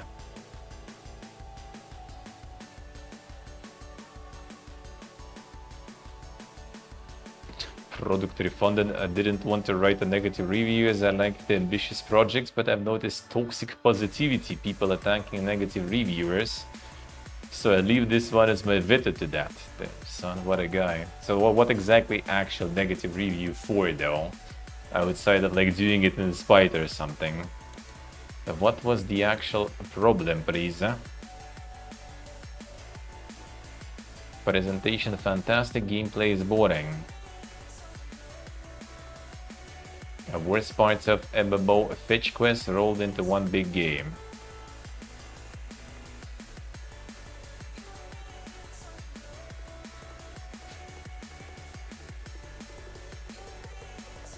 Clunky turn-based combat very quickly could not. So much potential, and I thought that was going to be a great fit for me.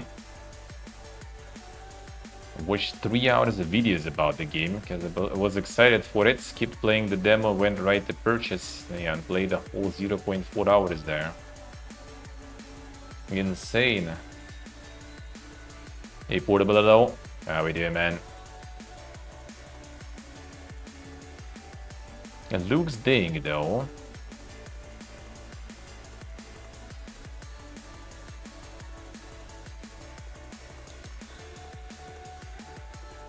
Revenge of the Firstborn. The demo is live now. Body of Heroes, a story-rich tactical turn-based RPG based on the classic 3.5 SRD rule set. Cover the origin of the firstborn decided their power will bring the world the salvation or annihilation. I think we've seen this one before at some point.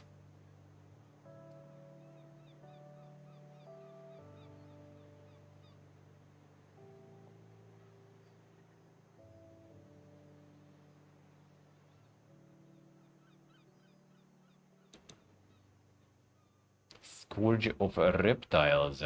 Microprose publishing this one too. Command Dinosaurs, Master Tactical Combat, Shape Your Fate. Scourge the Reptiles, party-based tactical RPG set in prehistoric low fantasy world. Devastating meteor grants magical powers to humans, elves, and dinosaurs. Low fantasy, you say? The result of war, chaos, and something far worse. Oh, the low fantasy, dude. So like high fantasy is already, you know, like elves, dwarves, all that kind of stuff with magic. That's already high fantasy.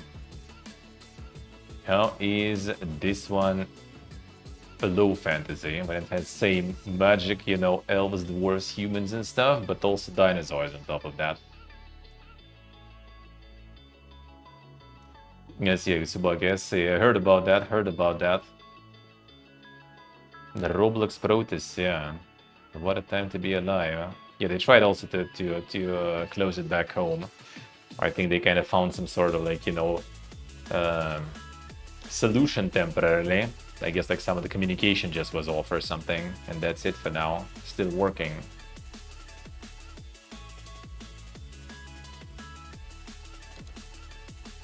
Gothic Remake. Book your trip to the colony today. Pre-order a remake begins. There you go.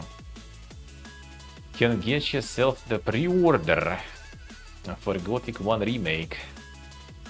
Launching June 5th. This time for sure. If you implored low. Colony Ship keeps working on the new game there. Posting whole like dev logos inside the Colony Ship store page. I guess the game itself, the new one, didn't even get its own page yet still. Gonna be some fantasy stuff there. 14 months since we started working on the next project. Good luck, I still need to play Colony Ship. Need to get there. Build the Rocket Boy CEO, a response to end of publishing agreement with IOI partners. That's used about I see. Mark Gerhard also addresses corporate sabotage allegations. Again, says New Mind's Eye mission will share some of the evidence. Damn, they got the evidence of the sabotage. Sole publishing responsibilities for Mind's Eye will enable it to reprise the action-adventure game to make it more accessible to players. It will provide phenomenal value to our players. We're obviously continuing to invest in the game. I want to be close to our players. We want to be listening to the community and evolving their game in an organic way. Build the Rocket Boy ended its publishing agreement with IO Interactive Publishing Division last month. As a result, the planned collaboration between Hitman and Mind's Eye will not proceed. February Insider Gaming reported that this collaboration will instead be redeveloped into a new mission that will include evidence of the corporate sabotage alleged by the developer during Mind's Eye launch. See what I say, huh? Yeah, we'll see about that, Jankiest, probably though. Gerhard didn't confirm that it was the case. He told GamesBeat Mind's Eye multiplayer update will include a new mission that shares some of the evidence of sabotage with the community. Very strong evidence of this and conducted quite thorough investigations over the months since launch. We identified parties involved and it's now with authorities both UK and US to deal with. Can confirm that they are assisting us with this investigation, but it's also in their hands now. We'll leave them to do what they do and make their arrests or any announcements in due course. I think we're not saying anything further at this stage on that. We'll just let the natural course of justice take its path. Damn, son. There was a concerted effort to sabotage the game. Some people had their hands on the scale and deliberately tried to shape a negative narrative around the product so it didn't get a fair chance. Didn't get to find its community, it didn't get a chance to be iterated on, as would be typical with these things. Insane.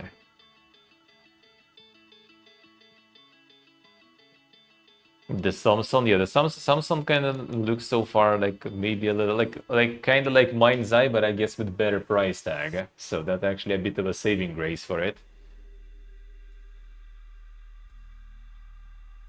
We aren't just still going, we are growing. How Division 2 attracted more players than ever 7 years on from release. Well, there you go. Division still pumping. Franchise attracted over 40 million players to date.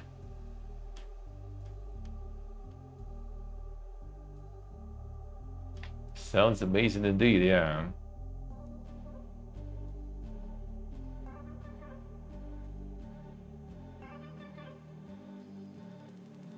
Biggest lesson to not take our players for granted, and something we learned the hard way at some points. Player is a long-term fan, we should fight to keep them. Should never just assume they'll stick with us because they're a fan. True.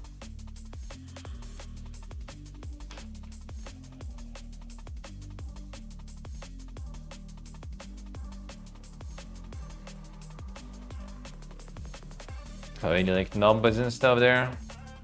Division 2 launched in 2019 with post-launch support intended to finish in late 2020s after the Warlords of New York expansion.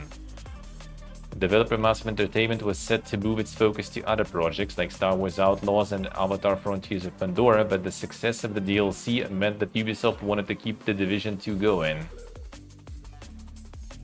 Second expansion for Division, called Battle for Brooklyn in 2025, helped the game reach new levels of success. Just recently, the title hit a new record on Steam of 27,482 concurrent players.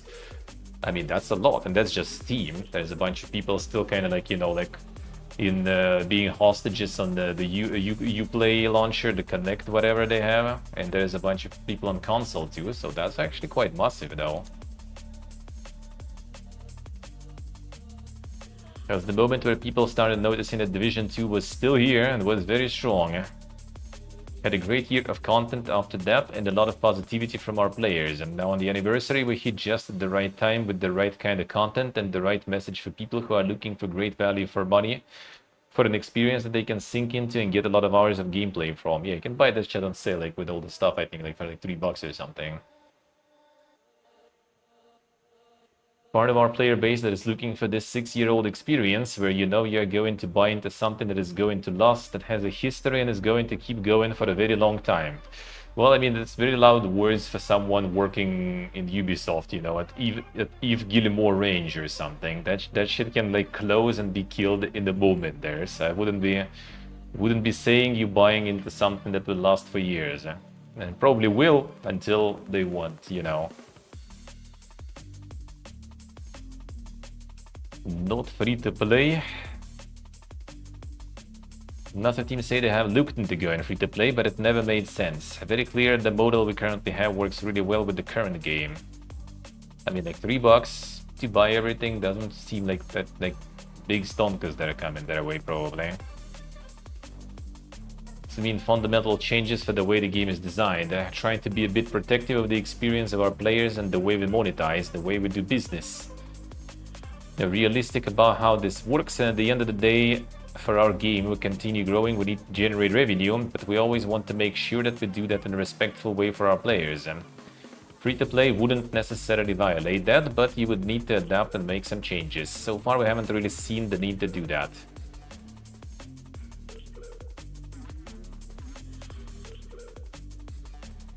True, Terry, true.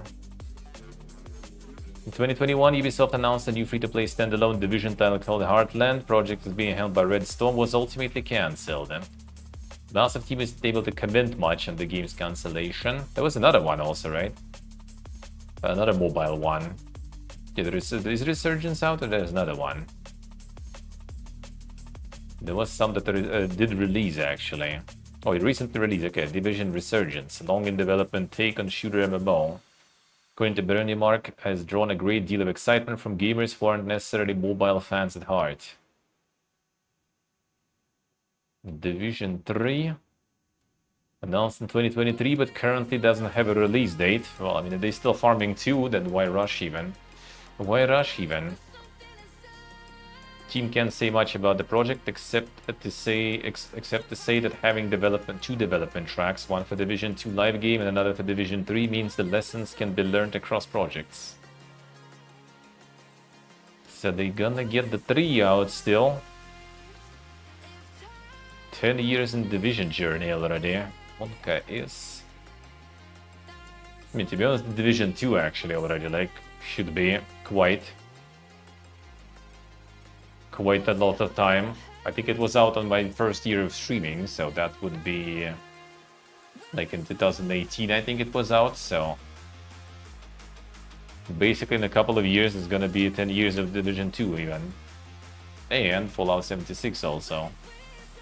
And my streaming also 10 years. Insane. Already less than 2 years actually. A nice portable, nice. Getting the insane foodie commissions already. All about having happy players and thriving community, and that is the main goal. We have that, and eventually we will be able to grow the player base and have a strong and thriving community when Division 3 releases and continues that growth from there. That's really what we see in front of us. Now we have Resurgence, which will be a big part of that. We are inviting a new audience as well to the franchise. Not bad. There's gonna be time actually to hit Division at some point. I'll wait for third one already. A US Patent Office rejects Nintendo's summon sub-character and let it fight patent. Aha, Nintendo getting fucked with patents again. I'd love to see it. Initially approved Nintendo's submission in September 2025, but announced a re-examination in November. And now it's dead. Hell yeah. That would be so fucking dumb to patent things like this. How's it going, Sok? Hello, hello. Nintendo submitted its summoning patent in March 2023, approved in September 2025, but announced re-examination in November.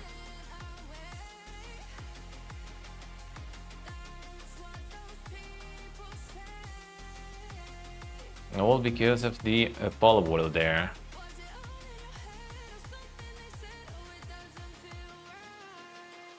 The Japan Patent Office denied Nintendo's patent also. Hell yeah. Let us capture the monsters and let them summon and get them to fight, dude. Come on. MechWarrior dev Piranha Games reportedly affected by redundancies. Former worker cites economic restructuring as the reason for cuts. Another one.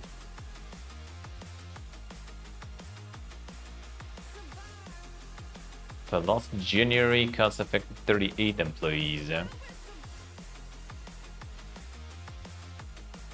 And now it's even more.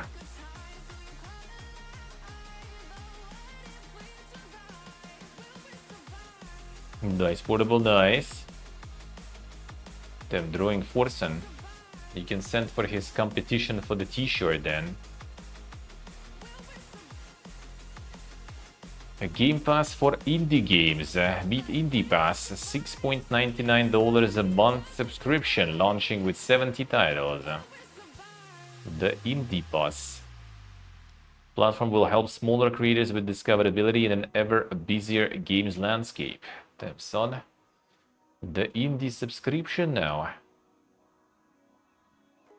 Wonder how that will go. I wonder how that will go. The Gunner Pass. That should be GOG, I guess. They already got some like the some insane Gunner games there going. Yeah, I wonder how that will go for the indie games. Technically, you can get like a shitload probably of games being added regularly to that subscription. Like just like you just need to kind of like, you know, go around like see all those with like, you know, like 20 reviews games and be like, yo guys, want a little bit more? We have the subscription going, join. And then people will be getting pretty good value for the buck. The problem is this, yeah, it's a lot of stuff. Like, do you have time to play all those? That's the problem. Too cheap not to buy. I mean, kind of true, but in the same time, you can get like access to like a lot through this technically, because you can add them pretty cheap there. There's Sultan. I wonder how much would he want to add that to subscription, and would he even mind? So that sounds kind of dull, right? Like you have the game that already, you know, kind of done farming, or a game that never really farmed, and you just kind of like, yo, put it on the subscription. Just a little bit money, and I'm okay with that.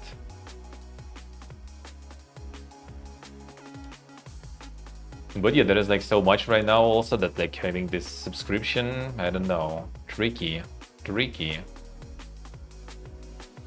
A discount if you get the whole year though, but still, like $5, like, well, $60 per year to get all the indie games is good, but depends what kind of games they're gonna be getting. Depends, because yeah, they're still cheap also. Like the Game Pass you kind of get, because usually you can get game, like you might want one game from Game Pass, right? And you buy it like for a month, and it's already worth, because it's gonna be cheaper than the game, right? And in this case, it's gonna be like if you want one indie game, let's say, right? Then like indie game will be like $10, and subscription is like $6, right? $7. And like, well, I mean, I might as well just buy the game then, I guess, right? So I don't know, it's kind of tricky to promote this stuff unless you kind of go like, you know, like support indie games fan, but I don't know if there's enough people like that who to sustain this kind of subscription though. Well, less subscriptions, not more. True, I agree. They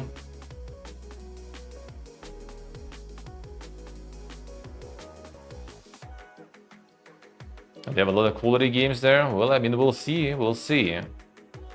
I think for this price especially also, you will need like way more. Like, let me see. Okay, got the links for that shit too. I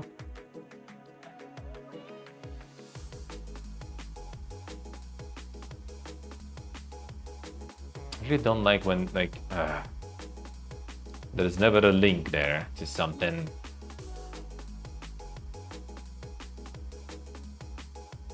I want to see. I want to click, you know, and check it. 1 second. The indiepass.com. I love you guys. All right. Shit, AG. Hello, sir. Hello. Come back to the dungeon, Axer. Thank you. Thank you, AG. Appreciate it, man. Link to sources, of course not. Yeah. There's like Rock Paper Shotgun actually kind of does. Like they post links to the Steam page. I like that. Quite often, most of the time. And some mediums they just never do. You like find something, and yeah, then you're gonna like there was like an article I found like in one like one of the like the channels in like Telegram, basically just like accidentally was like browsing, and I saw that actually it was the man, what was the name of that one? Or the Chrono whatever, the MMO one. But apparently developers, you know, like now putting big accent on like AI. And like I tried to find sources for that for a while. And then I kind of found later just like job postings on their website, but like, dude, like, could we kind of get some sources on that a little bit, you know? See, like looking some experts in AI. We'll see. In the Chrono Odyssey, I remember now. We'll see how that will go. No, let's see, one moment.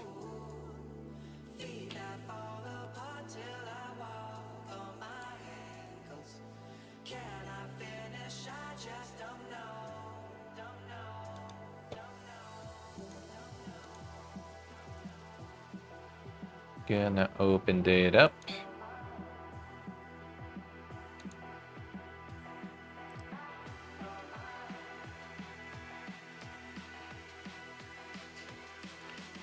Price is 7 per month. 7 per month.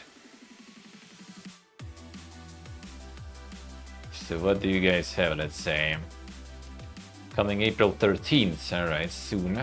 Soon. Can we see what's in browser catalog? Ooh. That's the Cozy Gaming RPG.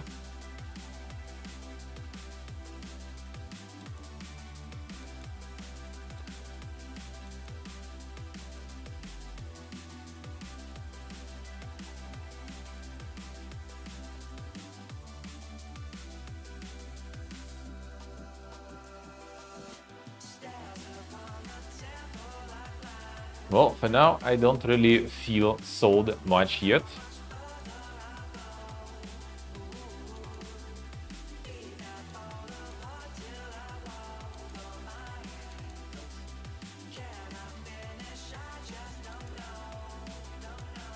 Telepath Tactics, the sun.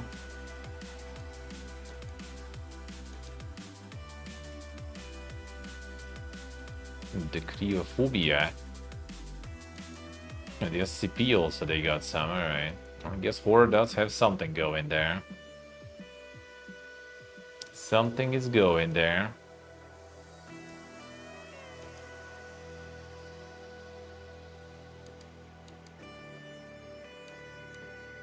The Night Shift.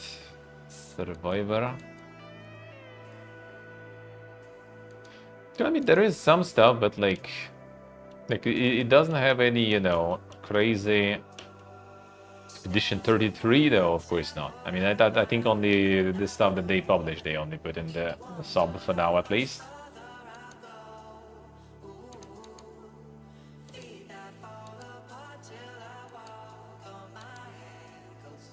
Doobies.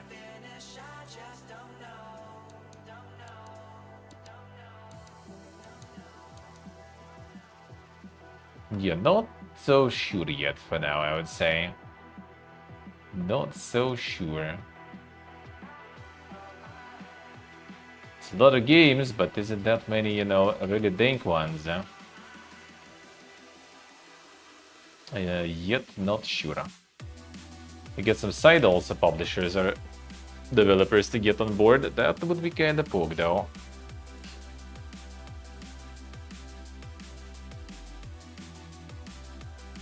Because you also need to get like stable flow, you know, of new things then go in.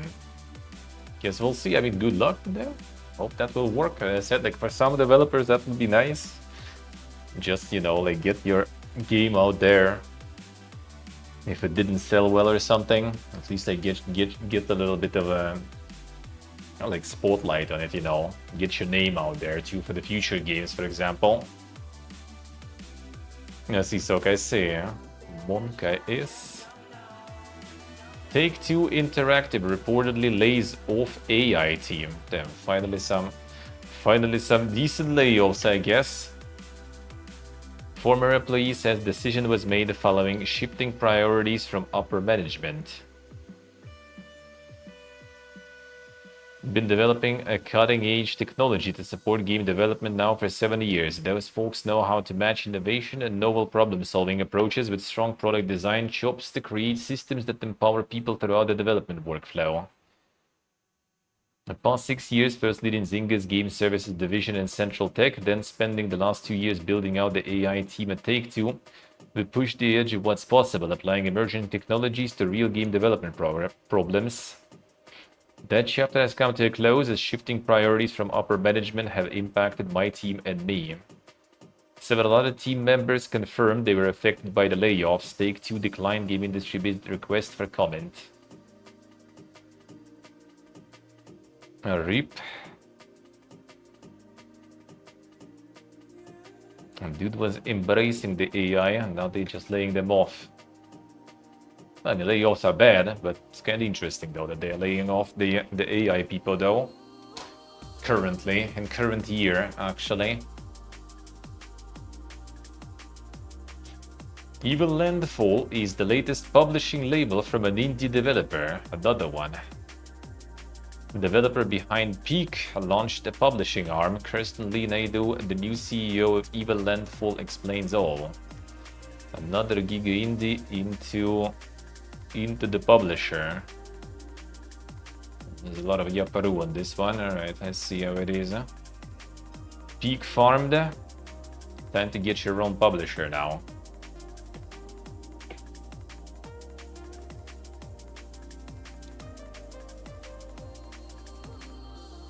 It Takes Two split fiction studio tops 50 million sales. Way Out, It Takes Two and Split Fiction sell 13 million, 30 million and 7 million units respectively. Damn, It Takes Two actually farmed the most, huh?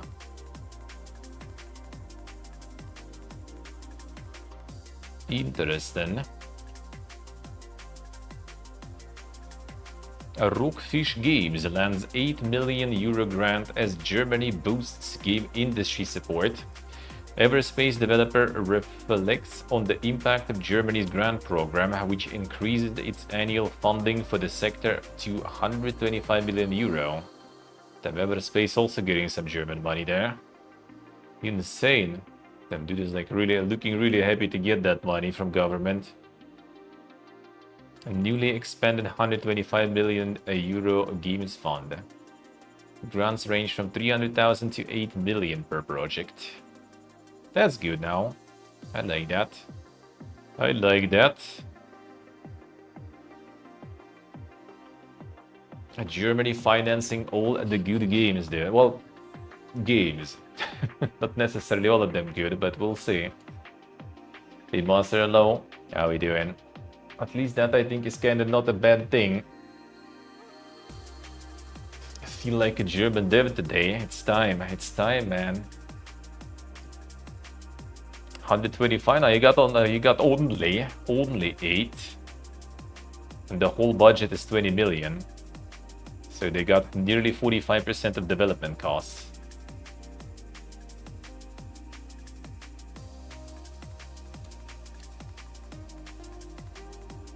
And remain independent, and for it to retain control over the development and direction of its games.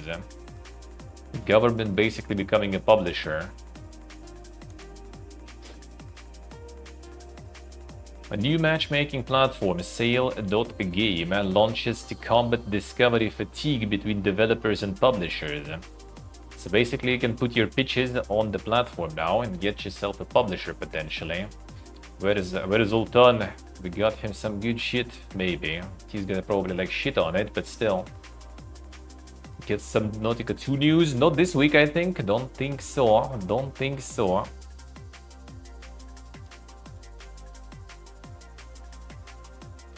Don't think so.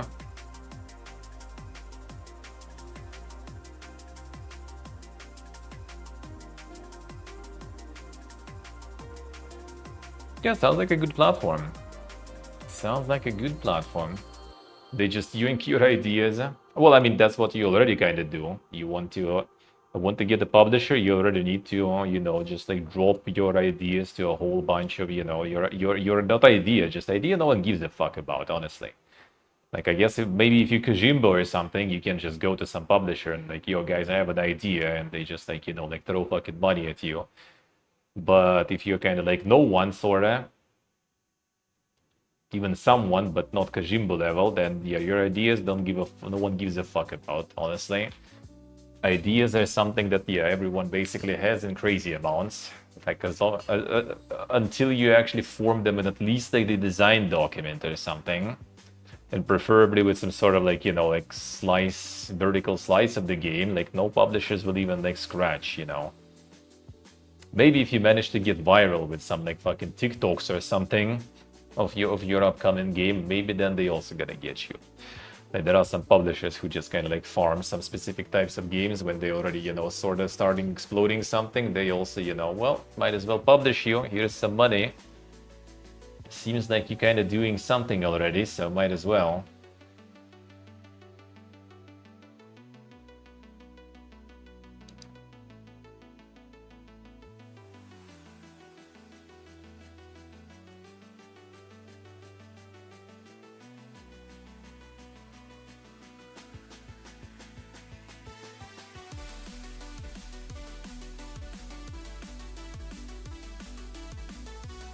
Sony to acquire AI and the computer vision company Immersive Labs. There we go. And Sony getting AI then. Take-Two laying off, these guys getting.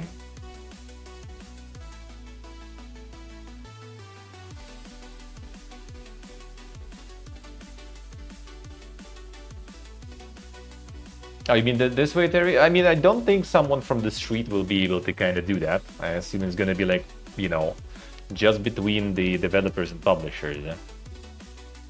I would assume. So it's not gonna be some people from the street there, literally. We'll need to at least have some company for that registered and stuff, maybe. Maybe with some like proofs, I guess. I don't know. But you'll see how that will actually work. 5 studios form developer-led holding Nova Assembly. A group consists of Unfrozen, the new heroes of Might and Magic. Sad Cat Studios, that's replaced. That one potentially is a banger that actually releases in 2 days, by the way, I think. I forgot about that completely. VEA Games, VRP, I think was the Hollywood animal, I remember. And Game Garden. 5 independent studios and developer-led alliance focused on sharing resources and expertise.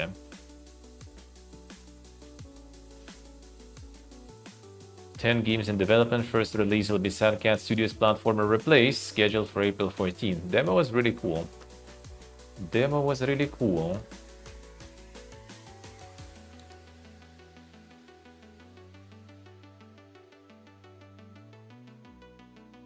Group plans to create its own publishing division to manage marketing, distribution, and direct communication with its audience. An open letter, co-founders said each studio will continue developing its own titles while providing mutual support.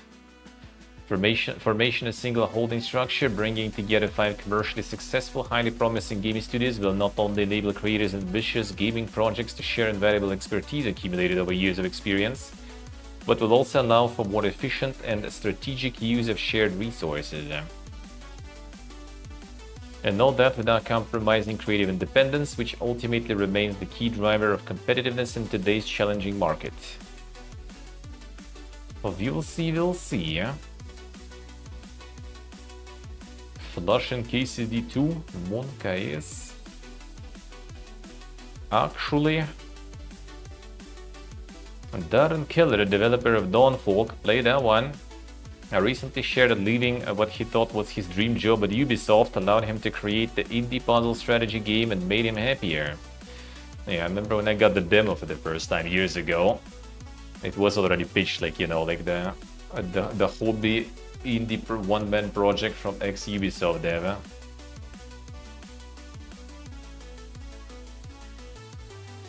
Isn't a vital success in the vein of Balatro sustains him and allows him to work full-time on his next game because it generates enough revenue to cover his rent. Not a vital success story, but I'm incredibly proud of it. Making sustainable living from games is brutally difficult, and the fact that this one lets me keep creating feels like a win. And how much exactly did it let you sustain? I wonder. I mean, not bad. Yeah, that's kind of quite the numbers there.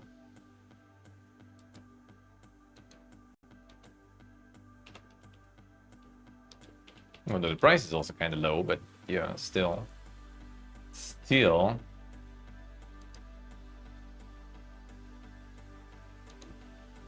And the peak was on release 270, I guess. Yeah, looks like it. Sale or something.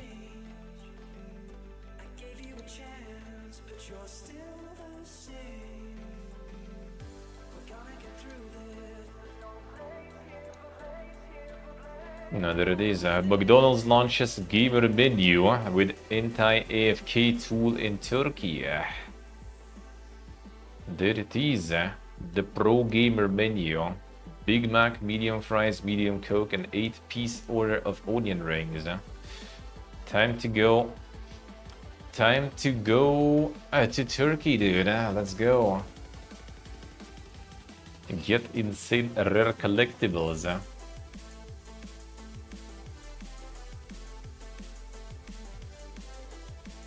Peacetime.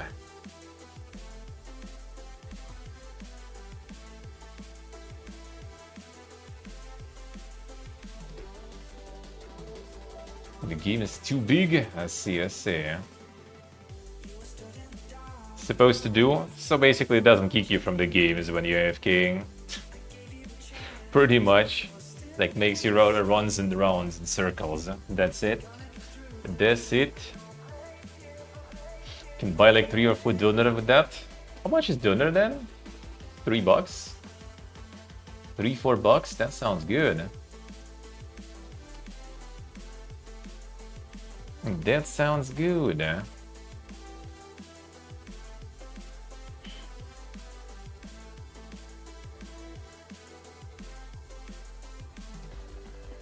It's 12 bucks menu. To be honest, with current prices, I think it's actually how it is probably. Fucking Big Mac alone is already like in many places like 4 bucks or more, I think. True dim true. 8-bit hello. And then you have fries, Coke, and 8 piece of onion rings. I mean, 8 onion rings probably is quite expensive though. So it's like 12 bucks altogether, this thing. Get some like codes for some games or something there. Come on.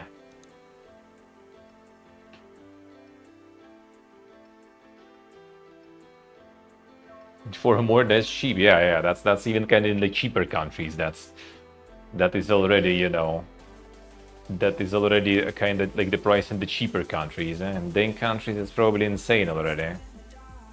So yeah, 12 bucks menu for that is not too bad. 8 bucks already there. Holy, all right. I see it, but I see. Then the 16 miles, Moncaes. Good luck. You can do it. You can do it. Onion rings, yeah, but I don't think I've seen onion rings in McDonald's actually so far. And the ones they had in Burger King are usually dog shit. Saudi investment firm increases stake in Capcom. Another one. By more than 1%. Damn, whole 1%. Well, stake in Capcom rising to 6% now. Okay, it's taking over, man. They're taking over. Caramelized onions the most, I see.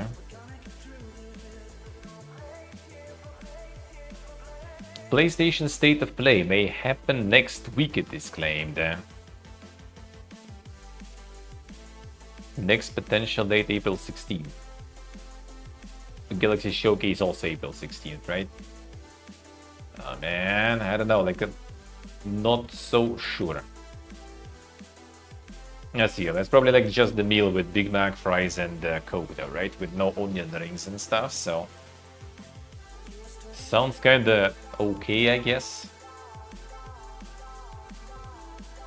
So yeah, next week already gonna be a CMD up. Like tomorrow I still stream here. Last time IRL only, because already gonna be packing all the setup tomorrow. So not gonna be able to stream from the PC tomorrow. Tomorrow already the backend day. And then we leave, and yeah, basically I will be in CMD up and we're in a hotel there, not Airbnb like this. So yeah, not sure if there's gonna be like space for me to get the setup going. Not sure if internet will be good enough, you know, so I'm not sure if I'm gonna be able to do the showcases, but we'll see. We'll see. Maybe I'll try. Maybe I still try.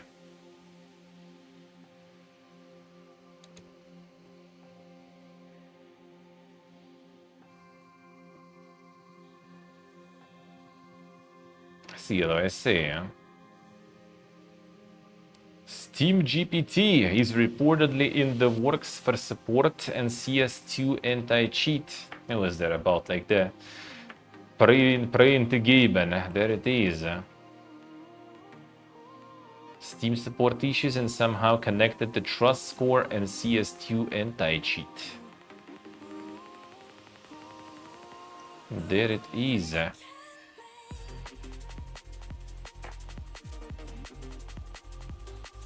Well, I mean, considering the current situation, I wouldn't be surprised. Huh? Sure, it's a great idea, yeah. State of Decay 3 was revealed before anyone was even working on it. Nice. It was little more than a Word document. See how it is. It really wasn't the game or game team when we were working on that trailer, like it was so early, and the game was in the Word document. Trailer was done by Blur, it was all pre-rendered. It represented, I think, a concept, our thoughts at the time of what might be cool to explore in State of Decay 3. And as we had the chance to build the team and get going on the game, some of those elements I think are going to persist in the game that we deliver, and some of those things are just like we're not doing zombie animals. That's one way to approach it, I guess. Just get the trailer going, and then after that we're gonna be making a game based on the trailer. CPUs could be rising again for the third time in 2026. There it is. Intel reportedly considering yet another price hike for CPUs. And another one.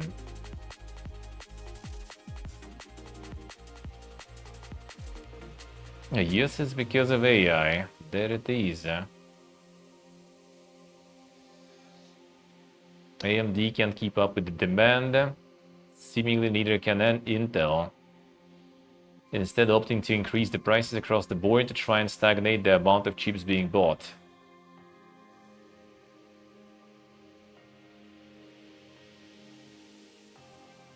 There it is. Well, AMD is already fucked. Now it's even like Intel. Now even Intel is starting to get fucked too, because people can get AMD, I guess, that easy and that cheap. Nvidia's own DLSS 5 video taken down by a copyright claim. Kirk.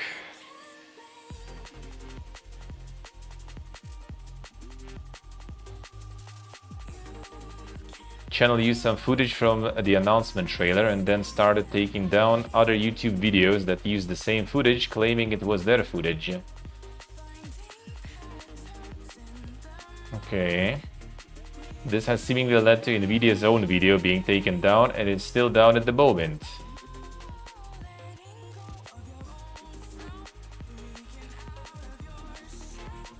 Did they fix that already though, I wonder?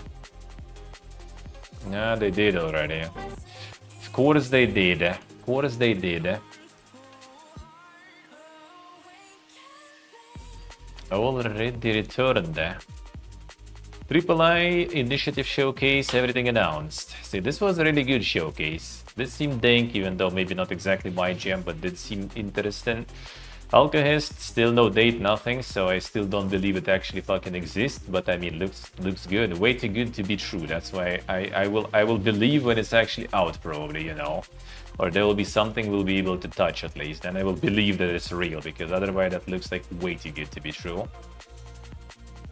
A Lost Railway Co-op Fiesta, whatever, Cairn stuff, alright. The Castlevania looks alrighty, and it's not roguelike, so maybe, I don't know, could be.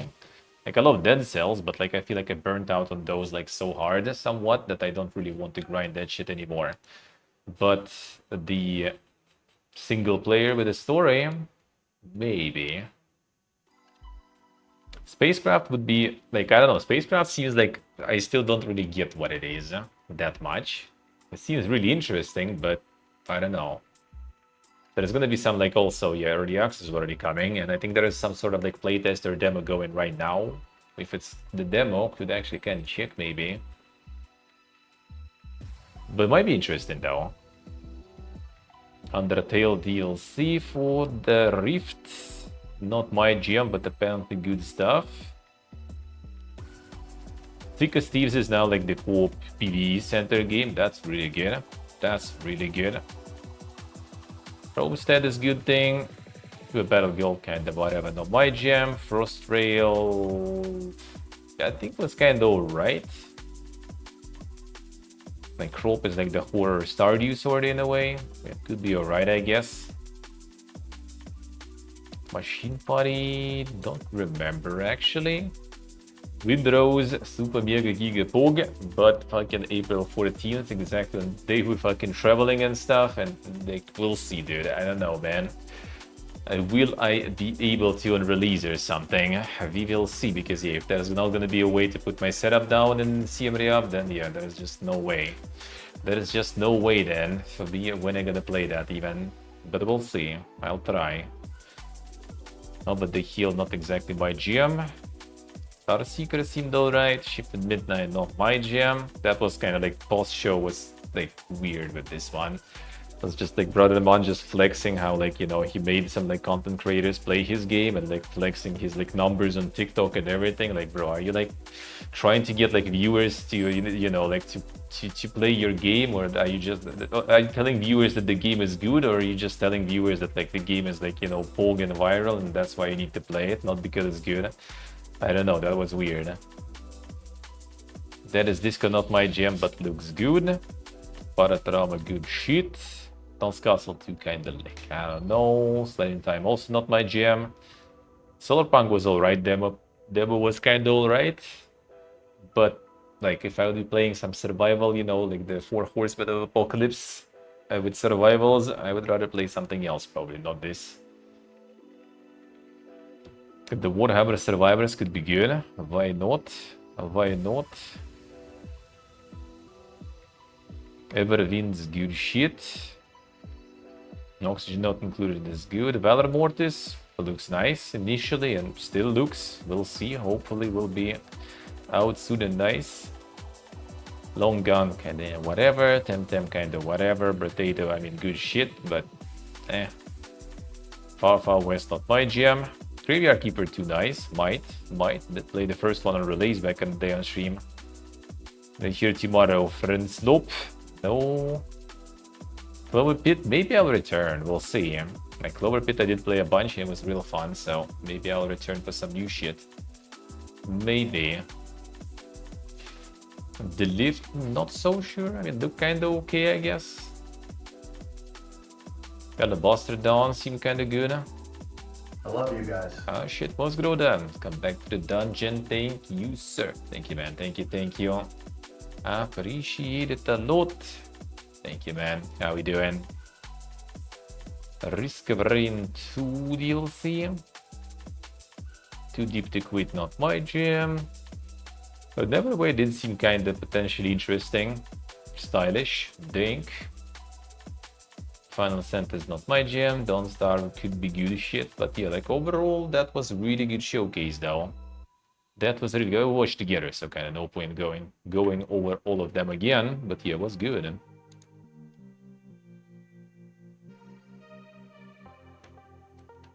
Marathon's development budget is over 200 billion, says a new report. Over 250 million even. Yeah, don't think they got that even close, really. All-time peak of 88,000 players. Committed for many years, though. Well, as long as they're not, you know, kind of killing the game, not taking it down, then I guess why not? We'll see. Some people do be enjoying it. I mean, Third Mask enjoys it, for example. So it's not a dead game per se, like High Guard or something. So good. But will they be able to make the money back though? That's a different question. The 10-year plan, yeah. True. But I think they still kind of got, you know, like some people playing. Kind of stable audience, you know, going. So if they kind of like, they might try at least for some time to keep it alive and like pump the content and see if people will return or people will like go in, more new people. We'll see.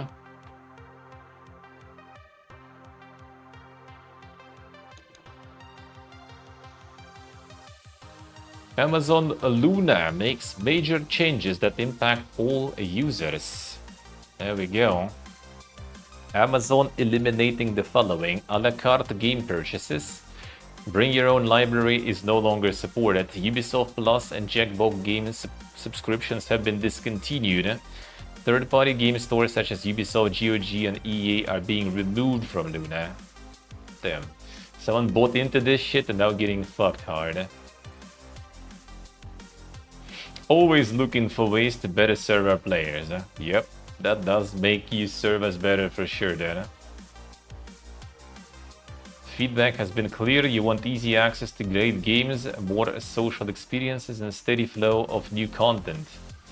That library continues to grow, more of that content available to Prime members, and that's where we are focusing our future. Let's see. Even the games you own are leaving Amazon Luna. Nice. Any game you may have purchased through a third-party store via Luna will no longer be playable. You'll have to go through the proper third-party platform to continue to play. Well, at least they didn't take it from you fully, I guess.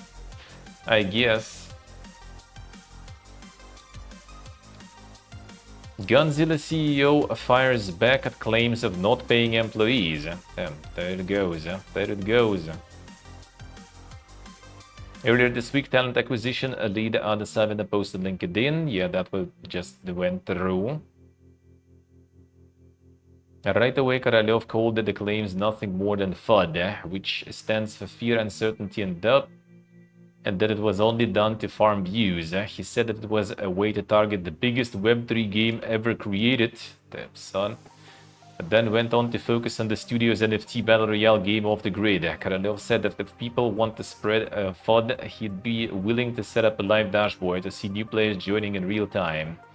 The more talk about the game's growth, Karalyov finally went back to the claims levied against him and Godzilla games. There is a new narrative from haters. It's the guy also like yapping about like someone sabotaging the game and stuff like that. A new narrative from haters. Godzilla incorrectly laid off contractors or paid them with delays. Yes, we're optimizing costs like every company in gaming, crypto, and tech is doing right now. They've been doing this for over a year, and yes, to not disrupt company operations, some payments may be scheduled in a way that works for the company's cash flow. Not always for everyone individually. That's the reality of the world we live in. Karalyov continued by adding that the company works at the pace that ensures the company continues moving forward, and that they honor every obligation. Well, he said they apologize for the inconvenience this has caused. Karalyov says that one of the loudest voices against the company, who he says was a contractor who finished their work a week ago, was repaid immediately. That said, he didn't address the other claims against it from long-time employees. Instead, he doubled down on those against the studio and their practices, which includes there not being a single day where anyone worked in a work-life balance mode. And while the dear haters keep trying to find new reasons why Godzilla should fail, we will keep responding with achievements. Damn son. What a guy. What a guy. A new Metro game announcement expected next week, it is claimed. NFT Battle Royale game. Yeah, that one is actually on Steam, and that one is actually not even dead, dude. I was impressed because I kind of haven't heard about that since the release. Like on release, they weren't on Steam, and they did some sort of like mega money championship with a bunch of kind of like streamers that don't play anything else, I guess, really. Some like ex-pros everywhere just went and farmed some med bucks. And after that, I haven't seen shit about it. And well, I mean, yeah, that kind of actually goes on Steam somewhat. Like it's all stable for like soon a year, I guess, already almost. And that's just the Steam. It was released before. Which like impressive is that it's NFT shit, but how it's on Steam then? Because Gaben didn't allow that shit. So I guess they have maybe a different version with no blockchain stuff going on Steam. And not sure how many people play the blockchain shit, but yeah, it's actually not completely dead. I was surprised. So yeah, a new Metro Exodus sequel reveal announcement could arrive next week. Will it be on the PlayStation event? That would kind of make sense if it's actually gonna be PlayStation event and they will announce some Metro stuff there. We'll see. Pete Hines left Bethesda because it was getting damaged, mistreated, and abused. I'm staying there because this place still needs me. I just hit the point of yes, it needs me, and I am powerless to do what I think needs to be done to run this place properly, to protect these people, to maintain what we worked so hard to create, which is an incredibly efficient, well-run video game developer and publisher. I'm not sure, dude. Not sure about that. Don't think so. When I was unable to do what I thought my job should involve in continuing to have that place be, you know, if not the most efficient publisher in the game industry, it was a way the fuck up there. Yeah, I don't know, man. I don't know about that. I don't know about that. And when I couldn't protect it and I saw how it was getting damaged and broken apart and frankly mistreated, abused, whatever word you want to use, I said I'm not going to sit here and watch this happen right in front of me. Not sure I would. Not sure I would. The link Ben there. The link Ben in.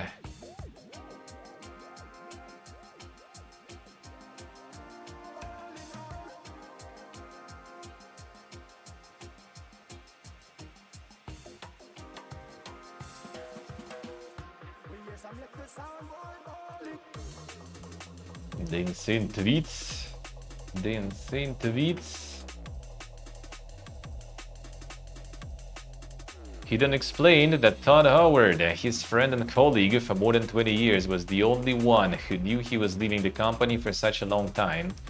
He stressed that with each new Starfield delay, his departure was pushed back several months and that weighed heavily on his mental health. I think I've done everything I can do. This is not when I wanted it to end or how I wanted it to end, but that's not really up to me. At a certain point, truthfully, my mental health was so deplorable that I just said I cannot. Managed to peace out before Starfield actually happened.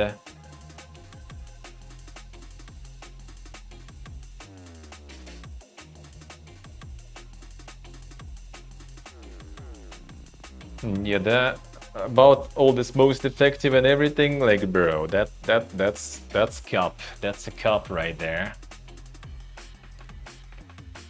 That is, you know, tooting your own horn there a little too much, man. Far from it, totally far from it. Even though I do enjoy some of the stuff they put out there, but first of all, they put that stuff out there like once in fucking forever.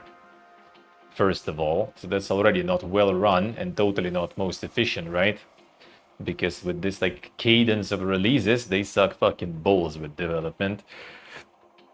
And then we get also what we get. This once in a while release actually is most of the time kind of dog, really, you know.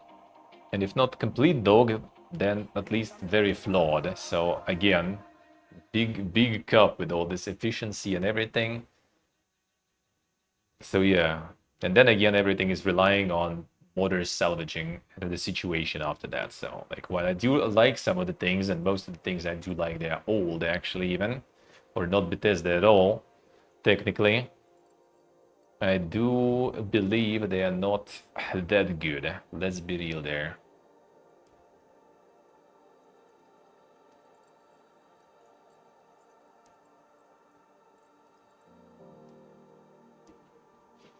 In Starfield, Fallout 4. Fallout 4 per se is not like bad. Like it's not a bad game. It's not a good Fallout. Let's put it that way. Like Fallout 4 was all right. Like at least with newer Fallouts, they made like the gameplay loop fun. Like I have to say, I'll give them that. The loop is fun. Like the gameplay is all right.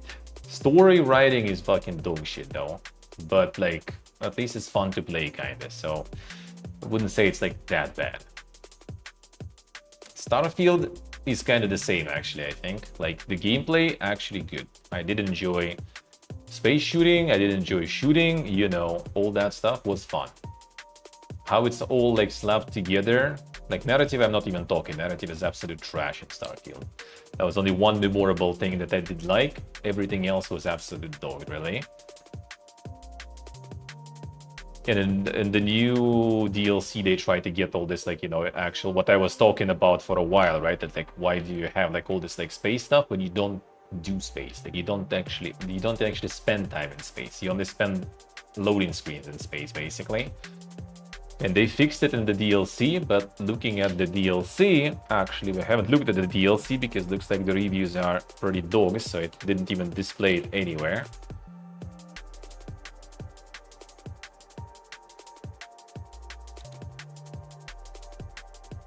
No, I mean, not at least mostly negative, but yeah, does seem kind of dog though.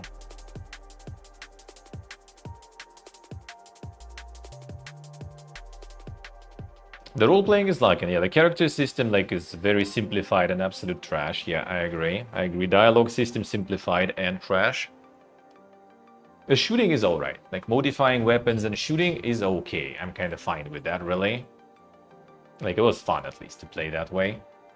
The same as Fallout. Like Fallout 76 is better Fallout 4 in my opinion. Like they took what worked in Fallout 4, shooting, lots of weapons, legendary weapons, modifications, you know, shitload of armors and other things, building again, right?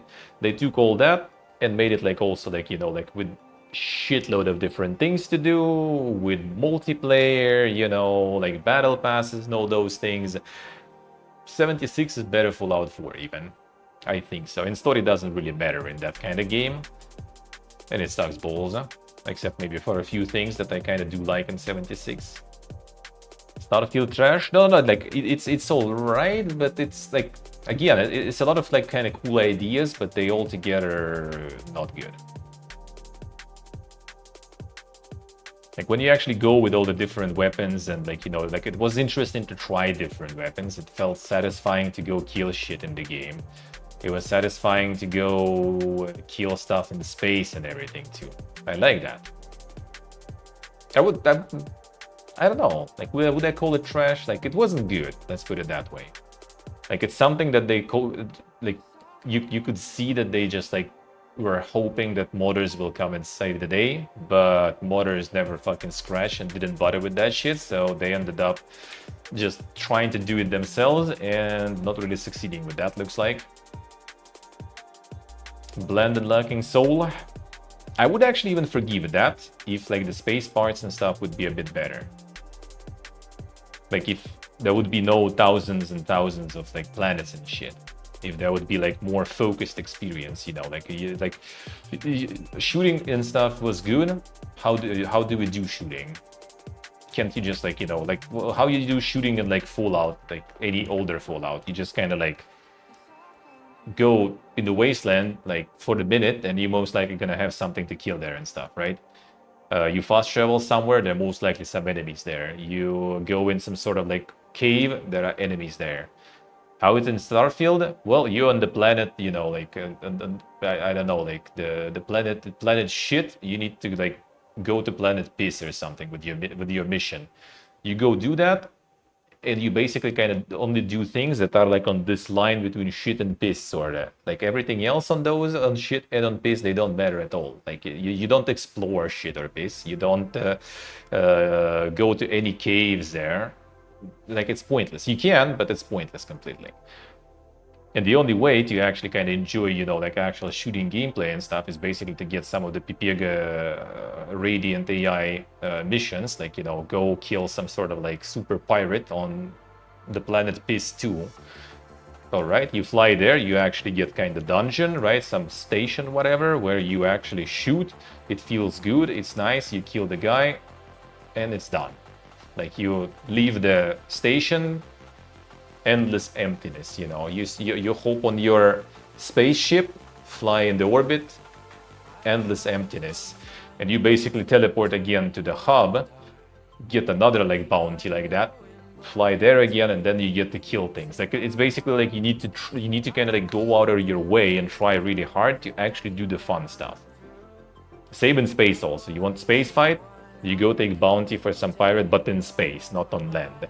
And you teleport there, you kill that pirate, and then you return to get new bounty because there is nothing else to do really.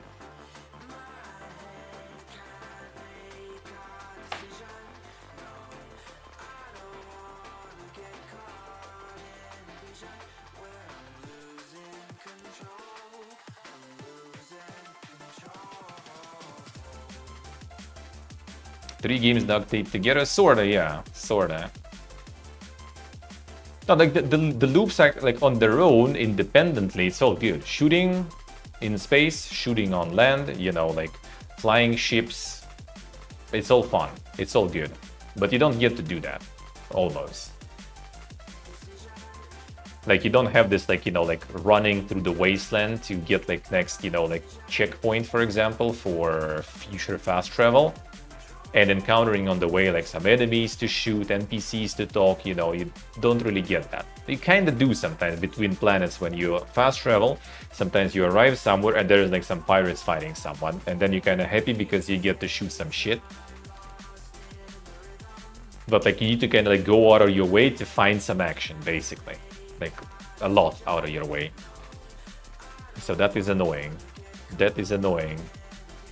Boring they made space. I mean, there is no space, that's the thing. Like the only space you have is like you fast travel in somewhere and you have this kind of like this like little like arena pretty much where you just arrived.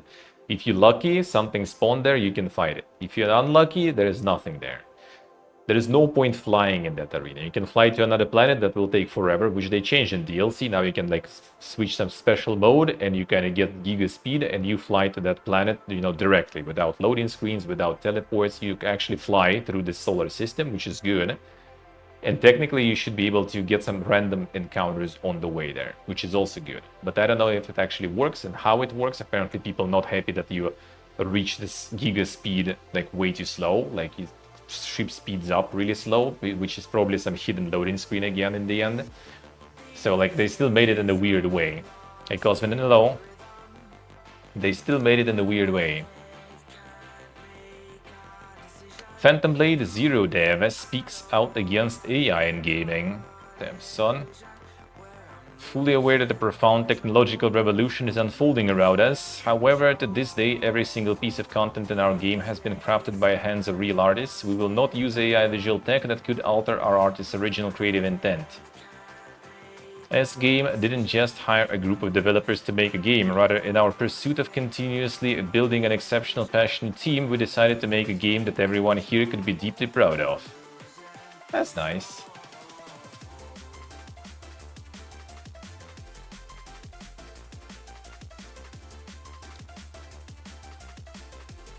Metro 4 leak reportedly unveils a cancelled game led by Hunter.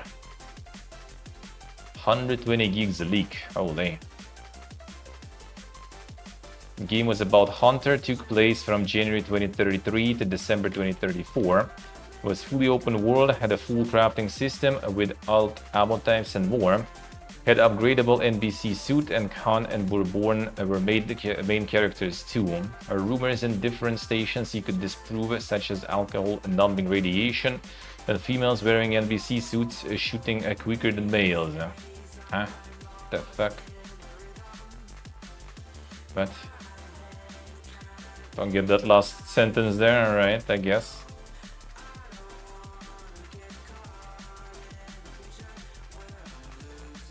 Now, the Tuol would not have been a playable character, but would instead have been retired to the background of the universe. He had been across both metro tunnels and the overworld. Follow the path of the book, Metro 2034, fully reviving Hunter's character. Multiple factions and stations would have been discoverable, including Nazi and Red stations. Bullet-based economy had been altered to a more barter-based economy. That all was cancelled though, so we'll see what we get in the end. Sort of, I wanted, yeah. Xbox considering ending Day 1 Call of Duty on Game Pass, it is claimed. Well, I mean, makes sense.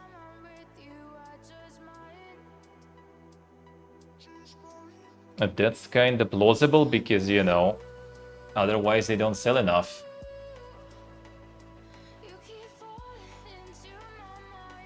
The whole world blow up? Yep, I think so. I think so. Haven't read, but I think even in Exodus it kind of like mentioned in a way. You just kind of like realize in Exodus that, you know, it all kind of got blown up, but not to the extent that like Moscow did and stuff. So like people, you know, outside of Moscow are not really living in Metro, and there's kind of life on the surface, you know, and in general there's like radio connection and stuff like that. So the world actually is alive. That was kind of the point of Exodus, I guess, sorta, to show that. Exodus, one of the dudes is from America. Well, he is from America, but he was during all this war in Russia, in Moscow, I think, if I remember correct. He just wants to go home to America, and I don't think it shows actually that he arrived home or something. You just kind of get the way home in the DLC, and that's it. The big scary monsters not in other parts of the world. They are, just different ones probably, I guess. Blizzard continues to hire for what appears to be its StarCraft open world shooter with Nexon. Yeah, we heard those rumors before. New job listing recently popped up on Blizzard's website for a lead designer innovation, looking for someone to head up an Unreal Engine title that sounds very much like the StarCraft game would know to be in development. We are seeking a highly creative and experienced lead game designer to spearhead gameplay and content innovations for an upcoming AAA open world shooter. Yeah, last year, Nexon partnered with Blizzard to work on a game or several games in its StarCraft universe. So yeah, it's kind of like all rumors, but yeah.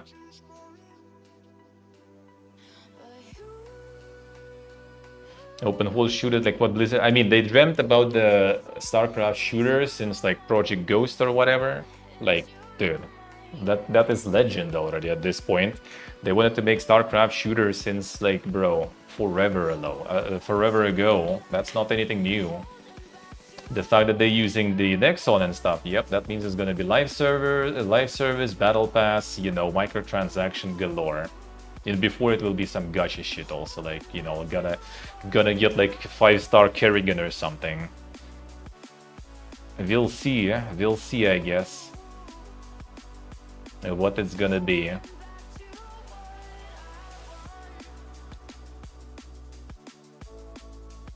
Digital Extremes vows that it will never use AI-generated content in Warframe and Soulframe. A very non-AI company, and it is all humans making Warframe and Soulframe, said Warframe community manager Megan Everett at the GameSpot. I literally don't even want to open any type of timeline and look at art because I'm like, am I being fooled? I literally don't know if what I'm looking at is real, and I get so frustrated about it. It's so annoying. I'm very passionate about not having any of that shit. Nothing in our games will be AI generated ever.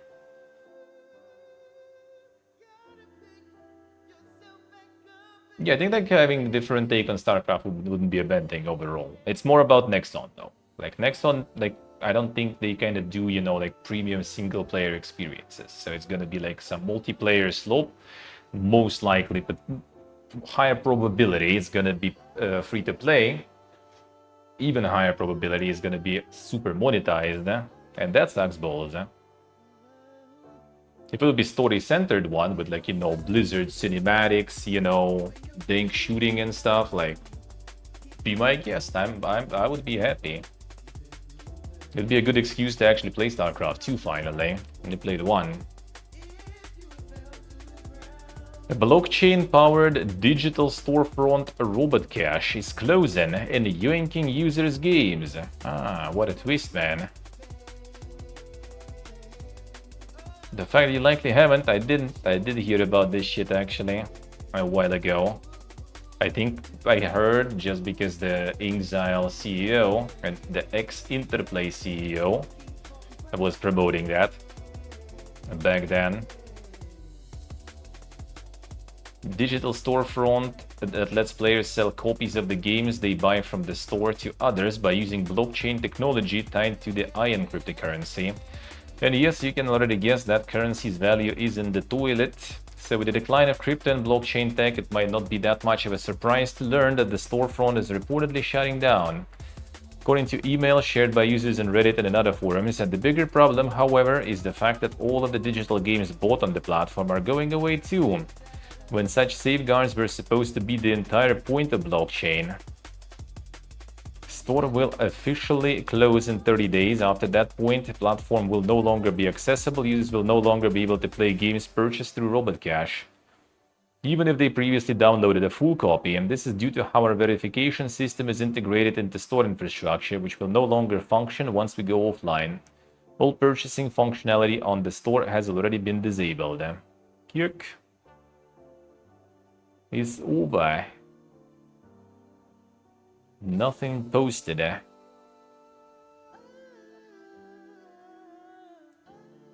So decentralized, it became centralized. True. Gloria Victis, new publisher, Gamigo, opens signups for April playtest through Steam. Alright, so this shit is returning. If it returns in like a good time, maybe I'll try. We'll see. If I get my hands on it. It's gonna be free to play title, so I mean, we can get our hands on it. Playtests. Playtest, whatever though. We need the release already then. We'll see. We'll see how that will go. Just for funsies, maybe a bit.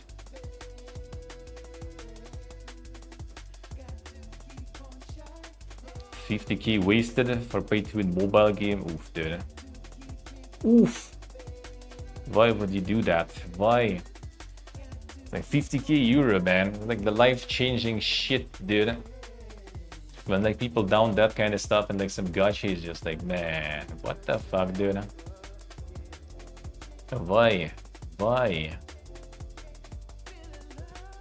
I don't know, I guess I kind of, you know, like in general, kind of like grew up like in different environments and times and everything. Like even if I would like ever probably get like, you know, like become loaded somehow or something, it's just like dumping fucking money on like dumb shit like this in such amounts. Like I don't mind a little bit, of course, but like in such amounts, like I don't know, it just like feels like I wouldn't like be able to get myself to do it.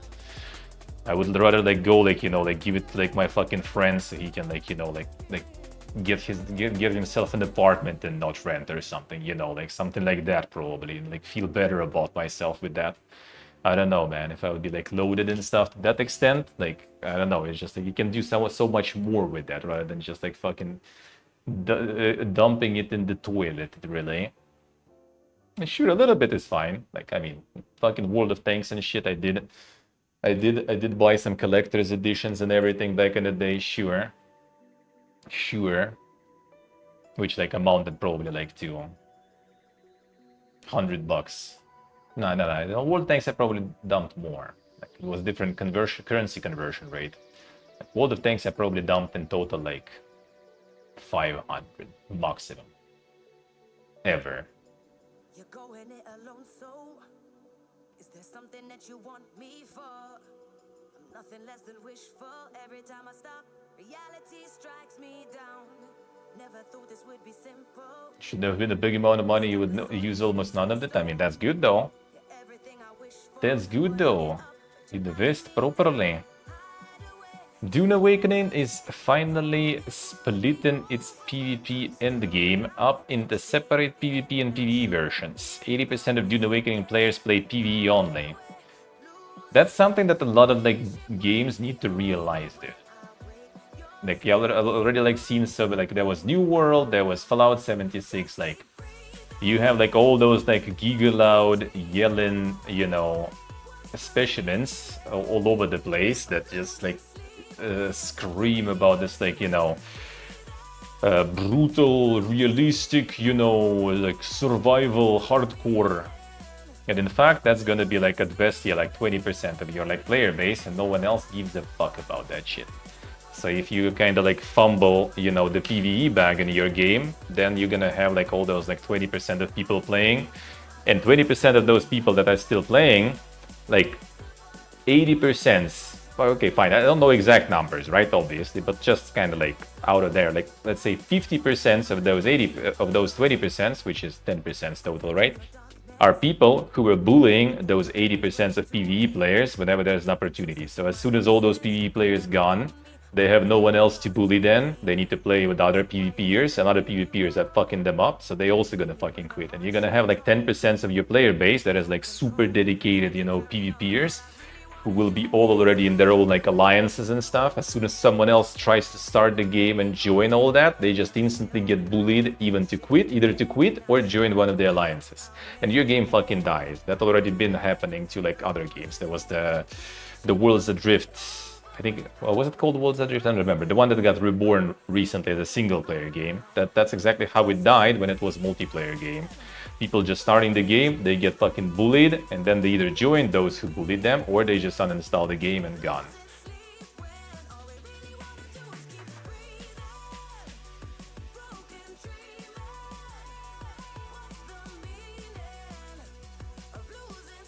Let's see what's good. Let's see.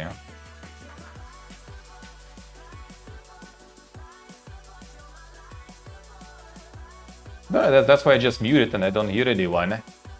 90% of open world MMO players are filthy casuals.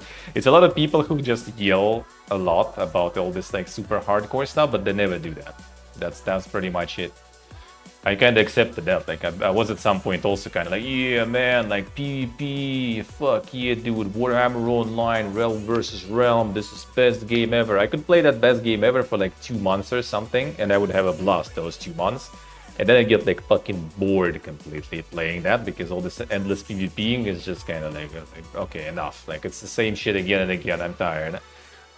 Like PvE shit is also the same stuff again and again. Sure, absolutely, but you know, it's kind of like it's nice when it has a balance. You have a little bit of that, a little bit of this. You can play Fallout 76 solo with the sub. You can play completely solo on private server. Absolutely, if you don't want to see anyone. But to be honest, even if you see someone, you don't interact with them. Like, you don't hear what they say, you just, like, turn it off in the options and whatever. You kind of play solo just with some, like, names running around sometimes.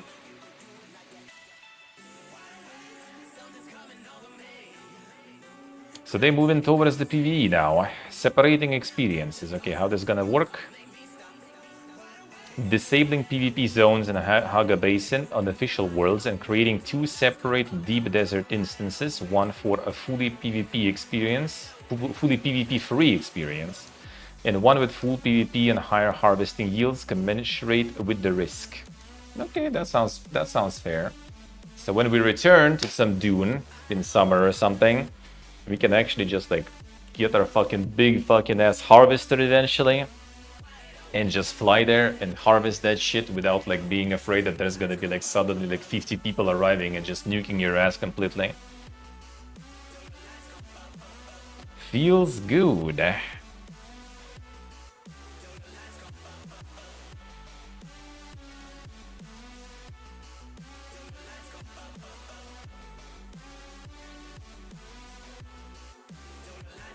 Co-op mountain climber Peak developer reminds fans it's not supporting a live service game. Ah, they're getting hit by that stuff. Dead game.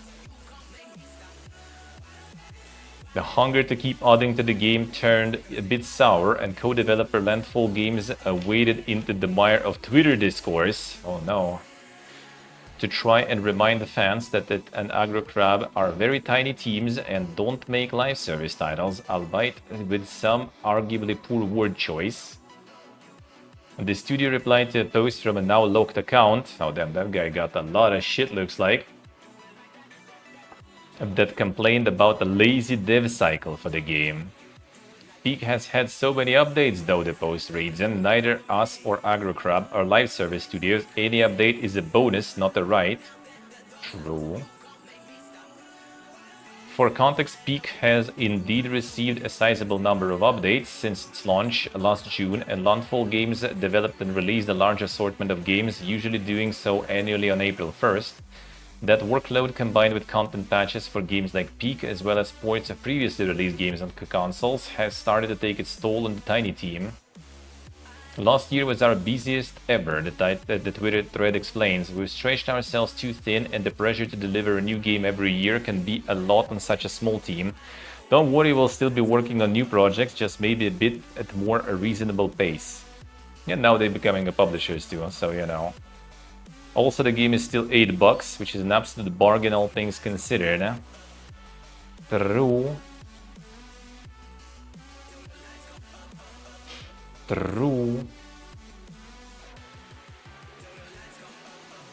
15 bucks game, expect 60 years of support. Yep, absolutely.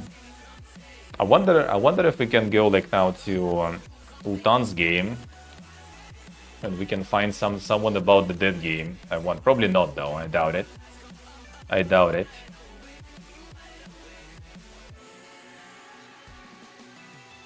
No. That doesn't have any like kind of recent post. Doesn't have the recent post much. Just not worth the price and stuff. All right.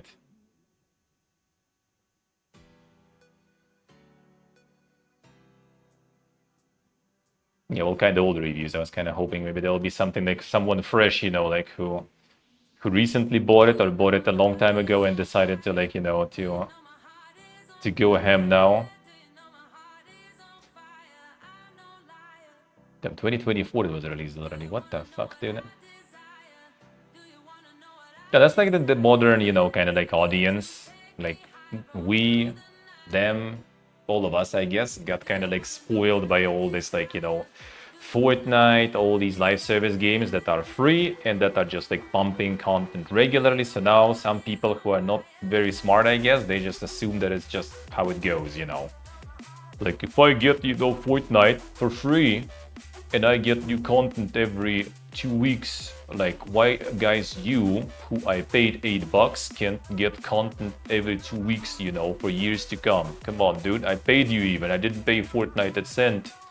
Where's my content, man? So yeah, it is pipiega, dude. It is very pipiega.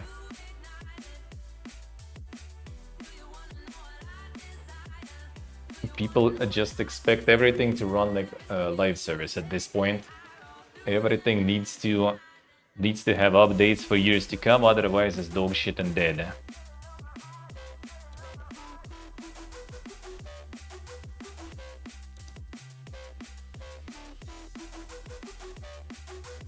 Ashes of Creation's alleged expense ledger has been leaked to ruin your weekend. Damn, this one's still going, alright. Another one. Alleged list of expenses covers 2015 through 2025, outlining a wide assortment of purchases, most of which are boring, like donations to a local girls' volleyball team and a serious Portillo's addiction. But there are other expenses that may raise some eyebrows, like finances from the company allegedly being used to pay for personal catering, historical memorabilia, and what sure looks like his family mansion. The ledger also allegedly shows that payroll to employees was low compared to the cost of living in San Diego, California, and that money coming in from loans and investors was the only thing keeping Intrepid afloat. Which, you know, makes sense, but those incomes weren't keeping pace with expenditures. And it's important to point out here that Nefis obviously doesn't cite where he got this ledger, but he does claim that the numbers were verified with a plethora of sources and interviews with former employees. He also admits at the opening of the video that the shared ledger still doesn't have the entire picture of Intrepid's finances, which once again casts doubt on the motivations of the unnamed source. We have a few guesses. I mean, to be honest, also dude kind of just like exploded by posting all this like drama about Ashes of Creation and getting like interviews with some investors and everything, so I wouldn't be surprised that some of it semi-made up just to kind of keep, you know, the juice floating pretty much. Because, I mean, drama's kind of winding down, you don't hear about it anymore that much, and, you know, views also going down. Man, we need to reinvigorate that, you know, quick, gotta come up with something, maybe. Not sure. But yeah, since there is no sources, nothing confirmed, that just kind of like, well, source trust me bro, I guess. It doesn't sound like a good source, to be honest. The ledger is allegedly afloat still. Well, I mean, if it's actually a legit thing, then sure. Sure. Alright, let me check. What did you post? So I don't miss anything.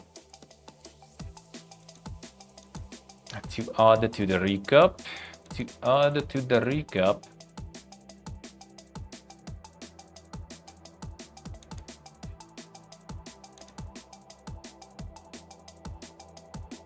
right, that we had. Oh yeah, there was this one. All right. This we had.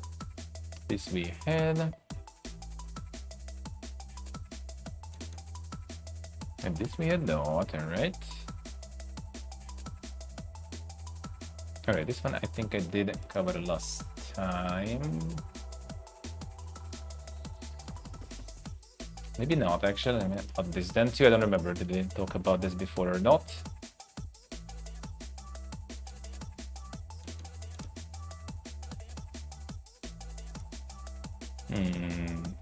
Okay, this we did already. Alright, fine. A little more. Eidos Montreal loses 124 developers in mass layoff. Head of studio leaves amidst changing project needs. Yeah, it's a bit of an old one, but yeah, since I skipped last Sunday due to travels, and I'm gonna skip unfortunately next Sunday, and the Sunday after that, most likely also I will be skipping because of the travels again. So, kinda lucky. The dates. Open world action adventure codenamed Wildlands cost Eidos Montreal hundreds of millions of dollars. Yeah? Cancelled. Oof. According to Bloomberg report and Jason Schreier, these layoffs at Eidos Montreal are part of yet another project cancellation the studio has faced. Message doesn't say this, but this layoff happened in conjunction with them cancelling original game they'd been working on for quite a few years and had a lot of struggles along the way. So I assume that's one. Man, it like dumps into something hundreds of millions and then it just kind of never happens and gets fucking cancelled and people fired. Like, holy fuck. So much money. Just gone. Stormgate going offline as provider hit by AI pivot. They like quite recently only were they going about like, yeah, everything's gonna be good, we're gonna stay offline. Tricky situation with the game's multiplayer provider, Hatteran. The team at Frost Giant Studios shared unfortunate news recently on Discord. Explained that Hatteran has been bought out by an AI company that is expected to refocus resources in a grand pivot to LLM development. The only way Stormgate will retain online functionality is if a suitable partner is found, but for now, the game's servers will be shut down in just a few weeks. Monka is... Game server orchestration partner been purchased. Alright, Stormgate will be patched so that it can be played offline, but online modes will not be available at that point. Hope to restore online play in a future patch, but this work will be dependent on Frost Giant finding a partner to support ongoing operation. Oof, that might actually kind of never return back, I feel. Stellar Blade developer Shift Up acquires Shinji Mikami's new studio. Don't think I've ever been in a situation where as a creator our wavelengths and direction align this closely. Damn, Shinji Mikami about to get some gooner horror, I guess, or something.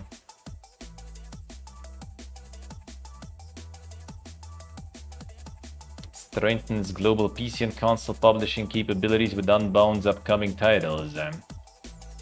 Unbound developing fairly large game and aims to create a masterpiece. Oh damn, son. Everyone else just aims to create something mid, you know, but these guys make masterpiece, dude.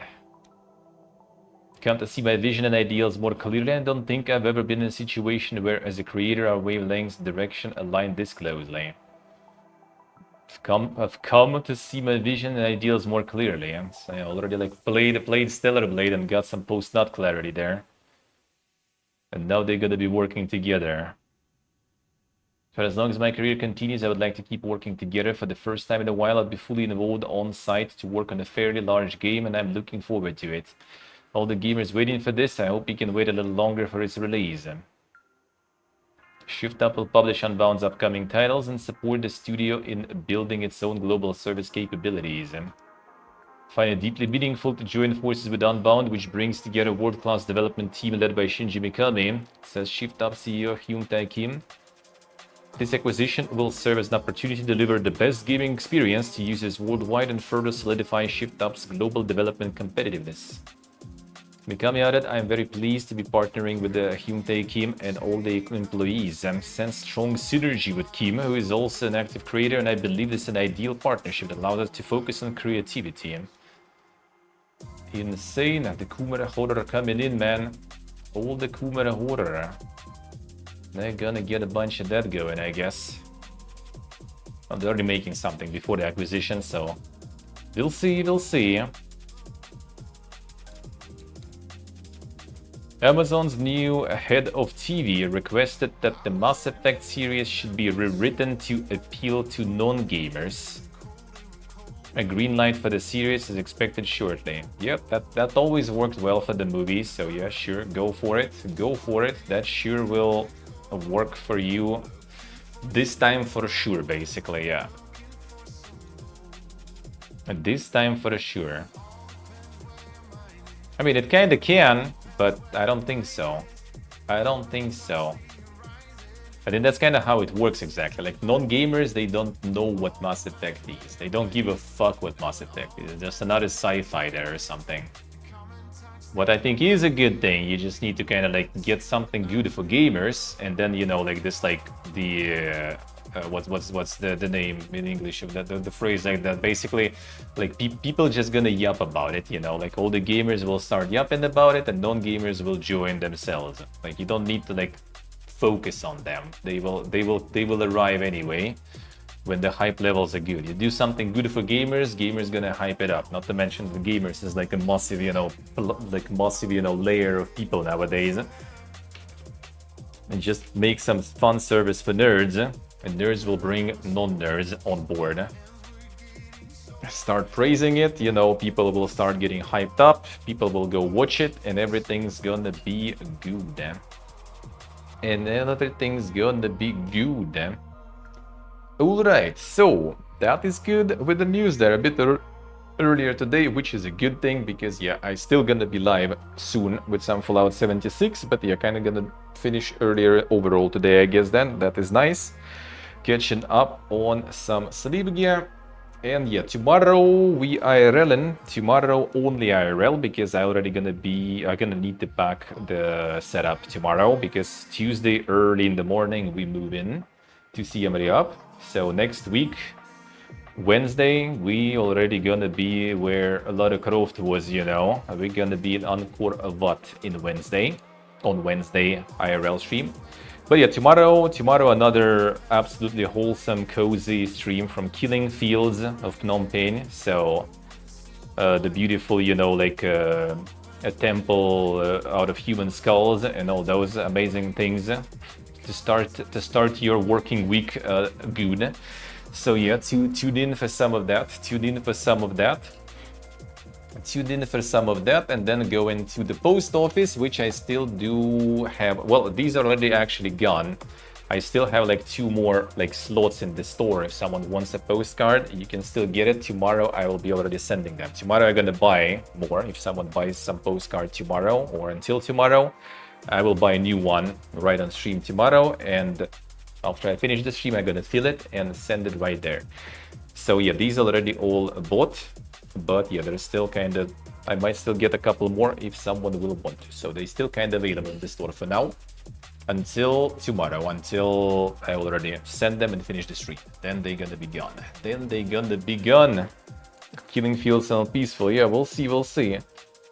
So yeah, thank you guys for watching. Thank you for hanging out. Thank you for all the support, subs, resubs, followers, donos, postcard purchases. Appreciate a lot. Thank you so much. Helps a lot with all this like fucking shit with like canceled flights and slow refunds and buying new expensive flights. Oof. Thank you. Appreciate it. And yet tomorrow, last Phnom Penh stream, IRL, probably 2-3 hours or so total, and then going offline and returning already in Siem Reap. We'll see. On Tuesday, I might try it on Tuesday also to stream after the bus, but we'll see how it's gonna go. Like, we're gonna arrive to a hotel and see how we're gonna arrange everything. If there will be some opportunity for me to put my setup down, that would be beautiful, and then I can do still some PC streams from there a little bit at least. Gonna figure out with my friend because he also needs to work, and there's probably gonna be like one table at the best for both of us, so we'll see. Basically, we'll see how things will go. So yeah, thank you guys once again. Enjoy the rest of the evening. I'll see you all either tomorrow 9 a.m. CEST, maybe that give or take, depends, or I'll see you like in 30 minutes, 20-30 minutes or something on my second channel. I'm gonna play some Fallout 76 a little bit to grind the dailies, yup, you know, all that stuff. Just gonna get some food and start the stream, maybe even less than 30 minutes. So yeah, thank you, and yeah, enjoy the rest of your evening. Love you all. Bye bye.